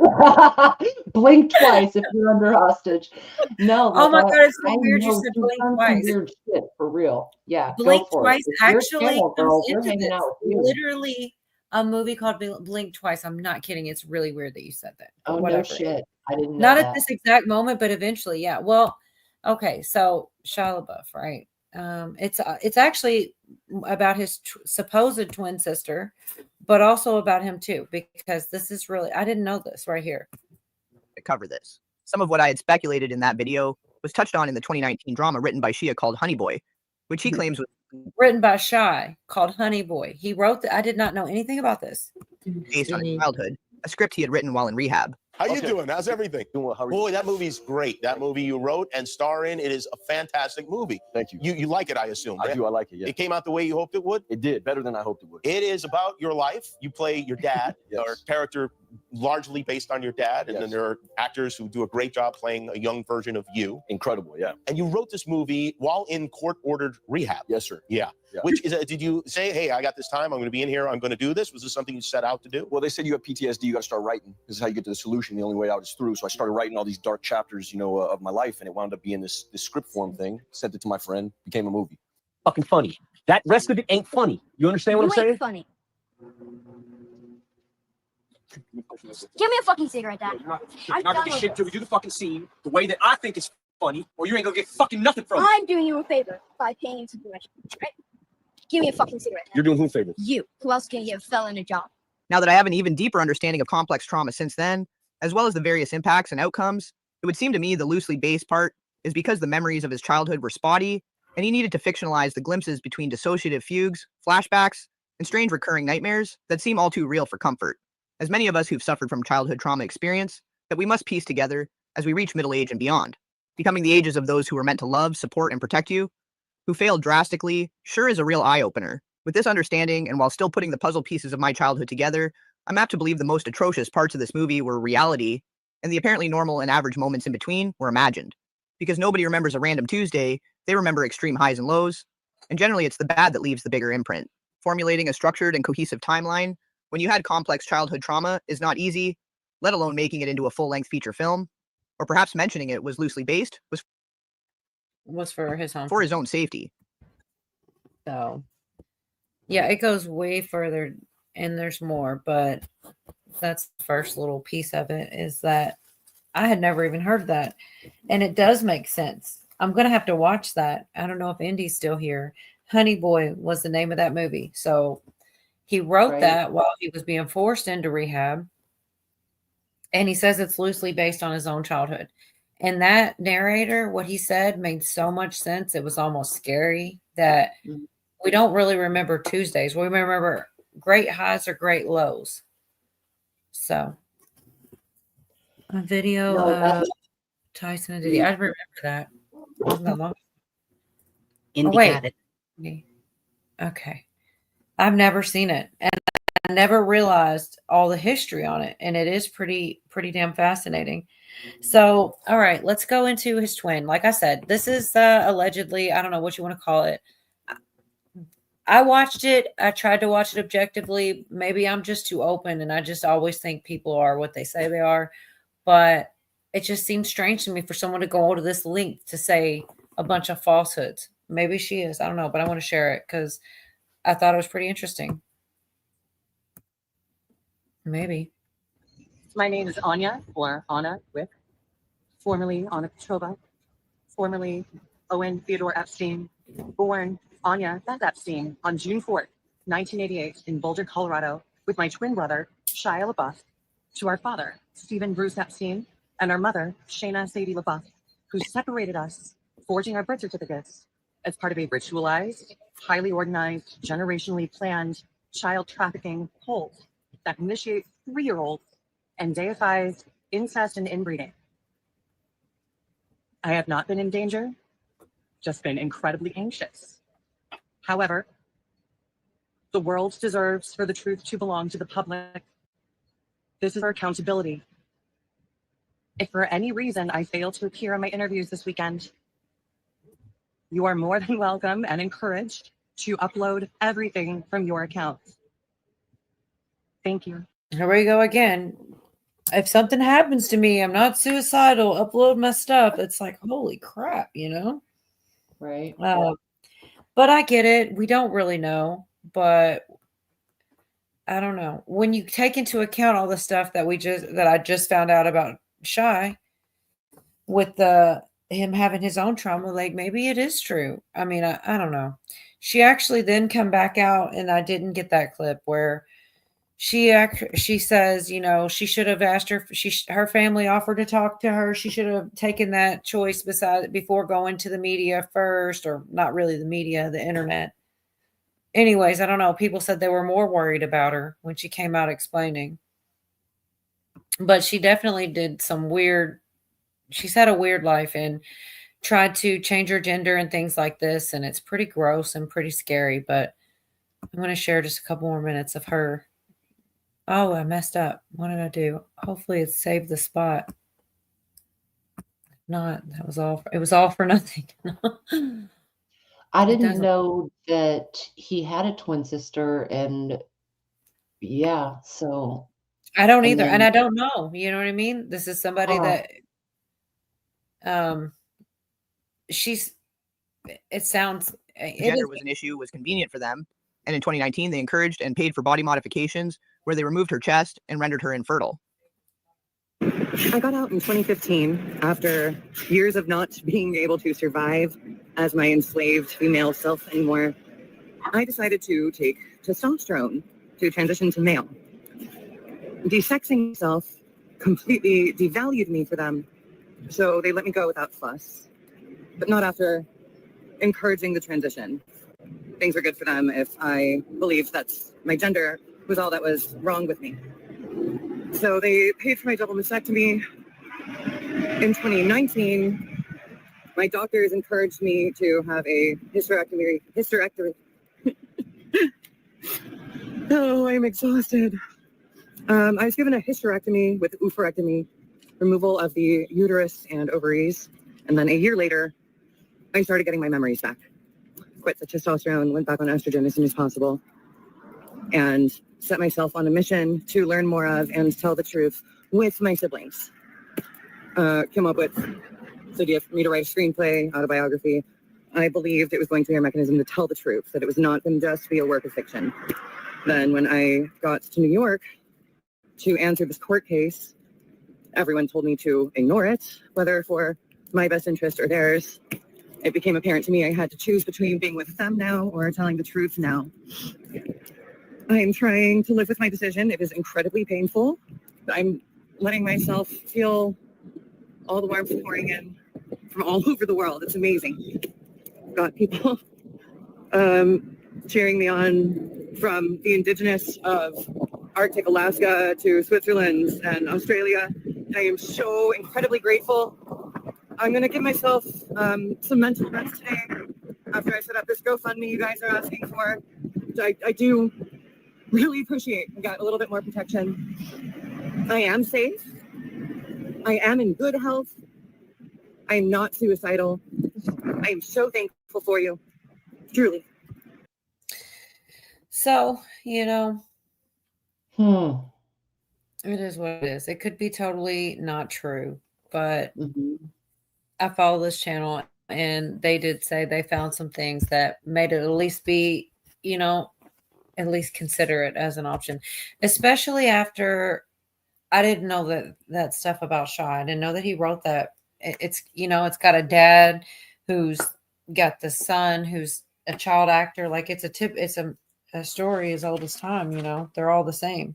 So for him to be, it wouldn't shock me is what I'm saying. If he was involved in some, a lot of it. Born into it. It's what it sounds like to me. Like that's pretty dark. Yeah. That's what she was trying to say. It was generational. But yeah. Those are the weird holes I go down because you just never know. Like, I don't want to discredit anybody because what could you possibly say? Could you imagine? Like, you just want to tell your story and have somebody hear you and nobody believes you, but it's actually true. I could not imagine. The news is like, yeah, we don't want to hear this. You got to find a YouTuber that'll share your story. That's just crazy talk. But there's been so many of them gone into the Senate chambers, isn't it? And I told them the regret. Yep, true, Bonnie. There are a lot of detransitioners that do go in. They're like, dude, I was encouraged as a young child to do these modifications, and now I'm an adult and I'm sterilized. I'm my body has been modified to an irretrievable point. You know what I mean? Like, yep. Right. It's so sad. Yeah, for sure. But like these people keep coming out that say different things. And it's like, I don't know how you can. I don't know really what they get. Like, okay, she mentioned a GoFundMe. So even if she got a couple $1,000s or something like this, is it worth, like, you can only do that once, right? You can't be it's one story. And I just don't think that it pays off. I feel like most of these, I always want to side with the whistleblower because, you just never know. What if they are? How do you know they're not telling the truth? Because that's the whole job is to discredit people, because it's usually for some type of financial reason or something like this. But I like to hear people out. So why is she in danger? Because she is speaking. She said she's not. What then? People were saying they almost were more afraid she was. She also said something about she should have taken the option to speak to her family privately. So and she didn't want to give the impression that all of her family, she has family that loves her. So it's probably a mixed, you got some people that are into this stuff and some people that were just born in, and I don't know, maybe they're all complicit, but she expressed some type of remorse. Yeah. I just don't understand how this has become such a thing with so many. I don't know. Very quickly, Bonnie, as well. Yes. Very quickly. Like, kind of feels like an overnight. It's a very rare condition to get all the way to the surgical point. And I think what we're seeing more is a social conditioning where people cross genders and how they dress. Men will get their nails did, but they won't go and cut everything off or add anything on. You know, it's just kind of a social, cultural type of thing. And we've seen that for years, right? Yes. But so this extreme view of it, she did seem kind of scared. And if you're raised in a culture where that is normal or expected, let's say everything she's saying is true. So if everything she said is true and she's raised in that culture, I could see being kind of paranoid about your own reality or your own safety, because everything about you has been manipulated from the start. Does Yes. that make sense? Like, Your mind, your body, yes. everything. Yep. So there's going to be results like a trauma thing. Yep. Even. Because she talked That's what mind control is based on, is trauma. And that's what And they it- say a lot. Most of them do. Mhm. And they start from childhood. Like that's what she was saying. It's well, there was more. I didn't get it all. Like, you know, from, I think she said from 3 years old, or there's another one I actually have. It's really dark, but how do I come across this stuff? And it's, you know, people speaking out, and maybe they're all making it up. I don't know, but I don't think they are. We also And it's- have some celebrity connections where you have more of this happening. I don't know why, but some of these celebrity circles have more of this agenda or discussion happening. You know, she's Shia LaBeouf's twin sister. That's a connection there. Anybody who watches the Real Housewives of I don't know if it's Beverly Hills or it might be, where that doctor dude, him and his wife, like the doctor is the dude on Botched. He's the gray-haired dude on Botched. And they have 4 kids. The first kid is heterosexual. The second one is bisexual. The third one is like asexual. And the fourth one thinks they're trans. And you see this progression over time with the money and fame compared to this agenda. It's just a common pattern.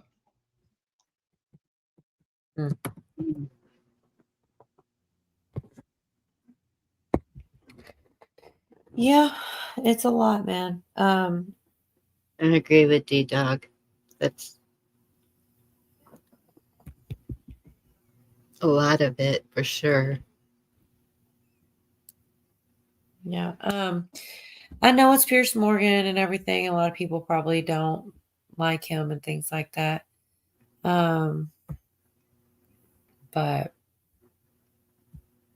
they're talking about the Jamie Foxx thing and stuff. He's like, why would he want to hurt Jamie Foxx? And he's answering it. It's big homie CC. I don't know. I just think that what he's saying is valuable. I don't know. Maybe he is a plant, but I don't know what they're getting out of this. He's not making Diddy look good. I'll tell you that. Diddy want to poison Jamie Foxx? If you know that you have, well, just to give some insight to people watching, when you come under federal investigation, they send you a target letter. You know, you get informed that you're being investigated. So if you wanted to tie up loose ends and you were concerned that people that you knew could incriminate you, you may have interest in eliminating them. We've seen this all throughout history. I mean, this sounds kind of mafioso stuff, but I sense that you're talking from a lot of experience here, that you genuinely believe this is a highly dangerous situation involving a highly dangerous man with very dangerous people acting on his behalf, potentially. Oh yeah, I'm definitely speaking from experience. This is definitely a highly dangerous situation because this guy was the middleman. He was the party guy. He was the person who lined up the parties and festivities for a lot of guys a lot more wealthy and affluent than him. So, you know, I'm a person who believes that the Epstein's list is very similar to Diddy's list. I'm a believer in that.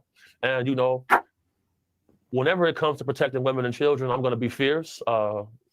Big up.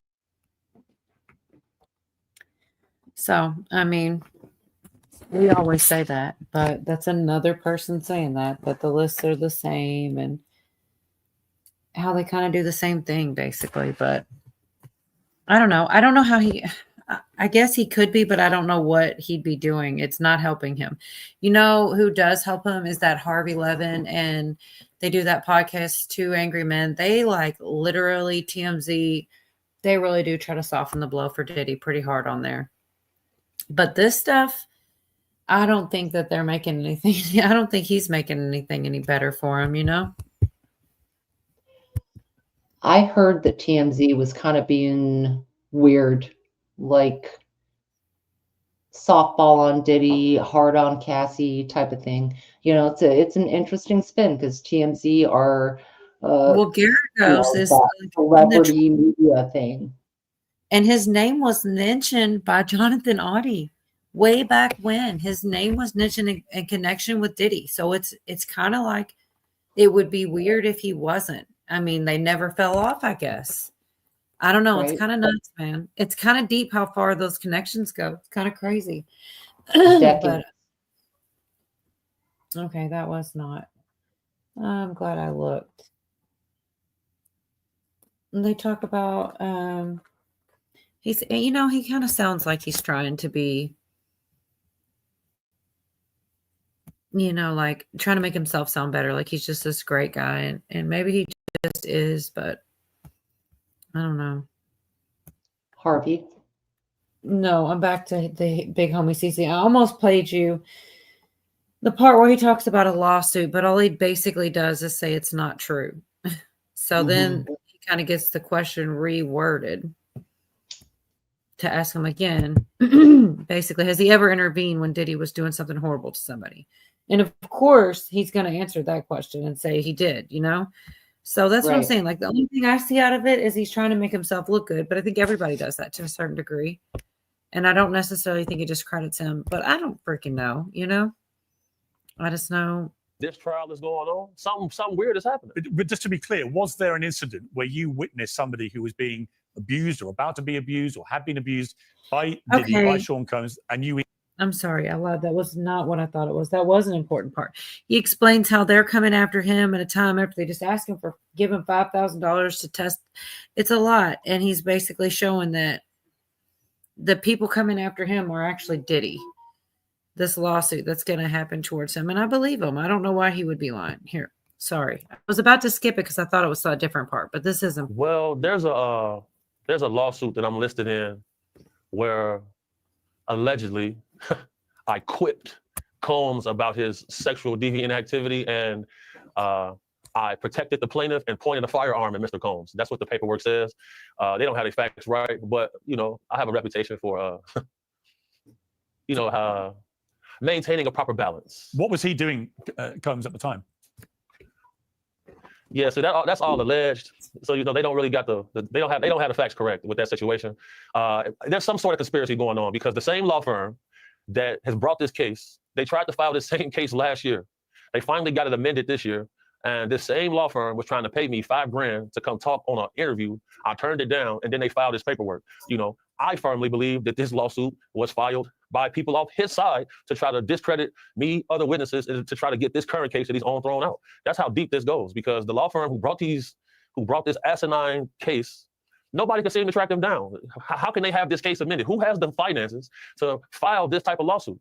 I got to pay Ed Zappia $15,000 to represent me in a case like this while this trial is going on. Something weird is happening. But just to be clear, was there an incident where you witnessed somebody who was being abused or about to be abused or had been abused by Diddy, by Sean Combs, and you intervened and warned him to stop? Definitely. And what can you tell me about that? Yeah, definitely. Well, that's the thing. It's an open case, so I can't really expound too much on that. But I've had several calls about this guy. I've had several calls about his son. People reaching under ladies' dresses, fondling them without asking for permission. Where did he learn this behavior from? Where would he learn that from? Legendary Dapper Dan said he grew up, he knew Combs' parents, and he said what's going on with Combs didn't start with him. It started with his family. the same things I see when I'm battling trafficking cases. The most common enablers of this activity are close relatives, families, and friends. Yeah. There's lots of rumors, as you know, swirling about Diddy and have been accelerated by what's happened to him. One of them is that he had something to do with Tupac Shakur's murder. Do you believe that? Well, you know, when it comes to I didn't mean to let it go this far, but sometimes I have to go pee. But this is actually pretty good too. So, like, real quick on the Tupac thing, why not? Right? Y'all cool with it? Just a couple more minutes. Oh yeah, carry on. Awesome. Situations like that, you got to look at the list of facts. There's a guy by Dwayne Keith Davis who's currently in a Las Vegas detention center, and you know he swears up and down that Combs promised him a payment to unalive the rapper, and the rapper became unalive. Then you know FBI say Eric Von Zip intercepted the payment and kept it for himself. Like this, the paper trail wouldn't exist. If there's smoke, there's fire, Pierce. Other people say that Diddy was a Fed himself, that he was on their payroll. Do you think that's a possibility? Well, you know, that's definitely a possibility, but oftentimes in my culture, being an African-American male, sometimes we can believe that we're bigger than the program. And the moment he decided to sue the liquor company Diageo, that's when all of the onset of these problems started. You know, when you offend a list of board of directors and all of them are richer than you can get the short end of the stick. And that's what we're watching happen here. See, I really valued that opinion right there because everybody says, what did he do? What did he do? Why did they do this to him? Why are they doing it now? There's a good enough answer as any. He tried to go against a big liquor company for whatever reason. He got bigger than what he was. And they're rich and powerful. And they thought, well, that could be the reason that they finally stopped protecting him because he was definitely protected. Like the cops not wanting to turn things in or help the witnesses and things like right. That's him. Turn an eye. It's all corruption. The corruption is so deep. It's local officers, it's people who worked, that's kind of the compartmentalization that makes organized crime work. You know what I'm saying?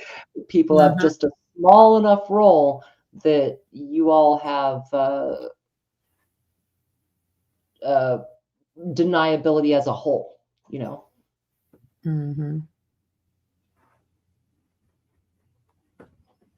I don't know, man.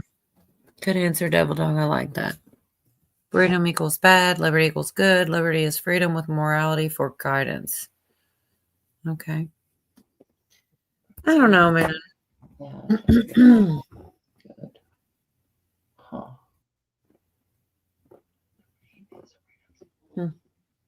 I mean, Let's there's some more in here. There's some more in here. It's nothing profound or anything that we haven't heard before. It does say with liberty and justice for all. It doesn't say freedom. Okay. Well, that's a good point, Bonnie.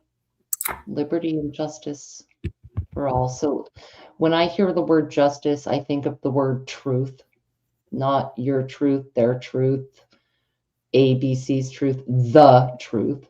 See, that really bothers me when people say my truth. It's my truth. He's like, oh, so it's not the truth. Okay. Like that's what he hears. Exactly. And I do kind of agree. Like that's a new thing. It wasn't always it's either the truth or not. It's not your truth. It's kind of tricky. Yep, it is. Here's a garden gnome. Oh, Backwoods is the garden gnome. Yeah. Oh, okay. Yeah, like those statues in your garden. That's totally what Backwoods looks like. Except Backwoods is a little shorter than a garden gnome. Oh my gosh. No way. I had to throw out fighting words.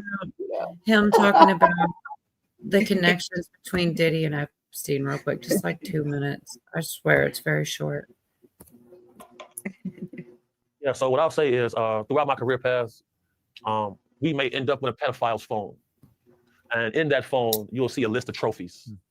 And when it was announced that he had CCTV film cameras in the house, and when the Homeland Security did the initial raid, they didn't inform the raiding officers whose home they were raiding because they had information that he might have been protected.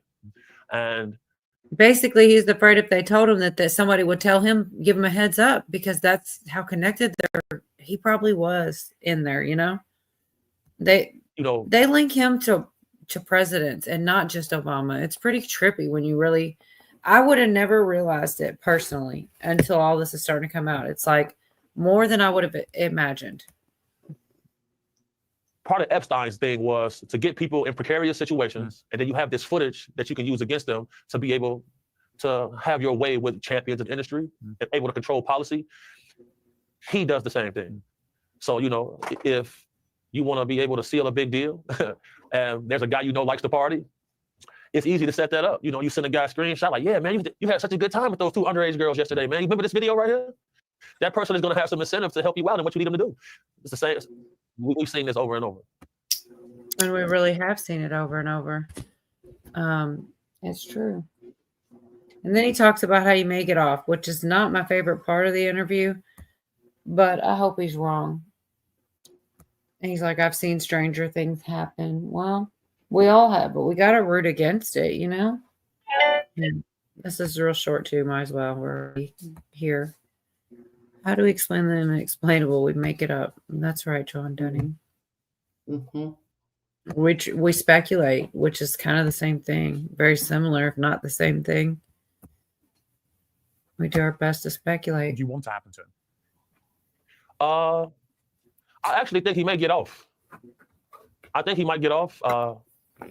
I've seen stranger things take place. They offered him a plea deal of 15 years. He turned it down. That's that. At first, they were saying life. Then it went to 15 years. I wouldn't be shocked if he got off. And what would you like to happen to him? What I'd like to happen to him, you know, I'm not going to say it on air. I'll say it to you off camera. But I'll say this. I wish the worst. And I have extreme disdain for any man who wants to traffic another person, because that is just slavery all over again. And I don't believe any one person should have dominion over another human being. I'm not. See, I want to not be mad at this guy. Amen. Mm-hmm. Yeah, he said some good things. He talked about people all being gay. He talks about the swinger parties and how at a certain time Diddy would collect the phones and stuff. Which is, I should have played that one, but I didn't. But it is weird. Like, why do you need to go collect people's phones? You know? So they can't call out? Or film anything. But you shouldn't film. have such bad things going on that they can't be filmed. I don't want to be there. Yeah, I feel sorry it's for about everybody. filming, video, pictures. Blackmail runs the world in these kind of Apparently so. instances, you know? True. You got to walk in naked. That's why they add that oil. Gets you through the door.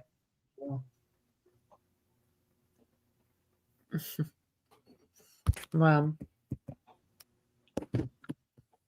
We got It a is- bunch of messed up people out there. Mm-hmm. So if something big happened and America came together like they have before, what do you think these people would do? what people? The deep state? I Instead say that of- for lack of a better term. Well, these movie stars, these, I mean,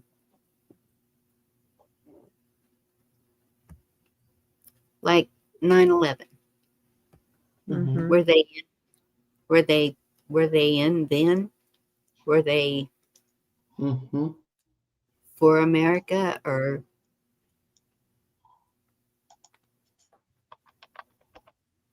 I don't remember. People came together, like when 9/11 occurred, people came together a lot. There were record numbers donating blood, volunteering to help clean shit up, you know, going in, emergency workers and people going back into the military even, you know, the American people come together when it comes down to it. So Yeah. I think we'd that's see that for the most part if it was a foreign invasion that we detected. So what if it was from within? I mean, think they that's were what- pushing I the think race. that's what. Sorry. It's okay. Go ahead. I think that's what Trump's trying to avoid, getting rid of the gangs and trying to, and he's got all these judges fighting against him the whole way. And I think that's what he's trying to do, because a lot of those people, that's what they're involved in, you know, that's what they're doing. And if you get rid of them, then, and possibly they can tell and go up the chain, you know, go from the bottom up, maybe. I don't know. I do think that he's trying to rid us of the criminals and the people that maybe would attack us from within. He's trying to stop that from happening. That's what I think. But I don't know if it's, you know, I don't know if it's too late. I don't know how many people. I believe it is. I don't see how one man can stop. I mean, look at the push for racial division. Look at the push for, I don't know, financial division. Just any kind of division. Christianity, elder people. It goes on and on and on. Sorry. The powers that be are outnumbered, Bonnie. So I think if it came down to it, you would see them act like cowards. Your people building their bunkers, and we can name dozens of them if we get down to it, right? That right. They're preparing to cower down. They True. absolutely know they're outnumbered. I think a lot of their actions are desperate. You know, like they're trying to have big dick energy, and it's working on some in a sense, right? But if it comes down to it, they're gonna tuck tail and run, and it's gonna be each of us together, regardless of religion, red, blue, any divisive topic, anything. It doesn't matter. Right. American people come together. We always have. I think what they're going to do, girl, is hide. I think in any catastrophe, I mean, look at what happened with North Carolina. Mm-hmm. People came together. The American people came together to help them because no one else would. And even Canadians were coming down to help people. They were going all the way into Florida. The fires in LA, people from Oregon were trying to get there. They got stopped, we all know. But people from all across the coast like piled down to go and help those people. You know what I mean? That made no difference what it's true. I don't know, I get certain thing, like I said, divisive thing. It's not like they ran into neighborhoods and said, "Did you vote red? I'll help you, or I won't. Did you vote blue? I'm not going to hose your house down." That's not how it works. Except for the one lady in Florida. Yes, Trump. I mean, there are a few. She was an idiot. But if you have a Trump flag, don't help them, or a MAGA sign. I mean, that right there is diabolical sociopathy. This fire's on my nose. Yes.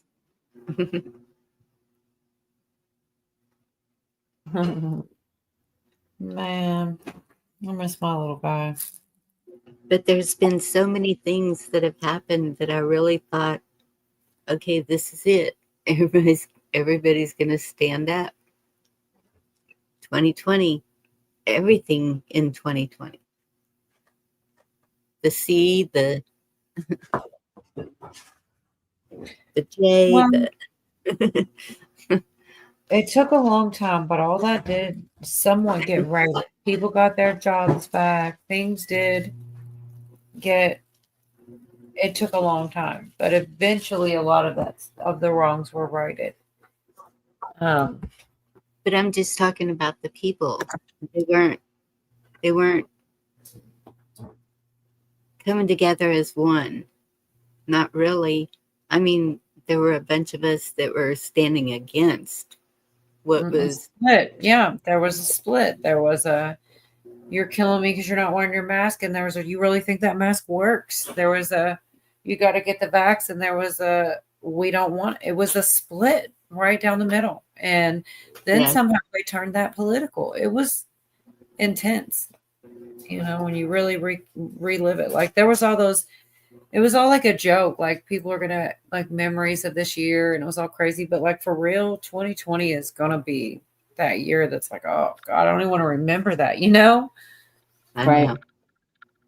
But I mean, even the border, I thought, okay, people are gonna come and gather and stop this. Nope. And well, even I was calling Abbott, I was calling Paxton, I was calling anyone up there I could get a phone number for. Paxton's office was the only one that answered.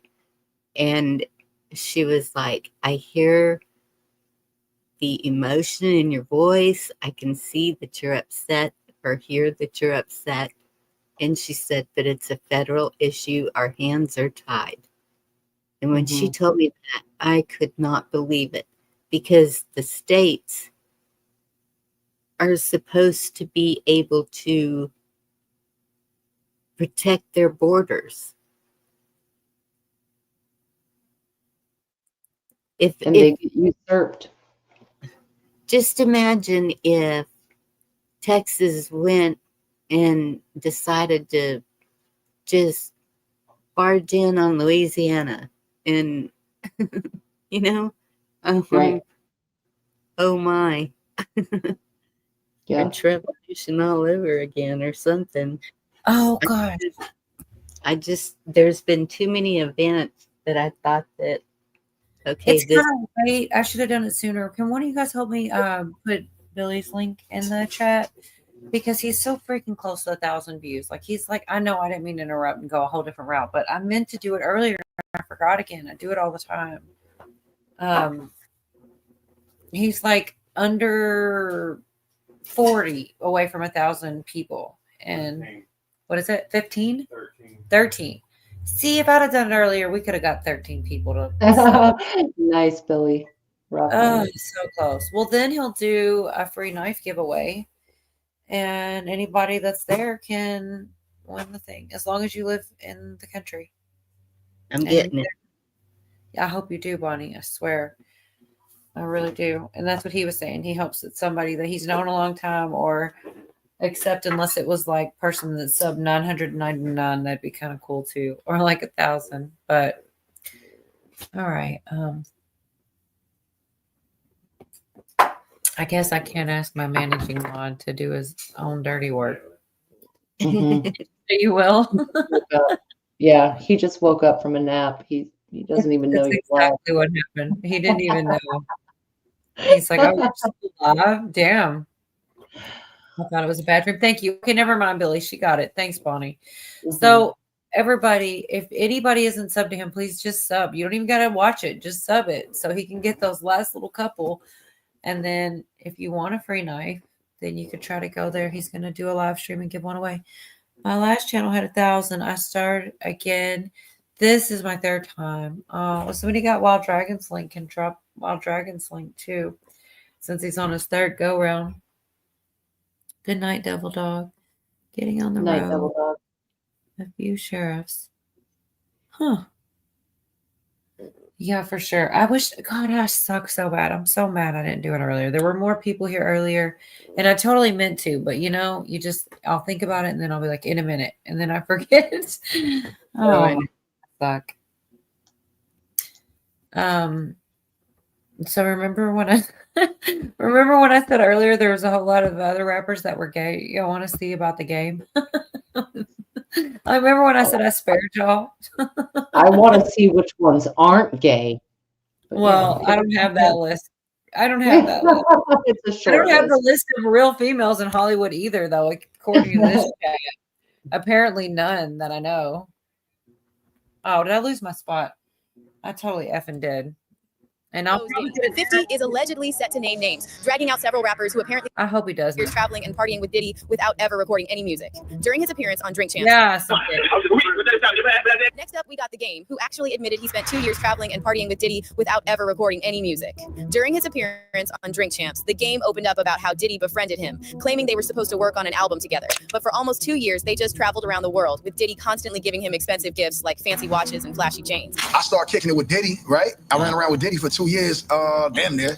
And this Diddy, we never went to the studio one time, but he was like, yo, I your demo that, bad boy, hey, Playboy, hey, watch Playboy, bad boy. Think all eggs are the same. Think again. Oh my God. Avian flu has impacted millions of caged and cage-free hens It's because I'm jumping around so much. on care and room to roam outdoors. Pete and Jerry's. I'm like, yo, we ever gonna rap? He's like, no, I'm doing it for 2 years. Yo, but the jet leaves at 5. We going to Miami, Playboy. We going to, you know what I'm saying? We going to New York. We in ATL this weekend, Playboy, pop out. And I was going everywhere with Diddy. Now, when Game later appeared on Vlad TV, he again talked about spending 2 whole years hanging out with Diddy without making any music. But this time, he added that all they did was party. And of all places, they partied in Atlanta. If you know, you know. Wasn't Puffy interested in working with you also? Yeah, Puff. I was running around with Puff for a minute, but we was just partying, man. Puff like to party. So that's basically all we did. I think the few times I was running around with D-Mac and Puff, we just did a bunch of partying. We might have went to the studio once or twice, but I didn't get to record nothing. I was just, Okay, maybe Puffy was a huge deal back then. Still a huge deal. He's still a huge deal, but he's not doing music anymore, is what I'm saying. Back then, Bad Boy was on fire, and he's running around with you. And, Puffy's a busy guy. I was running around with him. Yeah. You were running around with him. Was he talking about signing you, or what exactly happened? Nah, Puff he wanted to sign me. He just, he was moving around. Like, he had the restaurant Justin's in Atlanta, so we was in and out of that. A lot of parties in Atlanta with him and V and, Big Wolf and, Fab and Jeezy. It was just, Fab was already on. Jeezy was coming of age. But we just party, man. However, Game still didn't explain why he stayed with Diddy for so long, especially knowing Diddy wasn't really interested in making music with him. This prompted fans to wonder what Diddy was getting out of this friendship. Because if Diddy was buying the Game all those fancy gifts, what was the Game doing to earn that? One fan said, Game got smashed on by Diddy. That's why his big brother don't talk to him anymore. Now, speaking... Because then they go to the big brother, and his big brother said... And then they start talking about he was a stripper. And the funniest part about that really is, and I did not know this was the thing, y'all, but talking about 50 being the ultimate troll, a bunch of years ago, apparently, he did a album and put him on the cover in a thong because he got a picture of him stripping before he was rapping The Game. I knew none of this. I learned all of this like this week. I mean, it's kind of irrelevant, but it's also kind of hilarious and like the best troll. Like, it's your album, but you're like totally embarrassing someone else. It really reminds me of it reminds me of Prince and Chappelle. I don't know how many of you guys saw where he did this whole skit about basketball and pancakes because they did shirts and no shirts and they played this basketball game and then Prince made pancakes. And it's a whole, Dave Chappelle does a skit on it. And he dresses up like Prince in all this extra crazy purple garb. And he's like got his makeup. He looks like Prince. Well, then Prince later does an album, but on the cover of his album, he puts an image of Dave Chappelle dressed up like him. And it was kind of like Dave Chappelle addressed it after the fact and said it was literally the ultimate troll. Here, he tried to make a joke on Prince, and then Prince kind of put it back on him. And there was nothing he could do because it was, he basically was the one that used his image. It was just kind of funny. I don't know. It just reminded me of that. I know. Random thoughts. I'm sorry. The whole 50 apologize. I love it. I should find it so that it makes more sense. I didn't know about this. 50 Cent did an album, and on the cover it is, I guess, The Game, who used to be a stripper before he was a rapper, and he's like all in a thong. I should have known this. I should have been cool enough that I knew all these things. As soon as you said thong. I just wasn't into it. I didn't even know who The Game was, to be honest. I knew who Diddy was. I definitely knew who 50 was, but I guess I just didn't buy his album or something. If I did, I'd be like, who's this guy in a thong on the front of the album? And it's somebody you're making fun of. I don't know. He's just kind of the ultimate troll. After Donald Trump. Donald Trump's the ultimate troll. But second to him would be 50 Cent, and his jokes on Diddy are hilarious. Bonnie's blushing now. What did I miss? I missed something. A gentle. Oh, Ronnie. Cheryl, I'm glad you always say that because I was the same way. I used to go to Ronnie's all the time. That's how I met Steve. A lot of people because of Ronnie. Like I didn't even know. I knew Ronnie first. And where did I meet Ronnie? Shit, was it? I have no idea where I met Ronnie, honestly. Steve Carloa is where I first saw him. See, but I first saw Steve at Ronnie, so I don't know how I got to Ronnie's. You see what I mean? Yeah. Maybe I have first. I think it was the other one. G-Unit. There was another funny Chappelle skit. God, I wish I had this one on deck. I'd probably get a copyright anyway. But this white kid's all like, he's saying he's gangster and all this. And Chappelle's this daddy in the skit. And he's all like, I'm from the streets, G-Unit. And he drives him to like a really bad neighborhood. And he's like, get your ass out of the car. So funny because he was treating him just the way he was acting. But it was an old Dave Chappelle skit. I see the G-Unit, and that's the first thought I had. Get your ass out of this car. Oh, stupid. I wish I had that clip.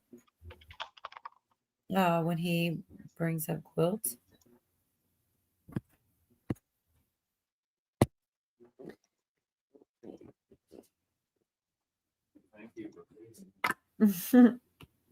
That was muted.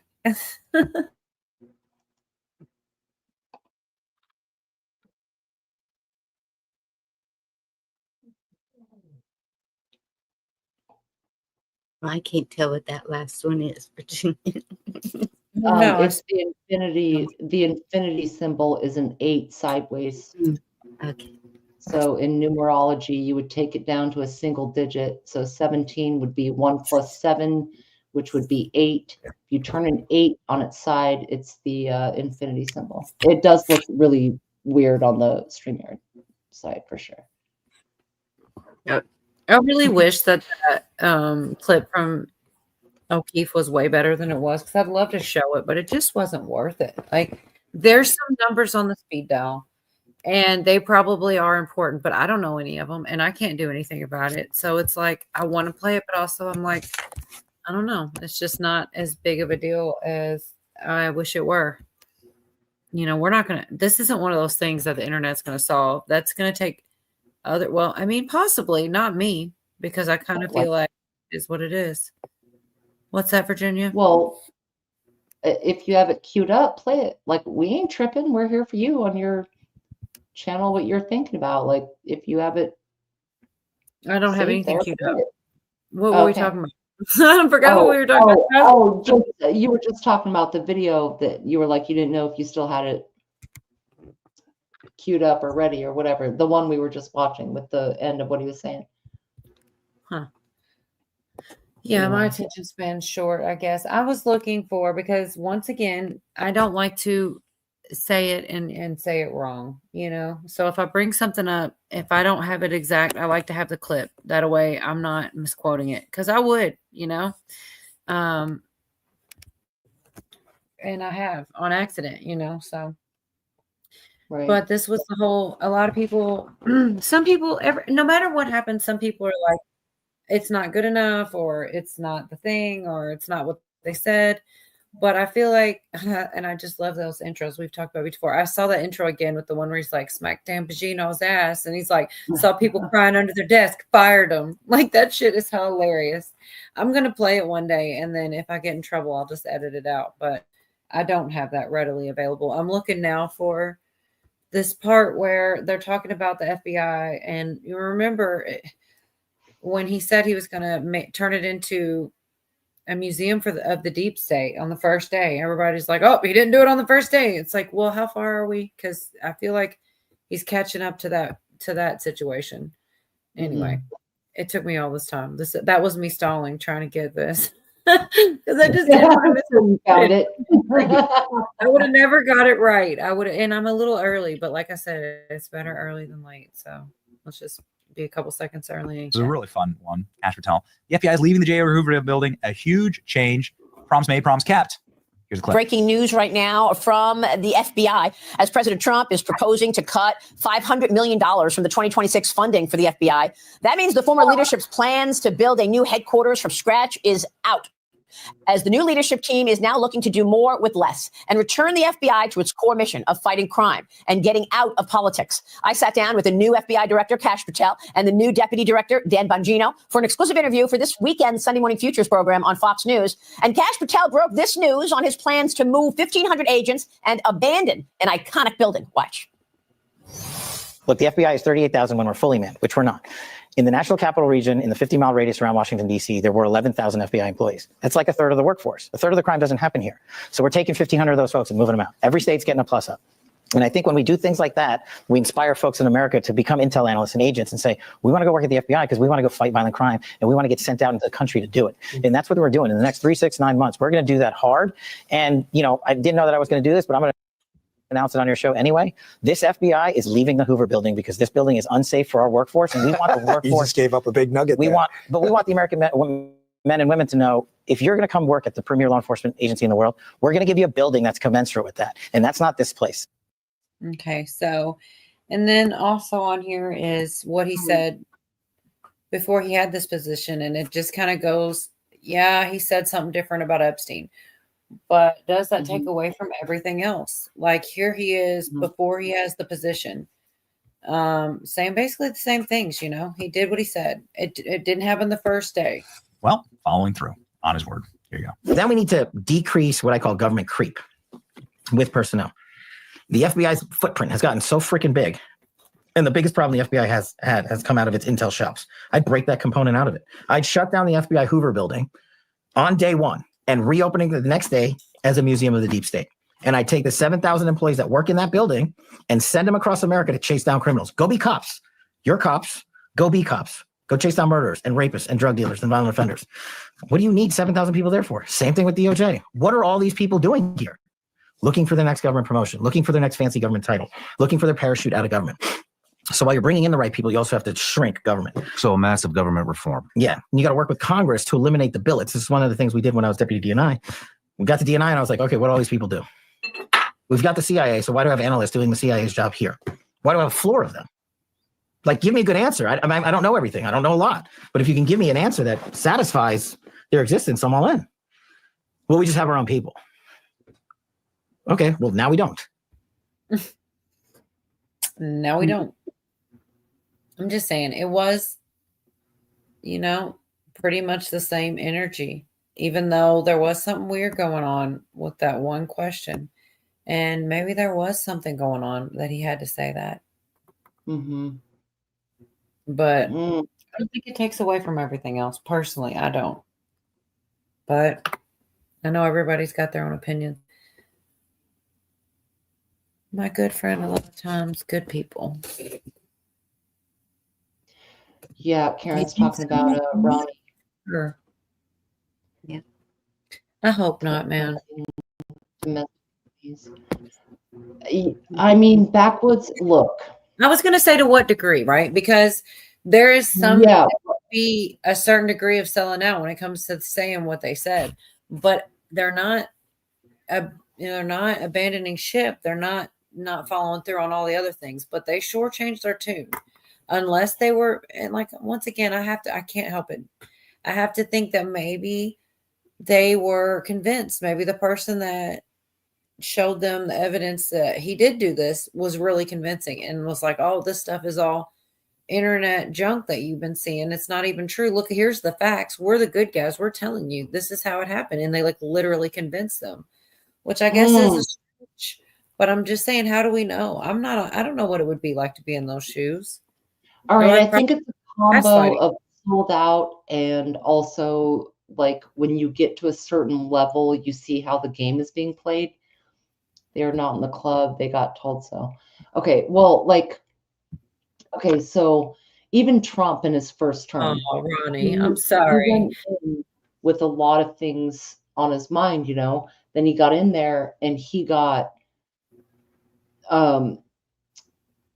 slowed down or prohibited from doing a lot of things. He had a lot of nasty people around him. I do believe that, even though I'm not a Trump dick sucker. All right.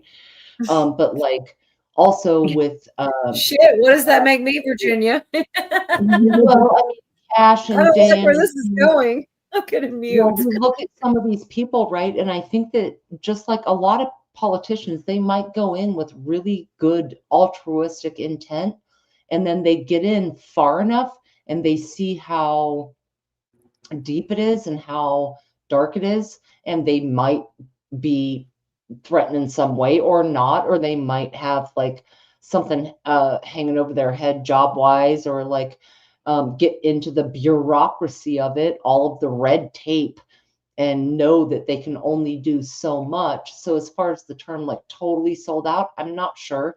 It kind of smells like it, but I also think just like Trump in his first term, you get in and you realize all of a sudden, whoa, this is way heavier tape than I thought it was going to be, you know?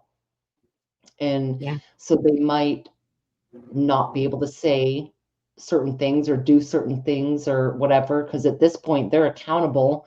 Their security clearances are up at a point where they're accountable for what they say, and keeping information on a level that's acceptable. I'm not saying that's right. I'm saying it's one of those things, again, with their truth and our truth and the truth. But I think they bend to it. They absolutely bend to it, because their body language, their terms, their words, what their priorities are, once they get the positions they're looking for, always change. So they're bending somewhere. I don't know how much is coercion or how much is just they lied from the start. You know what I mean? Like we're all fools.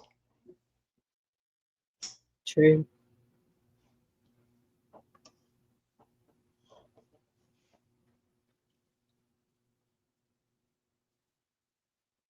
I don't know about you guys, but I love black licorice. It's all about the black pill, not red. I'm not blue.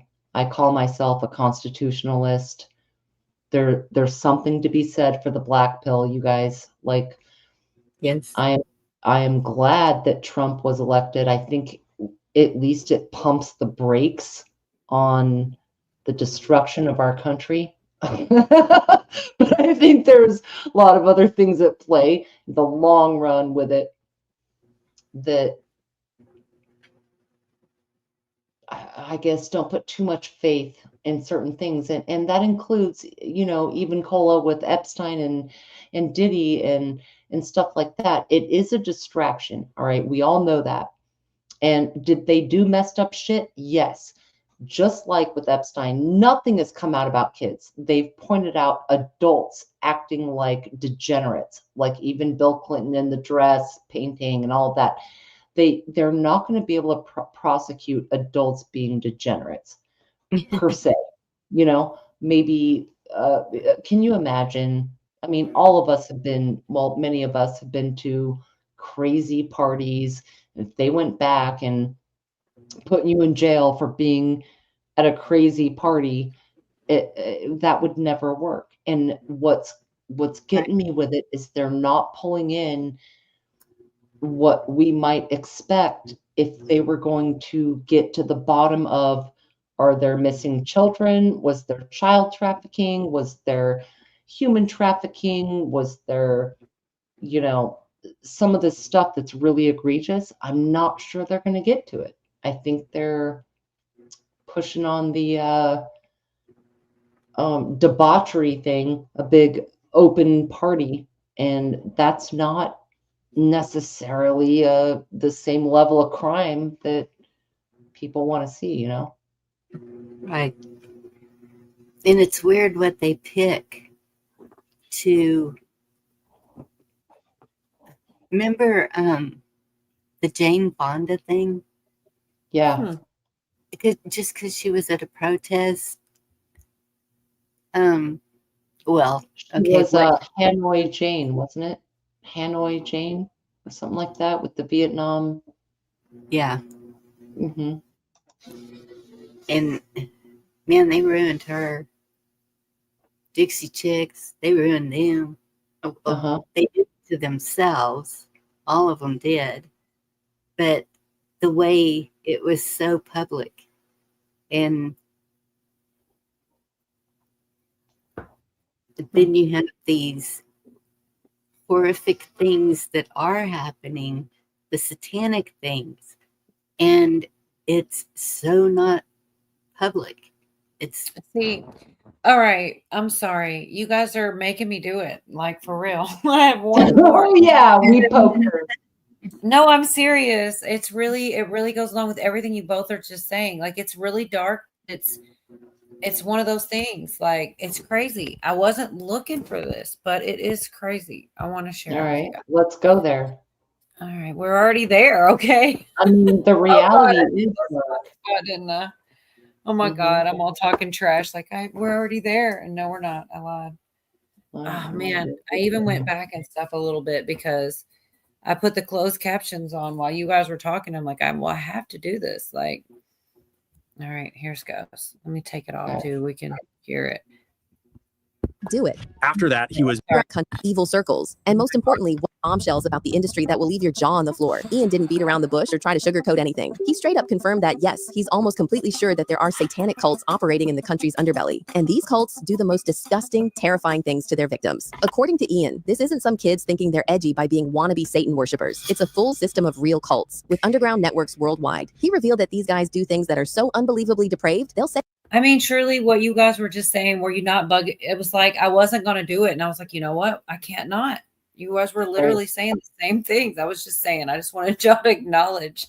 It's crazy. absolutely. For your life. I'm talking children's sacrifice, extracting, torture, you name it. They do it. after that, he was being groomed to be an actor, and he froze up in his acting interview, and so he got shifted from the acting pathway because these guys, like, there's a load of money in this community, allegedly, as in it's tied into all of the global networks. Because how do you think the global king sort of gets all the handlers and gets all of the sort of like operatives that run it? Is you need people that were used in order to run these things, because you need to be that kind of broken, like you need to be groomed to be able to run this without breaking. Ian Carroll brought up one episode of Annika Lucas's podcast where Alondra Markman, an SRA survivor, spilled the tea about his experience in a satanic cult, and the details are just horrific. According to Alondra, everything you've heard about these cults is true. For him, his journey started from the moment he was born into a satanic family and moved into one day becoming a sort of Jeffrey Epstein character. Unfortunately for me.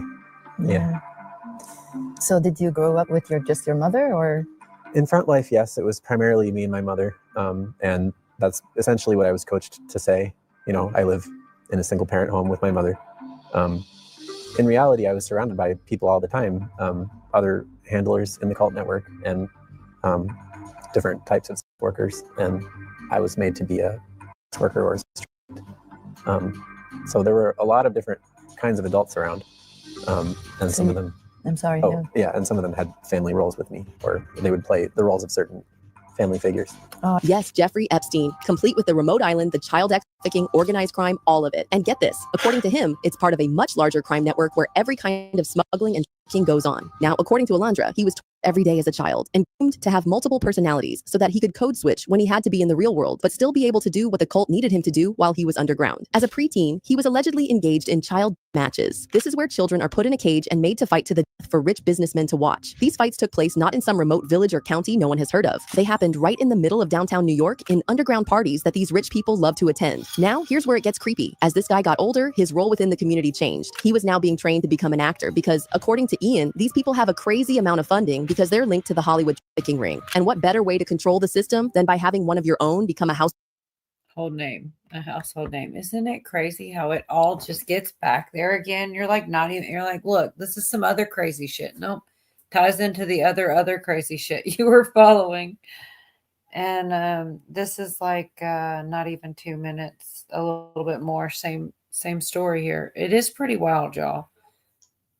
So is it on I was born into Mainstream? a satanic family. What's that? Is it on Mainstream where other people see it? I almost never see these types of stories on Mainstream, like the Allie Carters, the Jaguar Wrights. When Jaguar, she made it all the way to Pierce Morgan, and then they threatened to sue him and he pulled it down. It's like there's only so far they can get. But I mean, I don't think they have, but I don't know. But this is only like another little minute or so of. And then they talk about the Franklin scandal, which I didn't know much about, but it's just like history repeats itself. This stuff is old. It's been going on forever, as long as before we were born, Anyways, this is more So this was on both sides of the family. going back quite a few generations, as far as I'm aware. Probably going back many generations, but it gets difficult to know. But it didn't end there. Because Alondra failed his acting auditions, he was made to take on other roles, such as a handler like Jeffrey Epstein. One reason it took so long for Epstein to get exposed was that he was very good at code switching. He would be this savvy banker one moment, and the next, he would switch back to the guy who allegedly did all these horrific things to women and children. According to Alondra, this kind of skill is important to these cults because they need their members to be high-functioning members of society. However, something went wrong with the trauma Alondra was being put through, so he ended up becoming a breeder instead. And yeah, it is exactly what it sounds like. Think, the Franklin scandal. Yeah, I was being trained for a wide variety of things. Most obviously to accept sexual violence, to perpetrate sexual violence, to accept and to perpetrate physical violence. I was being trained as a killer. I was being trained also as a breeder for the cult. So I was supposed to create many children, and I did create many children after I passed through puberty later on. So this is now you're talking, after you pass through puberty, so this is in your teens now. Yeah, I'm jumping ahead a bit, but I'm just saying I was basically being trained for constant sexual activity from the moment I was born, like absolutely constant. And then, like I said, they go into the Franklin scandal. You guys, do you know about it, Virginia? Have you heard of it, or you, Bonnie? I'm probably so behind. I have, but remind us. It's only like a minute. For those who don't know, the Franklin scandal started in 1988 when multiple prominent Nebraska politicians and businessmen were linked to a child ring in Omaha, Nebraska. According to reports, this ring was responsible for bringing in children from all over the world who were forced into prostitution. The main character in this scandal was a guy named Lawrence E. King Jr., who ran the Franklin Community Federal Credit Union in Omaha, Nebraska. He would allegedly host these lavish parties where children would be brought in and SA-ed by grown men. The feds later raided the Franklin Credit Union during an embezzlement investigation, where they allegedly stole tens of millions because, well, you need money to fund these cults. But surprisingly, nobody ever got caught or punished for any of it. Was there any justice served? None whatsoever. That Franklin network, no one got indicted for any. There was a DC grand jury that covered it all up. Basically, there were all these articles about blackmail going down by the Washington Times, and then the Washington Post was covering up for the government, saying that there was no blackmail. But Henry Vinson, the guy was just running a gay escort service, and he was indicted on a...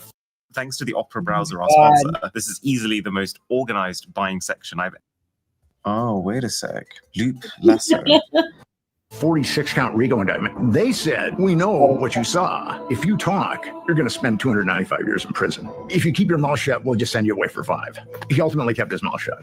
Now, tricky stuff like that. Like, oh, if you do this. Yes.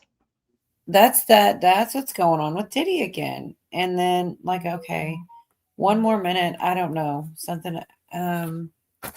Keep going. Honestly, not even sure what it is, but I thought this next minute was good too. I mean, I'm sure there's probably... Or just cooking up some stories, but there are hundreds of people him out there telling the same stories. So is it possible that all of them are lying? Y'all are going to have to answer that one for yourselves. But according to the guy, the victims of these cults are always so traumatized that they have to see psychiatrists who specialize in the rehabilitation of SRA victims. If you have time on your hands like I did to dig around the internet, you'll find multiple support groups of alleged satanic cult survivors and victims telling their stories to anyone who will listen. And guess the one common thread running through all these stories? Hollywood parties, and the occult. The MO is the same almost every time. Sadly, when survivors come forward with their stories, we're quick to dismiss them or label them as crazy or attention-seeking. Take Allie Carter, for example. Allie spent years calling out the deeply disturbing things that she went through before anyone listened to her. When they finally did listen, internet detectives spent the whole time tearing her story apart, looking for loopholes rather than facing the reality that something is terribly wrong with Hollywood, and we're all taking...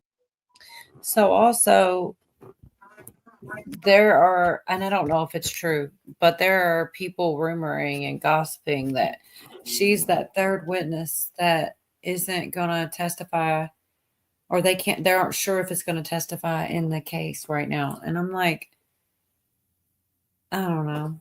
I hope like not. That one that disappeared. There's seems because like Allie sort of disappeared. What's that? It seems like a few are MIA. Oh, we had this witness, they're not going to show up. This witness, they're not going to show up. Kind of interesting. Yeah, it's true. That's how a lot of these videos get me. They'll be like, Cat Williams sounded off on or something. They put his name, I'm listening.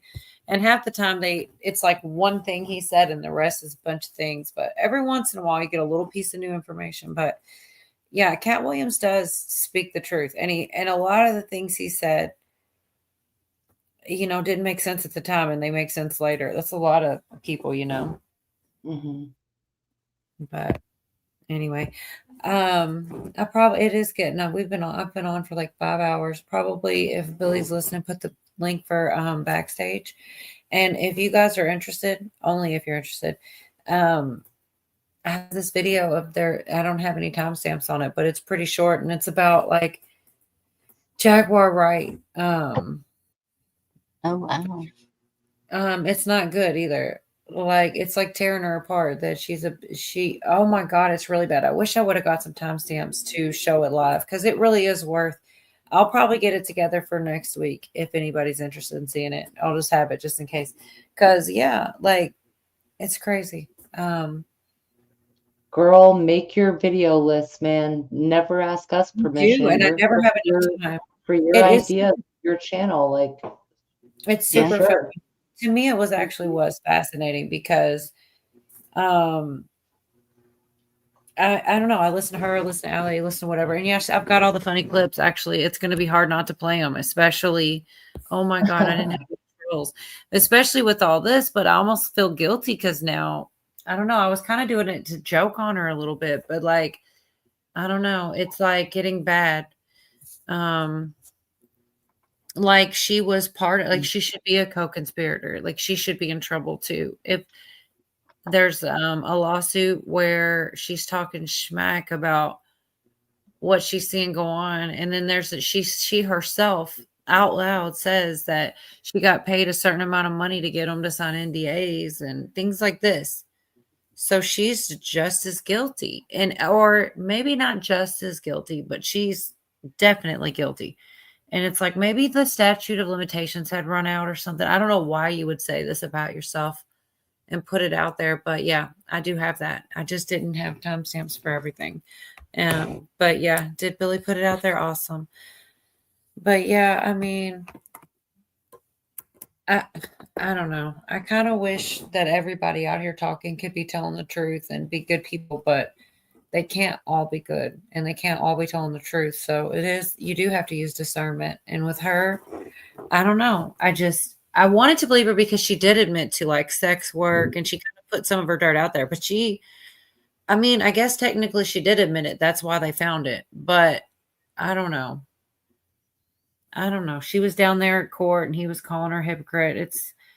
It's definitely worth looking into, and it's like, it should be on mainstream. They should have these clips of what she's saying about getting paid for these NDAs for these girls. It should be on a mainstream, not just on some guy on YouTube, because it's her voice. She's saying it. It's not AI, but there's really not coverage of it. I don't know.